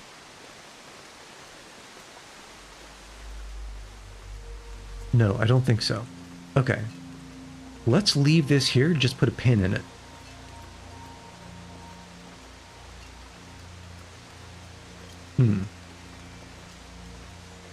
This is actually a much more convenient location to enter or to approach Ash Peak, because we don't have to climb up mountaineering ropes to get to it like we do to the cave system. Okay, let's put a pin in that. If we really do need to shuffle all of the bear meat from Timberwolf Mountain, if we can find the bear that we just shot, to Ash Canyon, we can do it through here. This will be the easiest way to do it. But we don't have to do it yet. But for real, let's find that bear.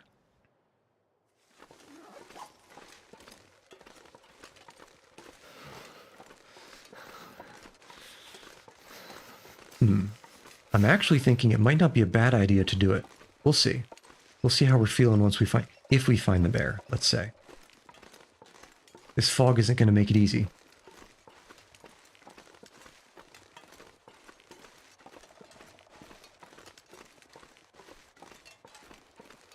Heard some rocks that sounded like paw pads.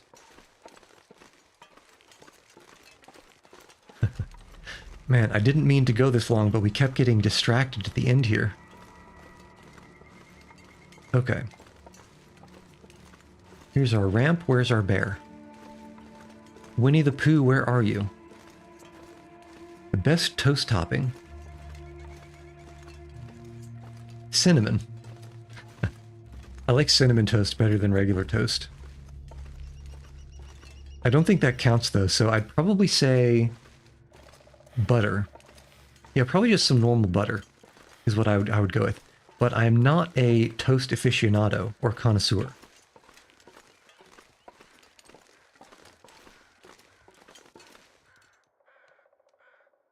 I hear crows in that direction. Let's hook around to the left and see if that's where the bear ended up.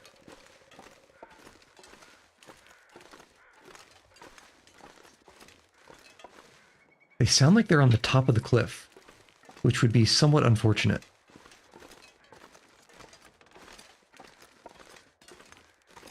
If I can remember how to get up there. Evolved from cooking instant noodles to making French toast. Well, that's impressive. French toast it's not trivial. You know, it's not trivial. It's multiple steps, and the timing matters. I could eat anything right now. Yeah, I do stir fries. I do mini stir fries. And just about once a week, I'll also try to find some random recipe online, like a soup or something to grill or something like that. And this must be our bear, right? And I'll try to cook that. Yes, this is, you know, I've seen worse places for a bear to die. Strawberries are berries, but bananas are, I don't know, fruit? Wait, why are there so many crows? Some of them were just passing. Okay. So, first, we get a little bit of this bear meat. Second, we cook the bear meat and eat it so we do not lose well-fed. Talking about all of this food, we need to keep our well-fed bonus. Right, meow. And we use the wood that we just picked up. Strawberries are not berries, but bananas are. Wait a second. I read that backwards. Why are strawberries called that if they aren't berries? Well, why is Greenland called Greenland if it's really just Iceland? And why is Iceland called Iceland if it's quite green? Riddle me this. Riddle me that. Who's afraid of the big black bat? Okay, so those are going for a long time. We can probably get about 10 kilos off before that stuff finishes cooking. What is my ideal country? That's tough. That's really tough. Because there's a combination of laws and environment that really affect how you would answer that question. Okay. Delicious, finally. Okay, we just barely dodged starving there. That was a close one. Okay, we'll cook some of this bear meat. And we'll also make... No, we'll make no water. We have water. Do we have water? We have water. We cook. We hoof as much of this bear meat as possible down to Ash Canyon. And then we find a little nook to sleep in. And that's where we'll be able to call it, I think. But until then we harvest.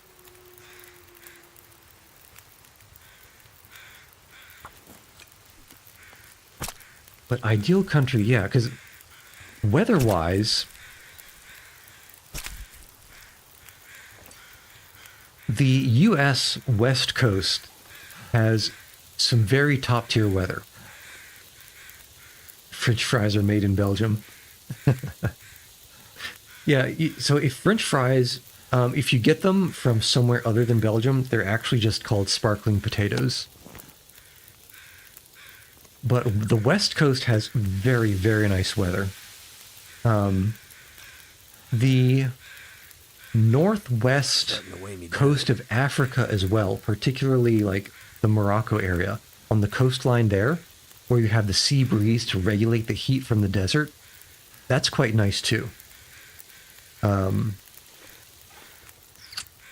I'd probably pick somewhere on the west coast before going to Morocco. Just because there's a lot more involved there. And the interior is a little bit more inhospitable temperature-wise. Okay, I almost burned that. I didn't even realize.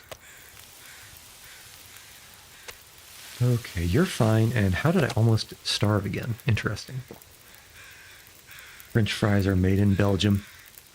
As if I would believe such a thing.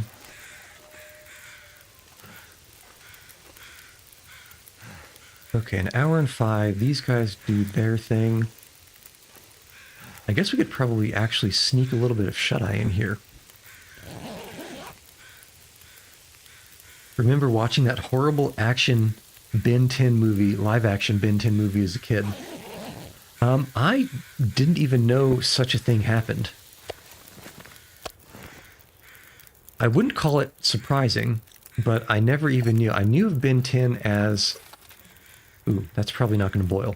I knew of it as a thing, but I never knew of it as a live-action thing. Okay, what are we doing? We're drinking 0.01 liters of water, a tiny drop of water. Let's hoof the meat that we have down to Ash Canyon. We'll drop all this meat, and we'll come back for the rest. Starting off with 30 kilograms of bear meat in a new spot, that's going to make our life really easy. As long as a wolf doesn't come.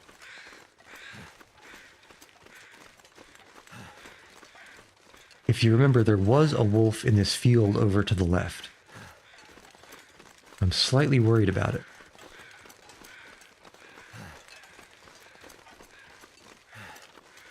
But surely he can't outpace us, even as basically fat rolling as we are. Have you guys ever played Dark Souls 1, 2, or 3? Or let's even count Elden Ring. I played the first Dark Souls when it was just the one Dark Souls. And I got hooked on From Software's formula. Yeah, that kind of slow... I mean, it's not necessarily slow. But it's the situation where you kind of have to plan out every single move you make in advance. That's the kind of gameplay I enjoy. Which perhaps explains why I've been playing the Long Dark for so long. This survival mode.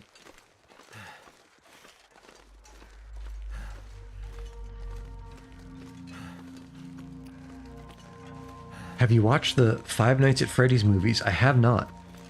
In fact, I didn't even know they came out with the movies for it, just like I didn't know about the Ben 10 movies.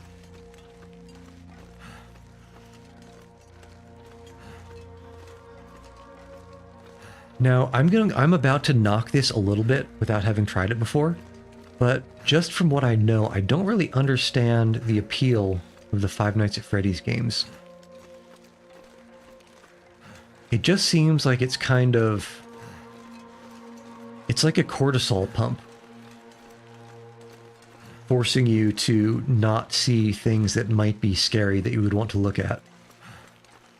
And I guess it worked as a formula, but I have a feeling that part of the reason it got anywhere near as big as it did is because of basically streaming was kind of becoming more mainstream. And as far as the over-the-top reactions you might see, that kind of jump scare game is really good for them. Ben 10 live action isn't really like a big movie theater, but the FNAF movies are. Yeah, I would think that. Five Nights at Freddy's, I remember being pretty big culturally, whereas Ben 10 was just kind of a slightly more than moderately popular cartoon. FNAF was a little bit more ubiquitous than Ben 10, so it makes sense that the Ben 10 was more of a straight to TV release.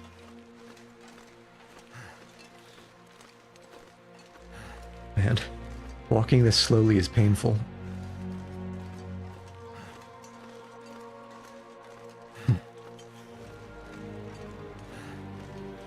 The most painful. Actually, it's not the most painful.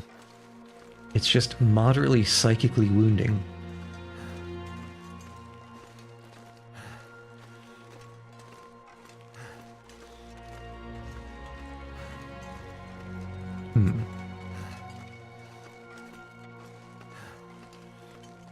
I'm trying to think what other cartoons I know of, other than Pokemon, that have had movies. I never really pay attention to when movies get released, like tie-in movies, because they're almost always just filler. Like, all of the Dragon Ball Z movies were filler. Yeah, SpongeBob had a couple of movies, didn't it? Now, I don't know if this is apocryphal, but I was told a long time ago that SpongeBob was originally pitched to Comedy Central. Comedy Central or Cartoon Network. It ended up on Nickelodeon, didn't it? It was I think it was either pitched for Adult Swim on Cartoon Network or Comedy Central. And the premise was that SpongeBob was like an airhead, Patrick was a pothead, and Squidward was supposed to be some, like, you know, highly neurotic heroin user. Or no, Squidward was supposed to be Patrick's drug dealer. So Beavis and Butthead the movie. Yeah, I feel, now that you mention it, that sounds like many things. Once someone says it to me, it sounds familiar, but I don't remember. I never even watched Beavis and Butthead, the cartoon. I only know of it and the memes. And the memes. Something cornholio. I can barely walk with this much gear. Beavis and Butthead, I'm almost certain, was before Adult Swim. Wasn't Beavis and Butthead like a mid-90s or even maybe early 90s cartoon? I think it was. Yeah, is Beavis and Butthead in Call of Duty? I have no idea. Yeah, it wouldn't surprise me if it was Comedy Central, but I think Adult Swim was only invented as like a block in like the late 90s or early 2000s. Don't quote me on that though. In fact, I'd probably believe what you say more than what I remember. But I would imagine that the reason Beavis and Butthead is in COD is because the people for whom Beavis and Butthead is nostalgic now have a lot of disposable income. The South Park movie. Yeah, bigger, longer, and uncut. I did see that one. I did enjoy South Park back in the day. Yeah, a lot of rejected Cartoon Network shows are on Adult Swim. It wouldn't surprise me. I think I think at one point, and this is me remembering something slightly vaguely from a YouTube video essay that I watched maybe a couple of months ago about Cartoon Network. I think that there was a section of Adult Swim that they used to pilot shows that they were thinking about making like full-time shows. They would have like a 30-minute block of these quick pilots and see what audiences liked.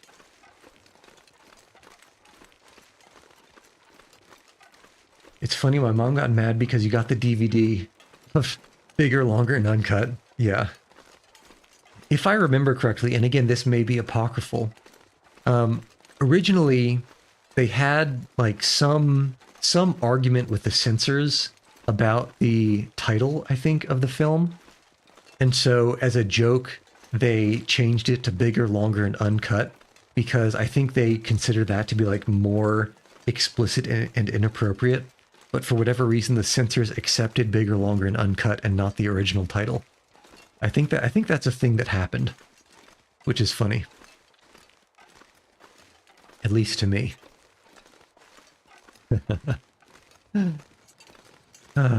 Yeah. I haven't really watched South Park since, I guess, the first time they tried to serialize a season where everything was an ad. And that was a while ago.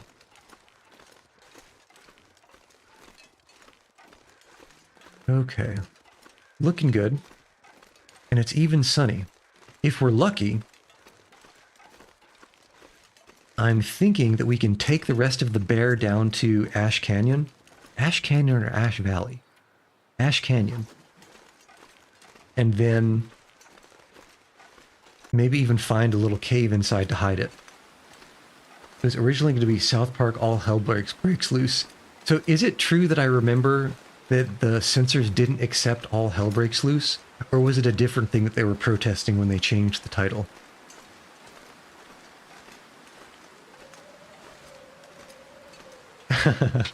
Lemon Grab in Adventure Time was as annoying as hell, man. I loved Adventure Time so much. And yes, he was annoying as hell. That might have been part of the point, though.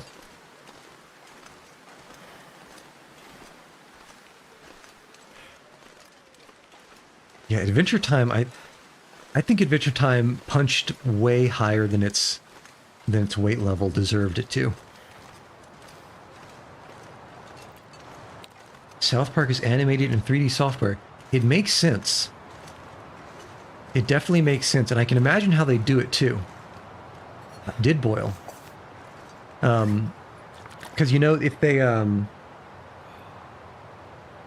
they made those two video games recently, right? The Stick of Truth and the Fractured But Whole. I'm not sure I can carry. I could imagine. So a lot of their, shots are of similar form. It's like kind of like a 3/4 shot where you see a person and it's like the same perspective all the time. If you could figure out, and I'm sure they did, how to put that into a 3-dimensional thing, that could really help speed up production. So it doesn't surprise me at all that they did that. So you should play them, they're funny. I actually already played the Stick of Truth. I have the Fractured But Whole, but I haven't played it because it requires Ubisoft Connect, or it requires some proprietary, publisher-made launching platform, and I don't remember my login. And I'm kind of too annoyed to install it and, reset everything. An unreleased South Park pilot was made with paper motion. I thought that for the longest time, like the first mini seasons, I thought that they did film it with actual cutouts. Like old school, how they would do cell motion in like the Disney days. Okay, they must have, I guess, upped the technology game. I thought they did paper for a lot longer than they did.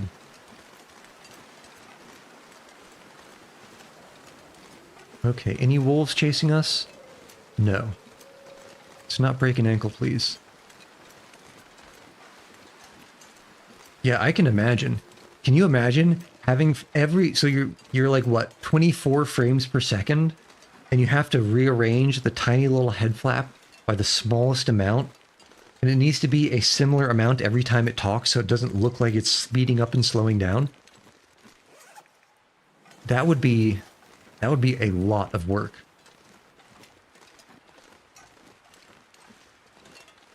An extreme amount of work.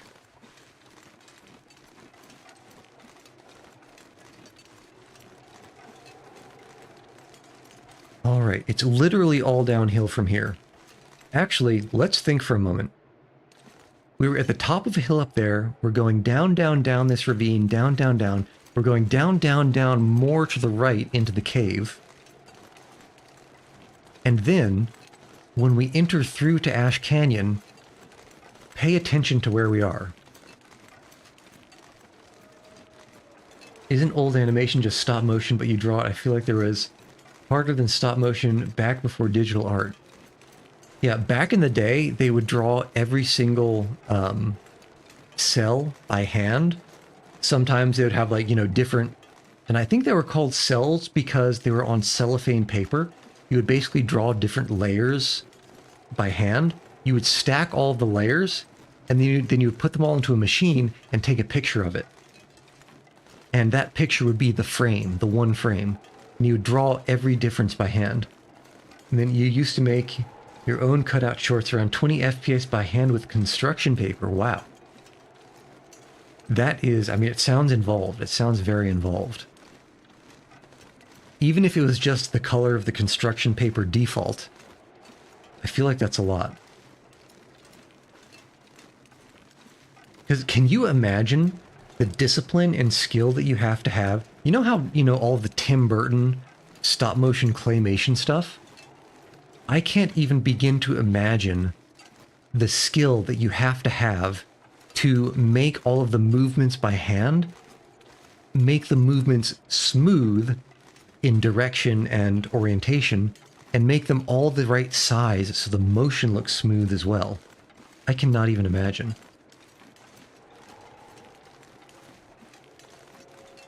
Anime with different parts, they reuse the hands and arms to rig it from the backside with wire. Yeah.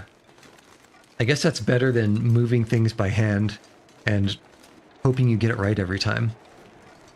Just having things being laid down on a table. And there's a lot that goes into making art that you don't see behind the scenes. It's kind of crazy. A little bit insane in the membrane. Okay, so remember, we were way up high when we were at the bear, and then we went down, down, down, down, down, and we went down into canyon, and now we're in another valley. And let's see what happens. Because if I remember, this valley exits to a plateau that's still way high up. Yeah, look at this. Look at how high up we are. So I don't know what kind of post-Sandstorm Dubai, post-Colonel Conrad, Spec Ops The Line bullshit this is. But this is definitely giving me Descent into the Heart of Darkness vibes. I'm kind of afraid about what we're going to find in this blasted hellscape. Something's making me feel tired. Okay, but for now, let's find shelter. Took a Disney employee 3 years to make a hand-drawn short film that's only 11 minutes long. Yeah, wow. They used to have just rooms and rooms and rooms of people just doing the sort of in between the key animations. But yeah, there used to be so much that went into making cartoons. It was a very, very expensive endeavor. Extremely expensive.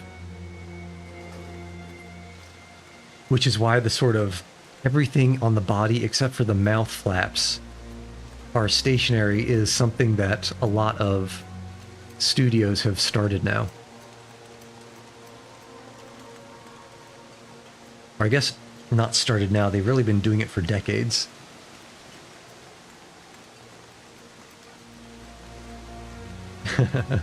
Why is it modern kids don't even have good taste in modern things? It's because we've let them down. We've let them consume too much slop in the crib. They don't understand what quality merchandise and quality content is. They only know TikTok dances and 5-second reels. Gengar, I think you might be safe from this accusation, because I'm suspecting that you may be a genuine 90s product. Do you think gentle parenting is a big problem? Using the adjective gentle in this context sounds like it's a term of art. So I don't think I can answer because I don't think I know what gentle parenting means as you mean it. If it's a green tree snake, then I would say probably not. I think the bigger problem is that so many kids, not all of them certainly, but a larger number than before, have probably spent too much time on a tablet when they were growing up.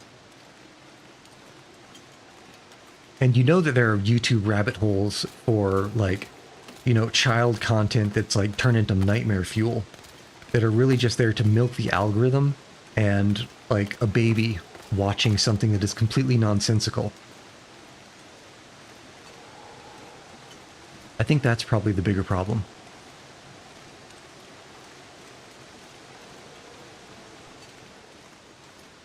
Like, you sit your kid in front of a screen, and then 2 hours later, he's watching some kind of a short where Yoshi is dancing with Mecha Barney, and they're both cannibalizing Bambi, something like that.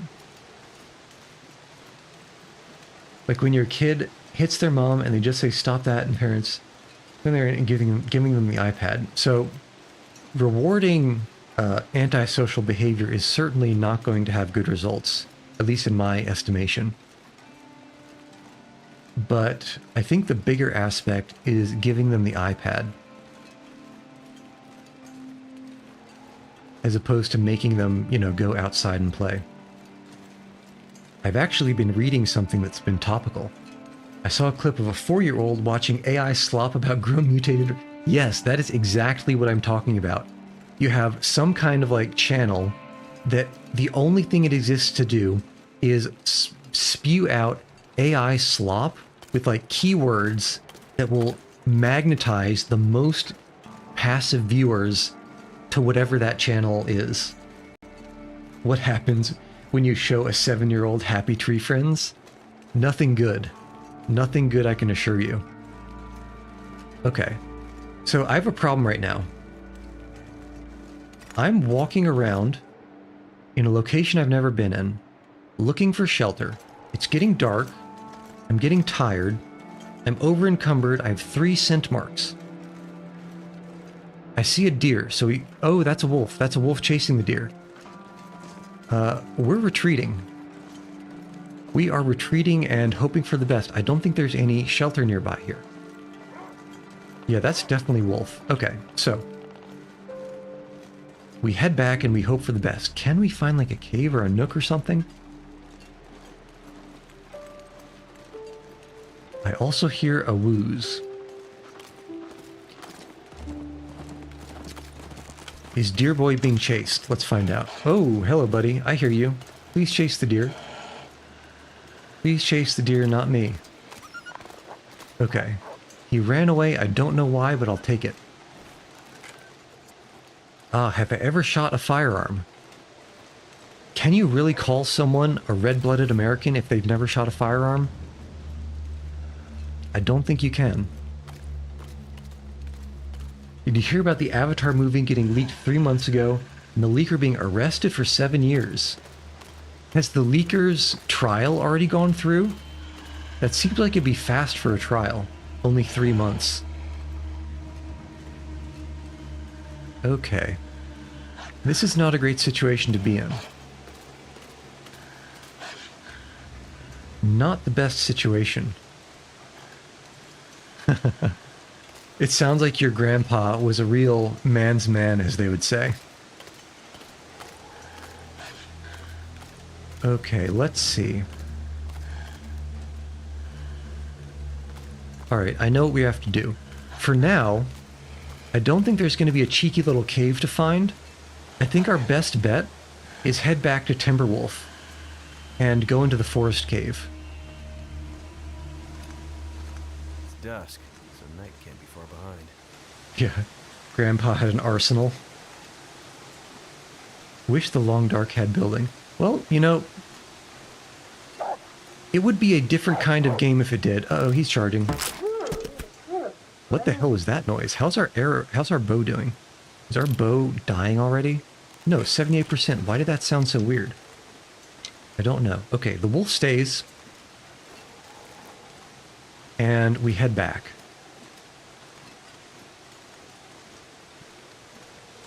If the long dark had building, I feel like it would be a qualitatively different game. Because I think a big part of its vibe is that there is a very low amount of crafting that you can do. A big aspect is finding things and making use of them. It would just be Sons of the Forest. You know, I think I do have the first Sons of the Forest. Maybe that'd be worth trying too. I tried walking my cat with a cat leash, and he did not move. I feel like I should have trained him to do it beforehand. Did the cat leash have, like, a harness? I've seen those things around with, like, harnesses on them. But at the same time, I'm not gonna be able to carry this load. if you've ever heard about squishing that cat, how are these getting ruined and raw so quickly? If you've ever heard about squishing that cat, a cat harness might make it just kind of stay in the same spot if it hasn't been trained. If it has, or if it's not familiar with harness usage. Okay. And here's another thing. I bet Feeling so drained. dollars to donuts that the place that I'm standing right here is a vista. I'm going to pop a charcoal. It will not give me the vista if it is a vista.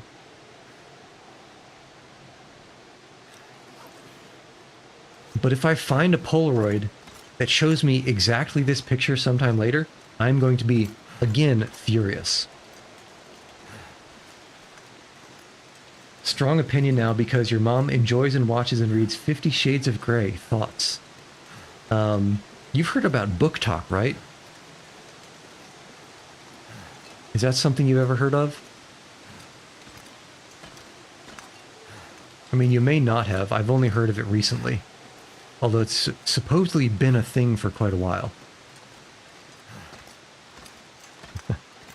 But let's just say my understanding is that 50 Shades of Grey is... I said book talk. Like B-O-O-K-T-O-K, as in TikTok. TikTok, but with book. My understanding is that a very popular genre of, let's say, women's literature has recently become what is not much more than, how do I describe this? Softcore hub content. Well, I've heard book talk. But yes, effectively just softcore hub content. And I think 50 Shades of Grey really opened the floodgates for that to be a thing. Actually, you know what? I suppose really the first thing was probably Twilight. And then I think wasn't 50 Shades of Grey a Twilight fanfiction originally? Or was it the other way around? I don't actually remember, but I think it's one of the two. Fast of the Furious reboot is just corn? Like, you mean like the Vin Diesel? Vin Diesel Fast and Furious?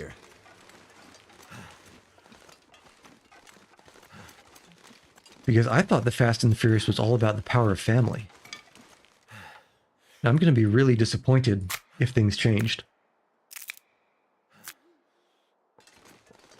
Unless Fast and the Furious is one of those sort of semi-off-brand you-know-whats.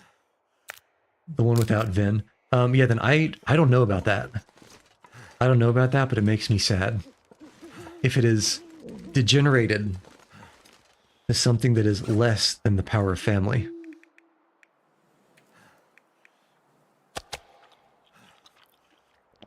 Yeah, I mean, I could imagine that.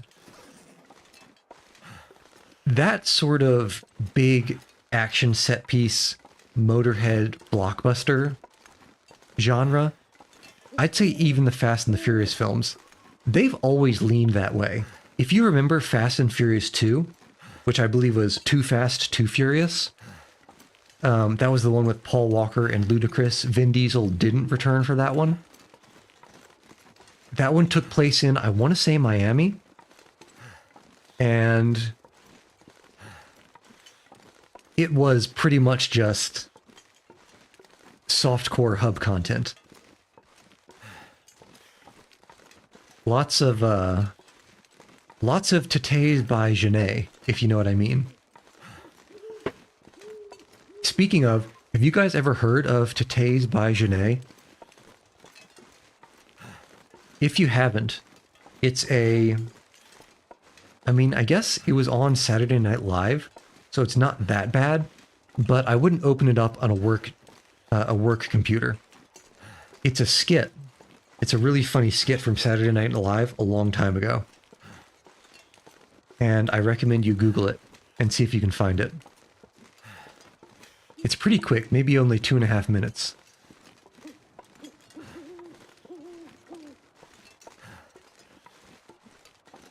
Okay, it is late night. And we can sleep until morning. Okay, the only problem is we don't have enough water to sleep until morning. That's less than ideal. I think we have to make some more water before we nap.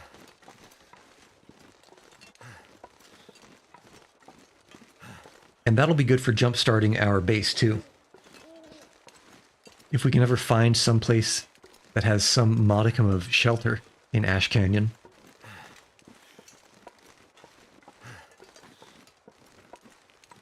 Read it, flipped through it, walked in on her watching the movies, and you saw thrusting. Yep. Yep. Well, I mean, honestly, with as much gratuitous bodily fan service that men have been getting, you know, effectively since, I don't know, you know, whatever exploitation films in the 60s and 70s, can you really be mad at it? Rand's trying to use modern humor as corny as hell. Yeah, there's... Get off my lawn, but there's something about modern humor that it's very hard to translate into... Well, it's hard to translate outside of like a 5-second clip. At least from what I've sort of understood. Like, when are we gonna get the next Chappelle show? That's my question. All right, is this the cave? I think this is the cave. Also, me myself is not gay. How come women regularly not care about lesbian? Well, explicit hate on gay men. You know, that's an interesting question. I never really thought about it like that. So I have no clue. Okay, I'm sure there's probably already fire in here somewhere. But I can't find it because it's so dark. Duolingo is a fresh example. Yeah, I mean, Duolingo, it can be pretty cringe. I guess especially those sort of ads for the super mode, or like, you know, the whatever mode. The question is, did I leave any firewood in here? I could have sworn I did. Wonder if I can drop any of Yes, this I did. here. Perfect. Women do intercourse with, say, they're friends, but a man hugs so many. Yeah, well, that's a possibly American. Oops, I did not mean to take that. I meant to add that. Possibly American, well, definitely American, possibly Puritan slash just generally Anglo thing. There are other cultures that don't have such a strict sort of, you know, demands on contact like that. Okay, I guess we're just cooking water and hopefully not dying. Probably should have snuck in a quick nap.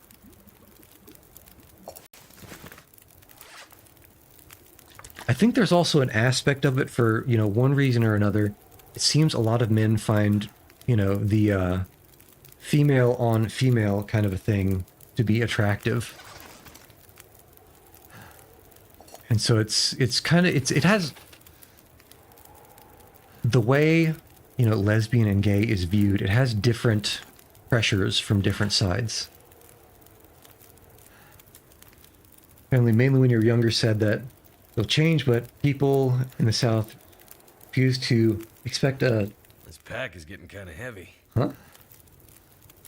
I feel like there's a partial word or phrase left out at the end there.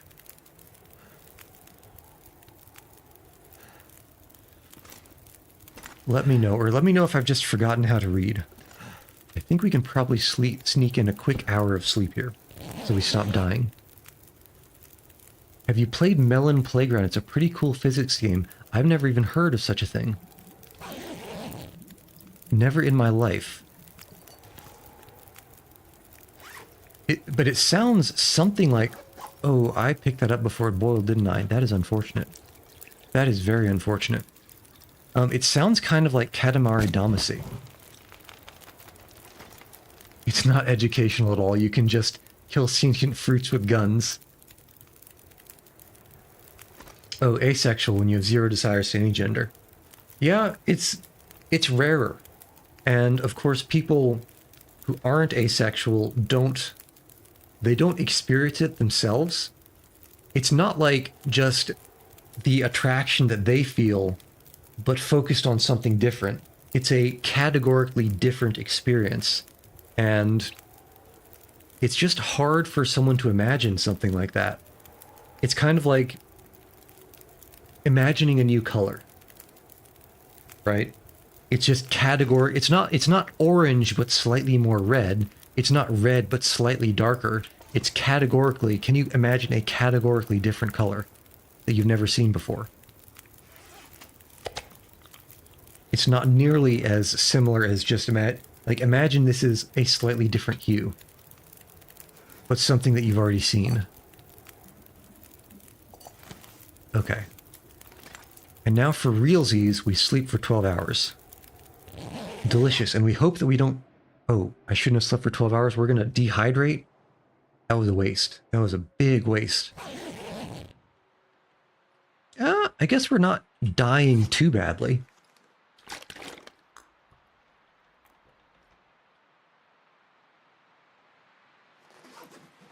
I know, right? The closest thing I can imagine to something being a new color is, you know how you can get like a very like fancy, I don't know even know if it's fancy, but you can get like a car paint job or a wrap that's kind of like oily, and you get different colors if you look at it, like kind of the curves of the car from different angles. The closest I can get to imagining a new color is kind of like imagining that and then letting my mind go a little bit fuzzy. But even then, it's not a solid image in my head.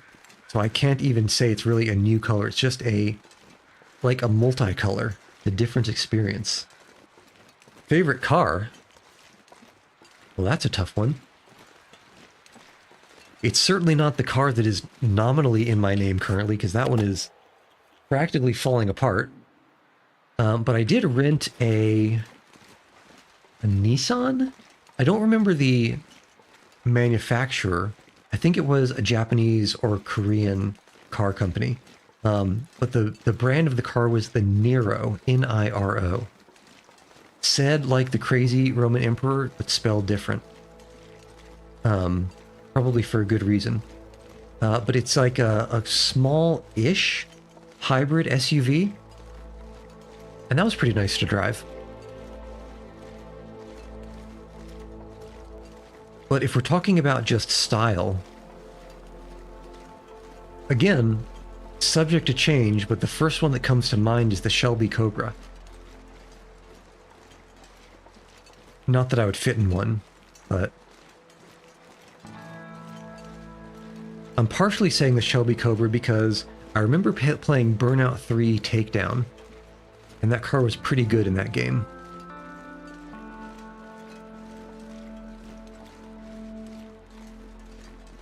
Honda Civics Type R, cheap, speedy, looks decent.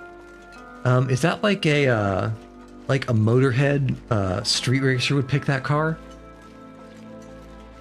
I know about a Honda Civic. I don't know exactly what the Type R means. But if we're going that route, and it's like the street racer route, what about the Nissan Skyline? That one I remember from probably the Fast and Furious.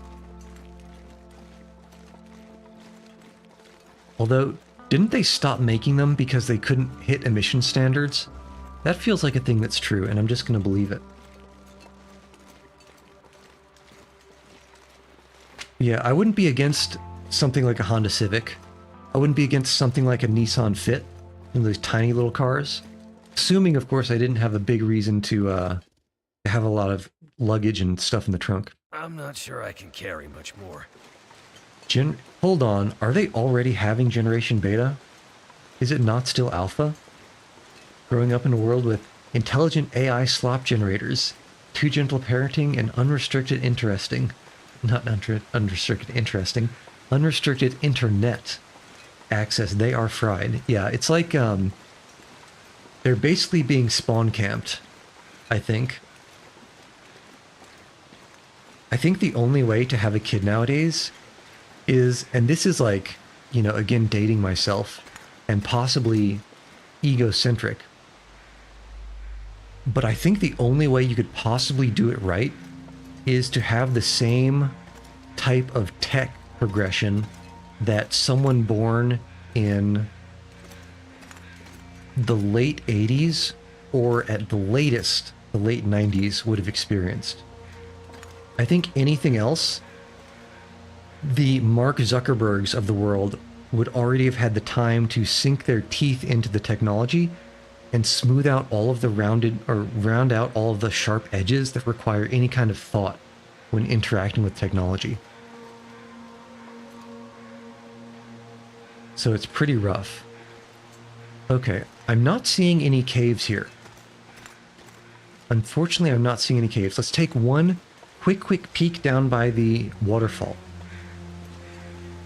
And if we can't find a cave at the waterfall, I think we try to grab a save by sleeping in the bedroll by our meat. And if that works, then we can probably call it. Unpopular opinion, but I don't think you should get pissed at your kids when he finds a naughty video and take it extremely serious and spank and yell at them. Yeah, I think I probably agree because, well, first let's assume that the kid is young enough that spanking is appropriate.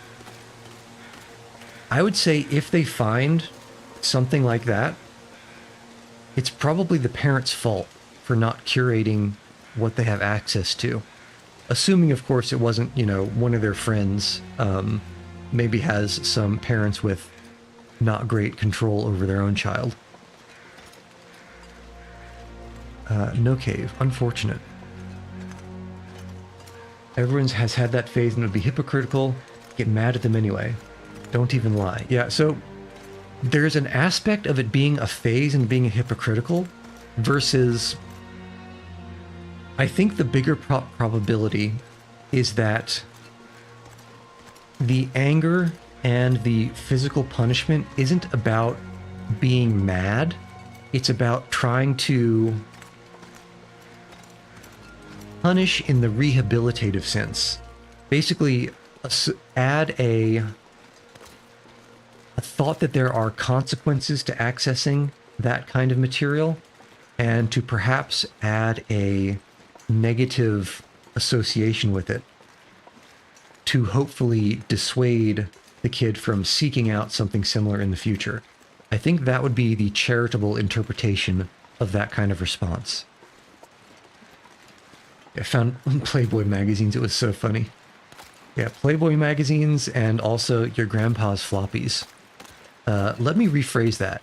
Playboy magazines and your grandpa's floppy disks. And let me be very sure that I pronounce discs. But yeah, I think unless the parents are just as, let's be careful, there might be wolves here. Unless the parents are just as proficient with technology, and especially parental controls, I think their kids, especially nowadays, will be able to completely run circles around them and probably access some material that would definitely mess up their brains. Or at least deviate from the typical evolutionarily expected set of experiences. Okay, so this...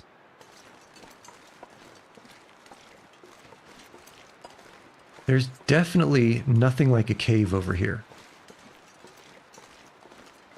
This looks like a little bit of a bump out that we can go around. I actually recently read an article about someone who didn't, I wouldn't say infiltrated, but someone who joined a goon-focused Discord server. And maybe this isn't an appropriate topic, but it was a very funny article. It was written like, where's a cave? It was written like a National Geographic, like, thing. And it made that sort of, first, it made it seem like a proper, like, subculture. And second, it made it seem, I don't know, just, it was funny. Keep getting AI chatbot crawfish ads that are 100% targeted towards kids. I mean, yeah. Yeah. Ads are not very well... I know there's a word I'm looking for. Regulated. Okay, that's a rope. What does that go up to? That looks... Okay, we have enough stamina. Let's hop up the rope and see if there's anything interesting. There might even be somewhere to sleep. I used to think about this, why it never happened to me when dads want to kill boys for getting with their daughter in a romance relationship. It's kind of crazy considering they were those boys when they were his age, and why so mad? You know why they're so mad? They're probably so mad exactly because they were those boys when they were that age. And they're probably thinking exactly what those boys' intentions are. Alright, what are we carrying that's so heavy? Not too much firewood.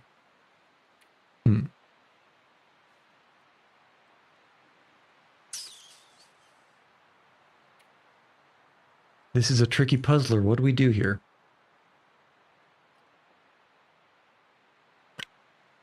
Alright, let's drop some of these things.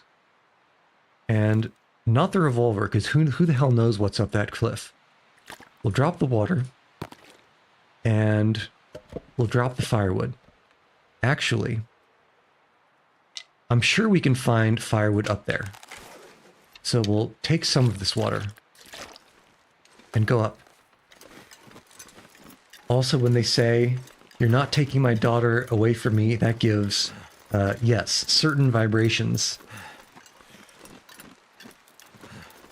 Let's just say, I mean, at least in popular media, there's a certain possessiveness that this dad trope seems... Aha, a house. I hope against hope. I hope with the highest of hopes. that the door isn't barred, but it might be. Please don't be barred shut. Homesteader's respite. Aha! Yes, perfect. Okay, that is kind of an inconveniently placed chair. Small Arms Handbook, what have we got? Some clothing, some food, actually a decent amount of food. Okay. This place, because it's up a climbing rope, is not very good for a base. But I think for now, it might be the best we can hope for, especially if there's a cliff that goes around to somewhere a little bit better. For now, let's go to this little cliff edge here that is certainly going to be another vista that we don't actually have, unfortunately. Survey. All right. Interesting. It looks like there's something on the other side of that mountain. Well, we'll cross that bridge when we get to it. Okay. For now, let's pop inside, grab a save. Maybe even take a nap. It's going to be kind of dark when we wake up, though.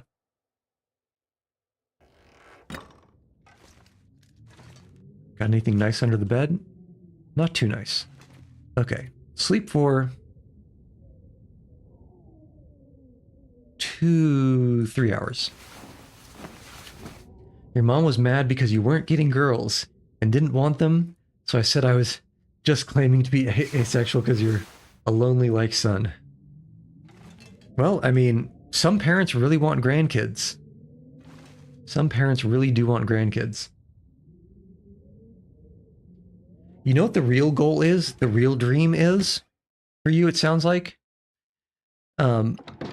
Possibly finding someone else also asexual, but like best friend material platonically.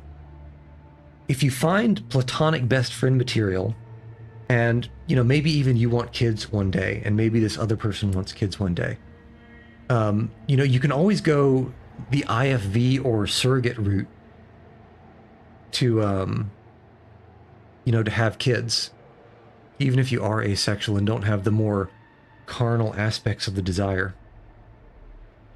Yeah, raising a kid in 2026 is so hard, probably. Certainly, childhood is changing. And I almost got into a whole spiel earlier, but I actually just started reading a book by Jonathan Haidt called The Anxious Generation, about how Gen Alpha, the book was published a couple of years ago, so it only goes up to like 2024. But Gen Alpha really got messed up. So like these are the kids born after around 2000.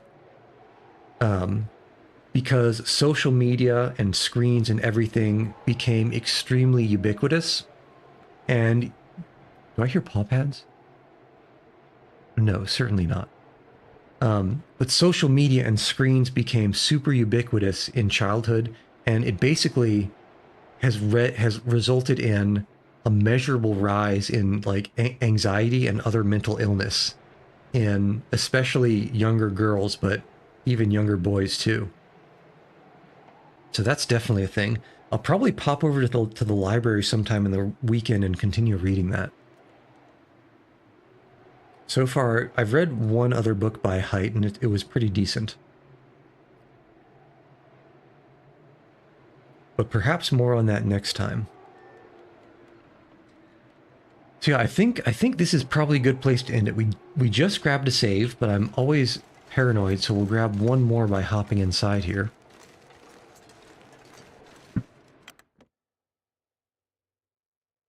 There's an evil behind show about interviewing kids who accidentally got Pergernant, and instead of helping them, they film them raising the interesting, and the parents are also evil for exploiting it. Yeah, I mean, there are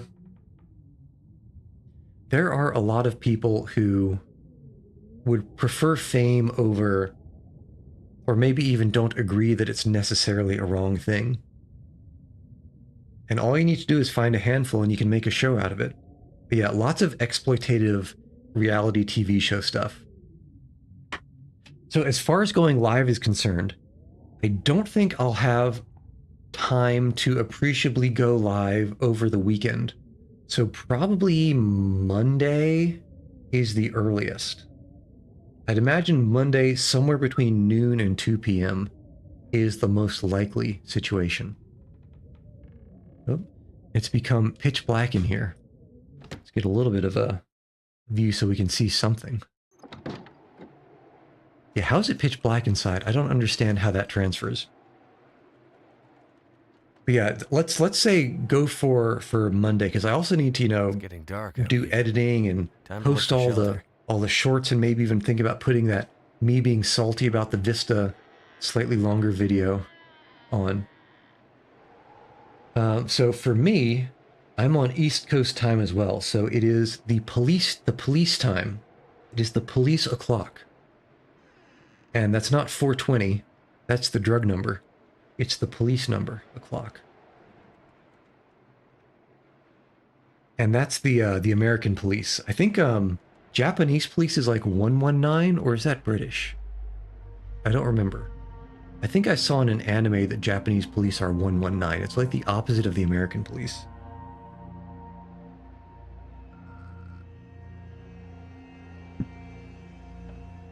Yeah. Yeah, I think we're in the same time zone, Bobby. Oh, of course, I said between 1 and 2 p.m. Of course, that would only make sense to me. So yeah, 1 and 2 p.m. Eastern Standard. So GMT plus 4. I should probably figure out how to fix the hand offsets, because right now I actually have my hands holding my elbows above my head. They're not like broken like the model shows.